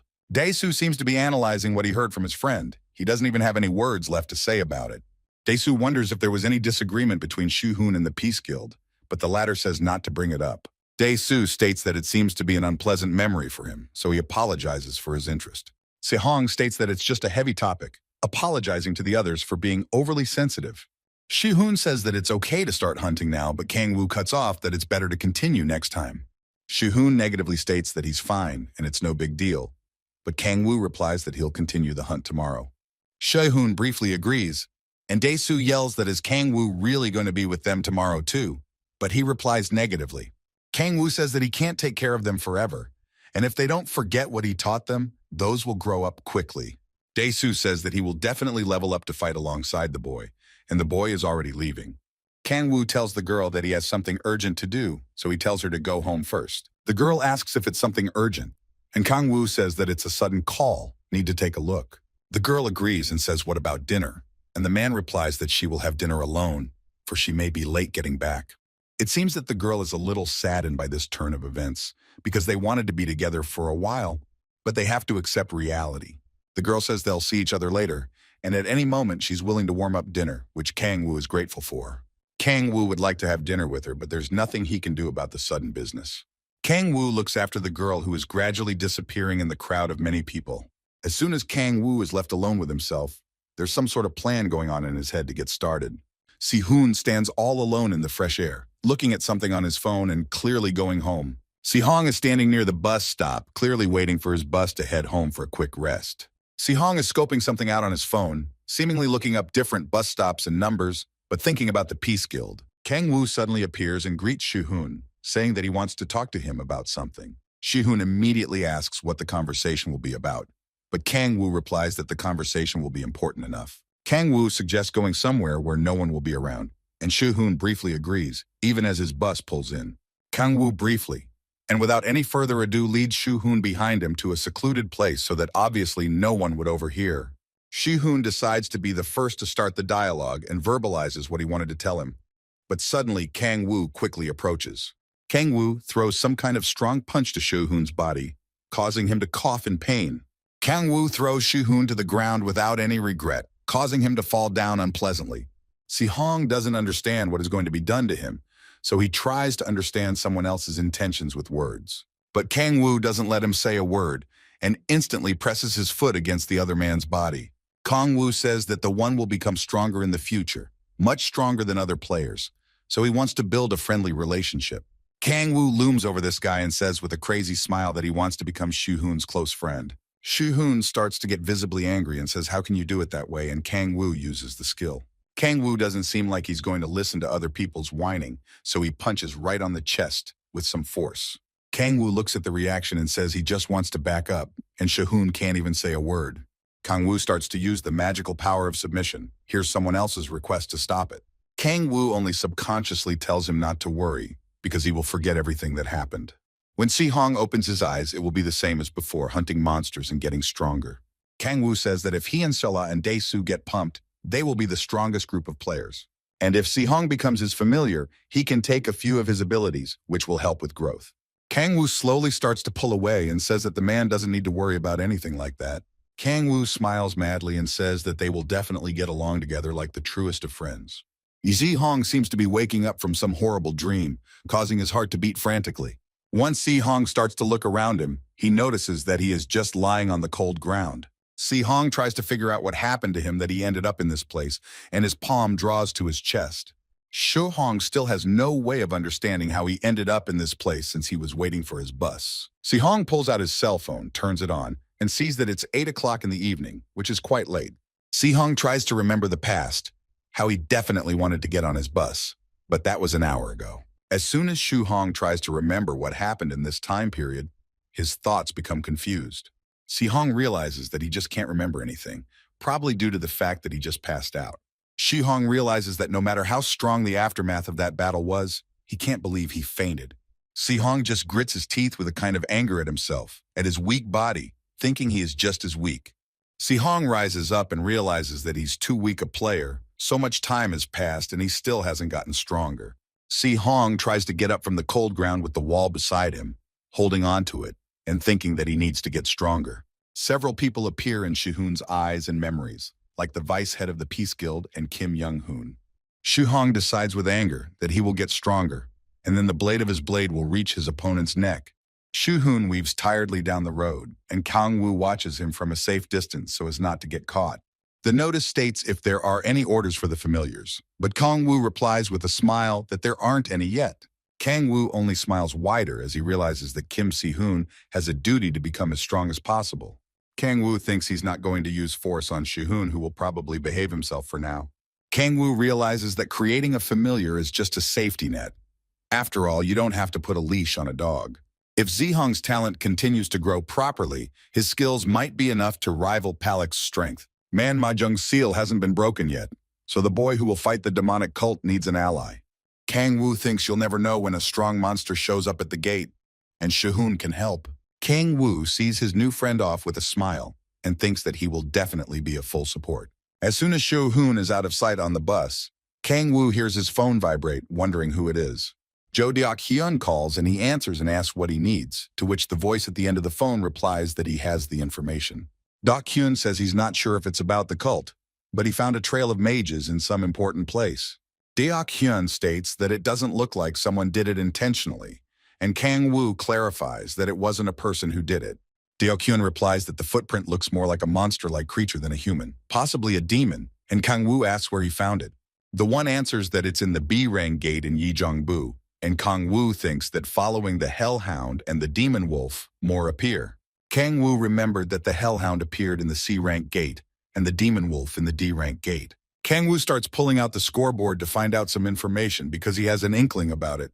An even stronger demon might appear, but even with the Hound, the boy's level had risen quite quickly. Kang Woo looks at his information and thinks that he might be able to get the fifth awakening much faster. Someone on the microphone says that the train will soon arrive at Yejeongbu Station, and the exit will be on the right side. As soon as someone on the microphone says the doors are opening, so Kang Woo follows the others off the train. Kang Woo assesses the situation at this place and awkwardly thinks he could use a car at times like this. Kang Woo is typing something on his phone as someone starts unhappily vocalizing that something strange is going on inside the gate. Kang Woo instantly shifts his attention towards the sound as he continues to listen, for someone is saying that a mutant has appeared. Some say that no matter how many you are, entry will still be forbidden, but people are unhappily outraged. People say there's a bunch of them here, so someone monster will do them, but the person on duty keeps repeating the same thing. People are outraged that it's not even the boss, so why can't concessions be made, and the loudspeaker gives information. The people remark in surprise that about 10 people have gone to the other side of the world, seemingly unable to handle the monster. Kang Woo realizes that even they block the entrance and won't let him enter. He assumes what the monster will be like this time. The guard says that they don't have accurate information about the monster, but the girl insists on her own. The guard says that the demon looks like a lion, and Kang Woo instantly realizes that it's boar because he's met one. It is the strongest predator in the second circle of hell. It is like a lion, but it has 5 paws, and it also has a feature different from normal monsters. This lion hunts 5 times per day, and after that it activates saturation, after which it will not attack first. Kang Woo remembers the one peeking into the first circle of hell, and he might vomit just from the mere memory right now. Kang Woo realizes that if there are about 10 victims, this demon appeared about 2 days ago, doing terrible things. Kang Woo smiles and realizes that this time he'll have it easy, not paying attention to people's conversations. Mal decides to call the head of the Scarlet Rose Guild to tell him about his request. Kang Woo says he wants to enter the B-Rang gate, but the government just banned anyone from entering it. The girl immediately realizes where he is, and Kang Woo wonders if she'll help him since she has a good relationship with the government. The girl sullenly exhales and states that he had such an urgent need to go to this particular place, to which he agrees. Kang Woo says that this is a very important case, and the girl replies that it will cost a lot, but she shouldn't worry about it. The girl says that she'll memorize someone else's words, hoping that person isn't going to head to the other world. And Kang Woo jokes. Kang Woo walks towards one guard along with his phone, and the guard briefly says that it's Cha Young-ju. The guard doesn't quite understand what they want him to do, and Kang Woo reiterates who wants to talk to him from the Scarlet Rose. People immediately listen to the conversation and start whispering about who the person in front of them is. After a while of talking to the Scarlet Rose Guild leader, the man exhales heavily, seemingly trying to calm himself down. The guard with a sort of disgruntled face says that you can grant access to this gate to Mr. Oh Kang Woo. But in the case of subduing the monster, he will need to provide information about it, which the monster agrees to do. People start shouting loudly over each other, trying to figure out who this guy really is. Suddenly, someone's loud voice makes the boy stop and look back, for someone had asked him to stop. Some guy says that since the Scarlet Rose was allowed to enter, they should be allowed to enter too, unless he's mistaken. Kang Woo thinks in surprise that is this guy popular, and the one says that Kang Woo obviously got support from the guild. That guy remarks that he's wearing gargoyle armor, so to him, the unique gear only proves someone else's point. The man tries to get some information from the guy asking if he's going alone. Kang Woo immediately smiles and dilutes this dialogue with some laughter, saying that he always works alone. The man says that Kang Woo has recently been to the C-Rank gate. Does the man think it will be as easy in that place as it is there? The man says with a kind of chuckle that fools like Kang Woo won't be able to live for long no matter how much they want to. He states that does Kang Woo want to catch a monster to glorify his name, but as a fourth awakening player, he can interfere with that. The man amusedly asks why Kang Woo continues to remain silent. Suddenly, he's shitting his pants out of fear. The man keeps pelting him with questions about whether Kang Woo was really that scared. He asks if he wants to join their team and go in to explore together, even though there's no room. The man laughs that a role as an outlaw would be great for him, and Kang Woo replies that it's a good thing. Kang Woo says with a smile that he doesn't know how he should deal with other people's care, because he was just afraid to go alone. Kang Woo continues to look carefully at the people in front, vocalizing that they will go together. The Guild World team doesn't understand why Kang Woo has changed his mind like this, and he's already counting the number of people on someone else's team. Kang Woo remembers that Buer needs 5 victims to appease his hunger, and 1/6 will be lucky to even survive. Someone says that Uncle Kang Woo is standing near that gate, which the blue-haired guy confirms. Kim Young-hoon says to embarrass the boy in front of the people, no matter how good he is, you can't have the Scarlet Rose surpass the world. That's the plan for the man, who asked the boy incredulously if he wants to join them. The man thought he just needed to embarrass the boy in front of a crowd of people, but he would be the only one left bad if he continued the circus. The man thinks that if they argue here and now further, their Guild World image will only get worse. Suddenly, the man gives a command to his group to follow the boy inside this gate. Someone blurts out that did the Scarlet Rose Guild and the world come together, and this man thinks that Kang Woo is a cowardly guy.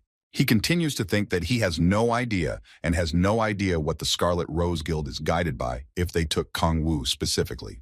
The man smilingly thinks that the boy has nowhere to run away from them, but Kang Woo, being ahead of them, smiles crazier. Kang Woo, skipping ahead of this group of people, says that they will now join forces to catch this monster. Some drop seems to fall in front of the boy, cutting short his speech, and someone says he has no conscience at all. Kang Woo doesn't understand what the blue-haired guy means, and then only looks at him tiredly, supporting his buddy's phrase. Someone says that he was wondering if Kang Woo was so good since Cha Young-ju called him into the guild, but Kang Woo is like a weakling. All these people can do is insult different guilds, but their own will try to overcharge in front of a kid who isn't interested. Kang Woo, being behind the others and listening to these people's speech, thinks the world of this very guild. Kang Woo knows their leader, Kim Jae-hyun, and he is also in chairman of a large corporation, World Electronics. Kang Woo knows that he and his son woke up his players, and thanks to their capital, they rose very quickly. Kang Woo continues that from the beginning, this company was the one that was doing well and had so much money you could choke on it. Kang Woo thinks that the two guilds are provoking a large-scale battle, but when they both fall, he can get a tidbit. Kang Woo realizes that although a little sniping is good, Cha Young-ju is still useful to him. Kang Woo thinks it's not time, and it's foolish to get rid of a chicken that's about to lay a golden egg. Kang Woo smilingly thinks that if anyone should be seriously dealt with, it's the Peace Guild itself. The man grudgingly states where the monster is, and Kang Woo replies that he has no idea, but they should look around. The man grudgingly states that he's not that dumb, as they're already looking around, so the boy has no wit. Someone says that the Scarlet Rose is definitely wilted. One person also supports that Cha Young-ju is poor. Kang Woo doesn't even inject himself into other people's dialogue. He's extremely uninterested in what these people are discussing. It seems that Kang Woo is starting to use the ability of the observer's power by touching the wall. Kang Woo notices in surprise that this monster was right behind the wall. He can also see other people's movements. Kang Woo can even sense how hungry that monster, to whom Kang Woo brought a gift, is right now. Kang Woo remarks that it's a great happiness for himself because the plan is just point by point and clear. Kang Woo thinks to start his plan, using the power of temptation that is currently in his hands. Kang Woo directs this power towards the team itself, which instantly reacts to some delicious scent. Kang Woo is just sure that Buer will smell that odor from afar, and someone says that something is coming. The team instantly begins to prepare for the attack of the long-awaited monster, which rushes straight towards them. The man tells Kang Woo to stand in the corner, and continues that he dare not tell the reporters about his help. The man instantly changes his gaze, worth it just to hear the boy say what he had said earlier. Kang Woo, with a crazy smile and red eyes, says that people like the blue-haired guy are sent to the other world quickly. The man doesn't understand the conjuring of another man's words, rudely responding to him as something terrible happens behind him. The man instantly notices this as he turns back and stares at the scene with his mouth open. Buher manages to grab one of the team members as a victim, and the rest of the team stands in shock. The victim seems to still be alive before being in the jaws of this demonic monster. Kang Woo watches the chaos going on with a smile, keeping score in his head, starting with the first person.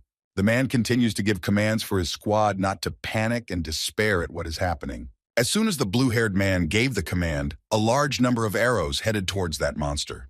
Numerous explosions occur around the Guild Peace Squad, making my heart beat harder. The blue-haired man tries not to panic.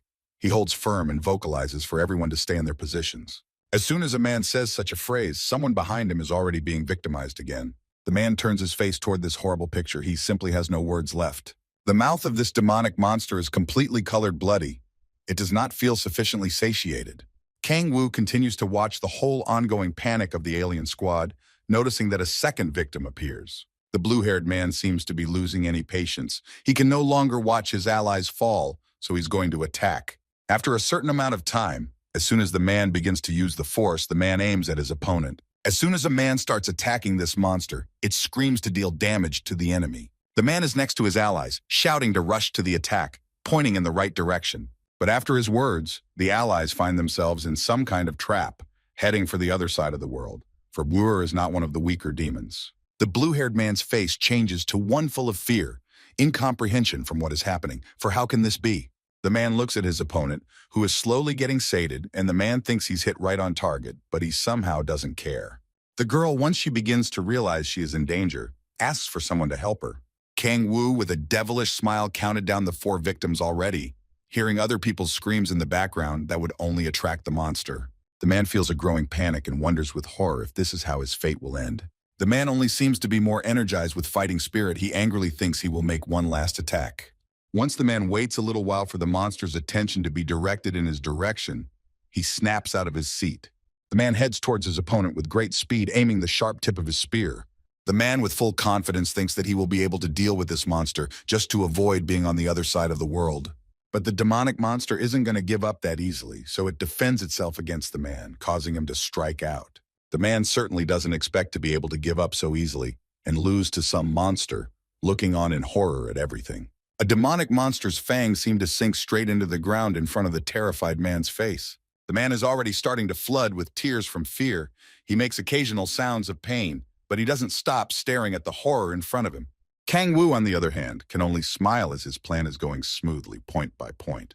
Kang Woo says with surprise that a 5th victim has also appeared, which is what Buer is satiated with, and will clearly rest afterward. The demonic monster seems to calm down instantly, not even intending to attack the man, which is like a saucer. The man can only make rare sounds in horror and stare at what is happening, afraid to move an extra time. Someone's hand seems to appear in front of the blue-haired man's face, which adds even more fear to the mind. Kang Wu says that this demonic monster is almost full, descending straight at him, treading on his feet. Kang Wu slowly treads on the demonic monster's gorgeous razor, and the man says with astonishment that how can this be? Kang Wu says that once a monster eats 5 victims in a day, it becomes calm and doesn't attack first. Kang Wu hears the other's speech, and he thinks that there is little left to do now, because he will create a powerful technique and deal with him in one blow. Kang Wu, without wasting his precious time, uses the power of the Dark Spear and Hellfire, combining them. A man can only stand in that position and watch everything with horror and simultaneous disbelief. Kang Wu knows that skills that utilize multiple powers at the same time require strong concentration, but it's not that important right now.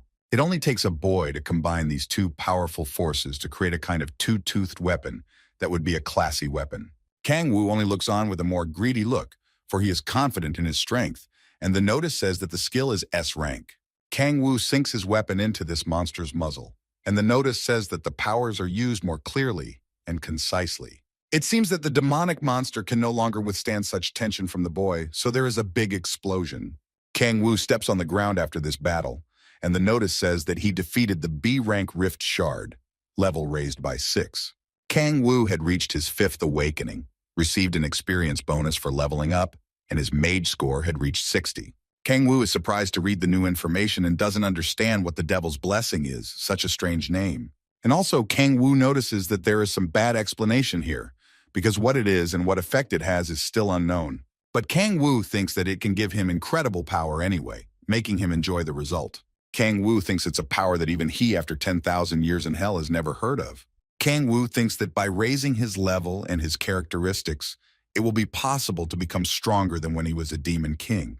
Kang Wu thinks it's possible to become a god that surpasses the king, and the lust for power never leaves his body. Kang Wu is happily approaching his most favorite thing, devouring the remnants of Buer using the Force. Kang Wu knows that for the sake of investigating the mutant monster, the body must be preserved, but he won't be able to give up the magician. Kang Wu realizes that demons give more magi because he was able to reach 60 magi by raising 4 again. The blue-haired man makes his presence known, starting to hatefully tell him who he is. Kang Wu, as soon as he hears someone else's voice, says with a sneer that he is still in this world. Kang Wu said that he thought he was going to go to the other side first, but the man was strong enough to hold on until the end. The man tells him to stay away, and afterwards says pityingly that is Kang Wu going to straighten him out. Kang Wu says with an amused tone, how can he do such a thing to his friend since he hasn't finished his role yet? Kang Wu smilingly tells him not to be so afraid because the man will have to answer questions first. Kang Wu bluntly asks him who deliberately sent the man to him, clearly to spy on him. Kang Wu thinks that usually losers are not treated with hostility from the beginning, and the one has information about him. Kang Wu thinks there's bound to be some backstory, and afterward asks if the man is really going to keep quiet. Kang Wu doesn't make it long, so his follow-up action forces the man upward. Kang Wu sends the man toward the wall with insane force, seemingly even destroying it. Kang Wu calmly asks the man a question, saying who sent him to him, and the man replies that Kim Young-hoon. Kang Wu interjects again and starts to remember who this person is, since he had heard the name before.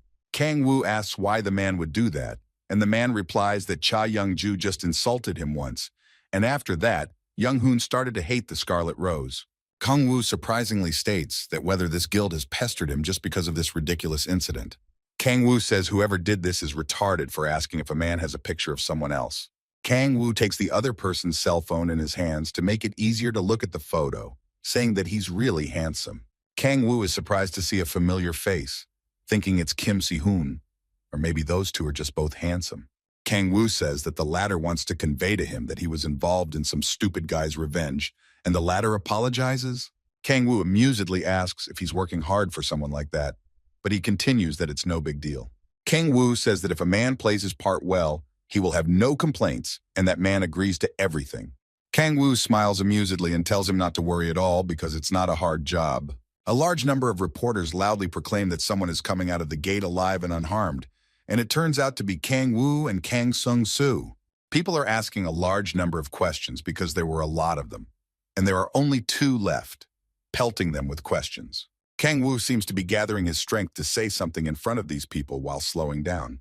Kang Wu loudly voices for someone to call the ambulance they need, causing some kind of panic among these people. People say and wonder how could he have gotten hurt so badly, and Kang Wu continues that it happened during the battle. People ask about the rest of the partners, and Kong Wu says that only the two of them survived. Kong Wu briefly continues that everyone else was in the other world, and people are making noise and panicking in surprise. Kang Wu continues after a while that there are many victims left, but the mutant monster won't hurt anyone else. Someone asks if Kang Wu himself straightened him out, but Kang Wu replies that it was the man who was the hero for his wounds. The hero who dealt with the mutant monster and became a savior for the boy now lies on the ground. Some reporter comes close to the boy and asks if he can get the details of the battle itself. Kang Wu says that it happened when they entered the gate and afterward felt like someone wanted their blood. Kang Wu continues that this particular mutant monster was already waiting for them near the gate itself, making them tense up.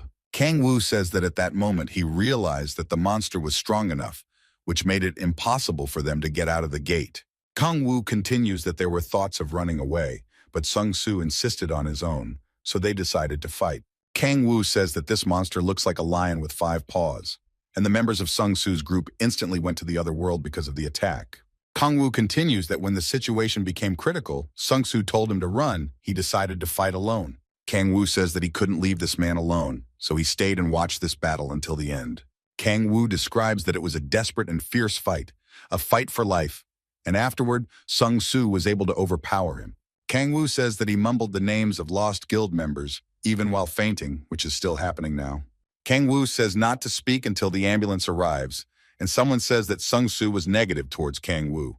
The girl reads what the one has to say about it, and Kang Wu is about to answer from afar, from a distant topic. Kang Wu says that he was worried about him, because he purposely acted like that with him to keep Kang Wu on his guard. Kang Wu blows a tear and says that he didn't even realize how deep and truly kind Sung Soo's heart is. Kang Wu says that this guy is the hero of the present, after which there were numerous news on the internet.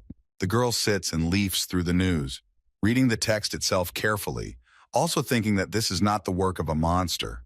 The girl is horrified to think that another person could have done this, not realizing what Kang Wu is up to. The girl sips her tea and thinks she's gradually raising some kind of tiger cub, and the woman praises the boy. Jun Hyun-ju says that Kang Wu has a knack for slyness in front of the public, which is quite strong of him. Guild leader Sonari asks the girl with a sly smile how she found such a newcomer. The girl briefly tells this old lady to get the hell out of here, for how long she's going to be here, and that one gets angry. Hyun-ju says seriously, could this mutant monster have something to do with a demonic cult? After all, it's only a matter of time before everyone else finds out about this cult, because those have become more active lately. The girl recalls when the cataclysm occurred, 5 guilds were created and the world was saved. The girl continues that if people found out about this cult, where they sacrifice others as victims, the world would change again. Guildhead Sonari starts sipping her hot tea after a while and says that she's curious about something. The guild leader continues his question, wondering about how the Scarlet Rose Guild views this situation, looking at the girl. After some amount of time, Kang Wu walks into this room as on time, asking if they have guests. The guild head immediately asks if the newcomer in front of her is the same one, introducing herself as Young Ju's friend. Guildhead Sonari says that since Kang Wu came, she should leave, but Kang Wu says that Ta can take her time. Guild leader Sonari insists that all is well, for she has seen all that she herself desired at this moment. The guild head says that she definitely said that she was Young Ju's friend, and calling her miss is too rude. As soon as the girl stops saying this phrase, she gradually walks out of the room itself without uttering a word. Guild leader Sonari seems to be worried about something. She looks back as if searching for something. Kang Wu takes a seat and asks who it is, and the girl replies that it's just an old woman she knows, holding out something.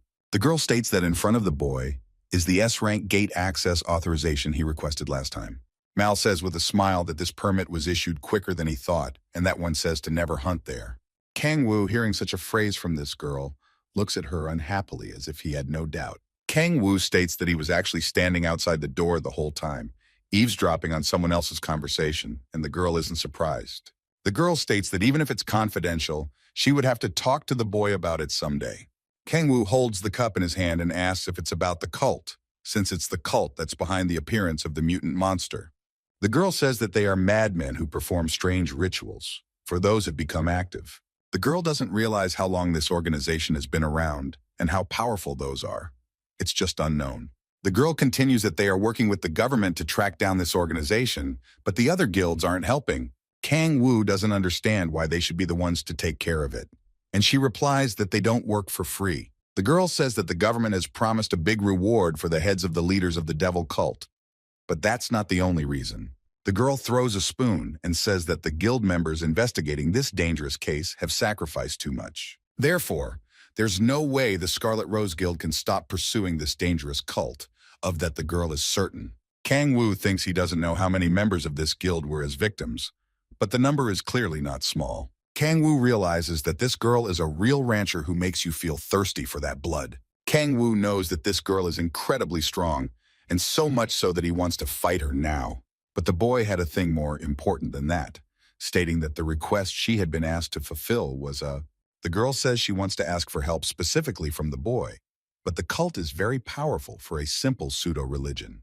The girl says that if Kang Wu wants to leave at this moment, she won't hold him, but an answer is needed now. The girl looks up at the boy carefully and asks him if she can assign him this task. Kang Wu sits for a while, not even going to respond to someone else's words, perhaps hoping that the answer is so and so obvious. But after a while, Kang Wu raises his resolution and says not to let the girl worry about it. Kang Wu smiles and says that the girl has helped him enough as it is, so how can he not return the favor? The girl didn't seem to realize what Kang Wu had just told her, as if she didn't believe what she had just heard. As soon as she analyzes the words he said, she holds onto her cap and looks down in embarrassment. Kang Wu smiles, thinking it's luck because the more he follows the cult, the more mages he has, and the girl informs him of the rest. Some car was speeding straight away from the Scarlet Rose Guild office, apparently in a hurry to get somewhere. Kang Wu smiles while driving his own car, and afterward says that it's good to be able to get around on his own.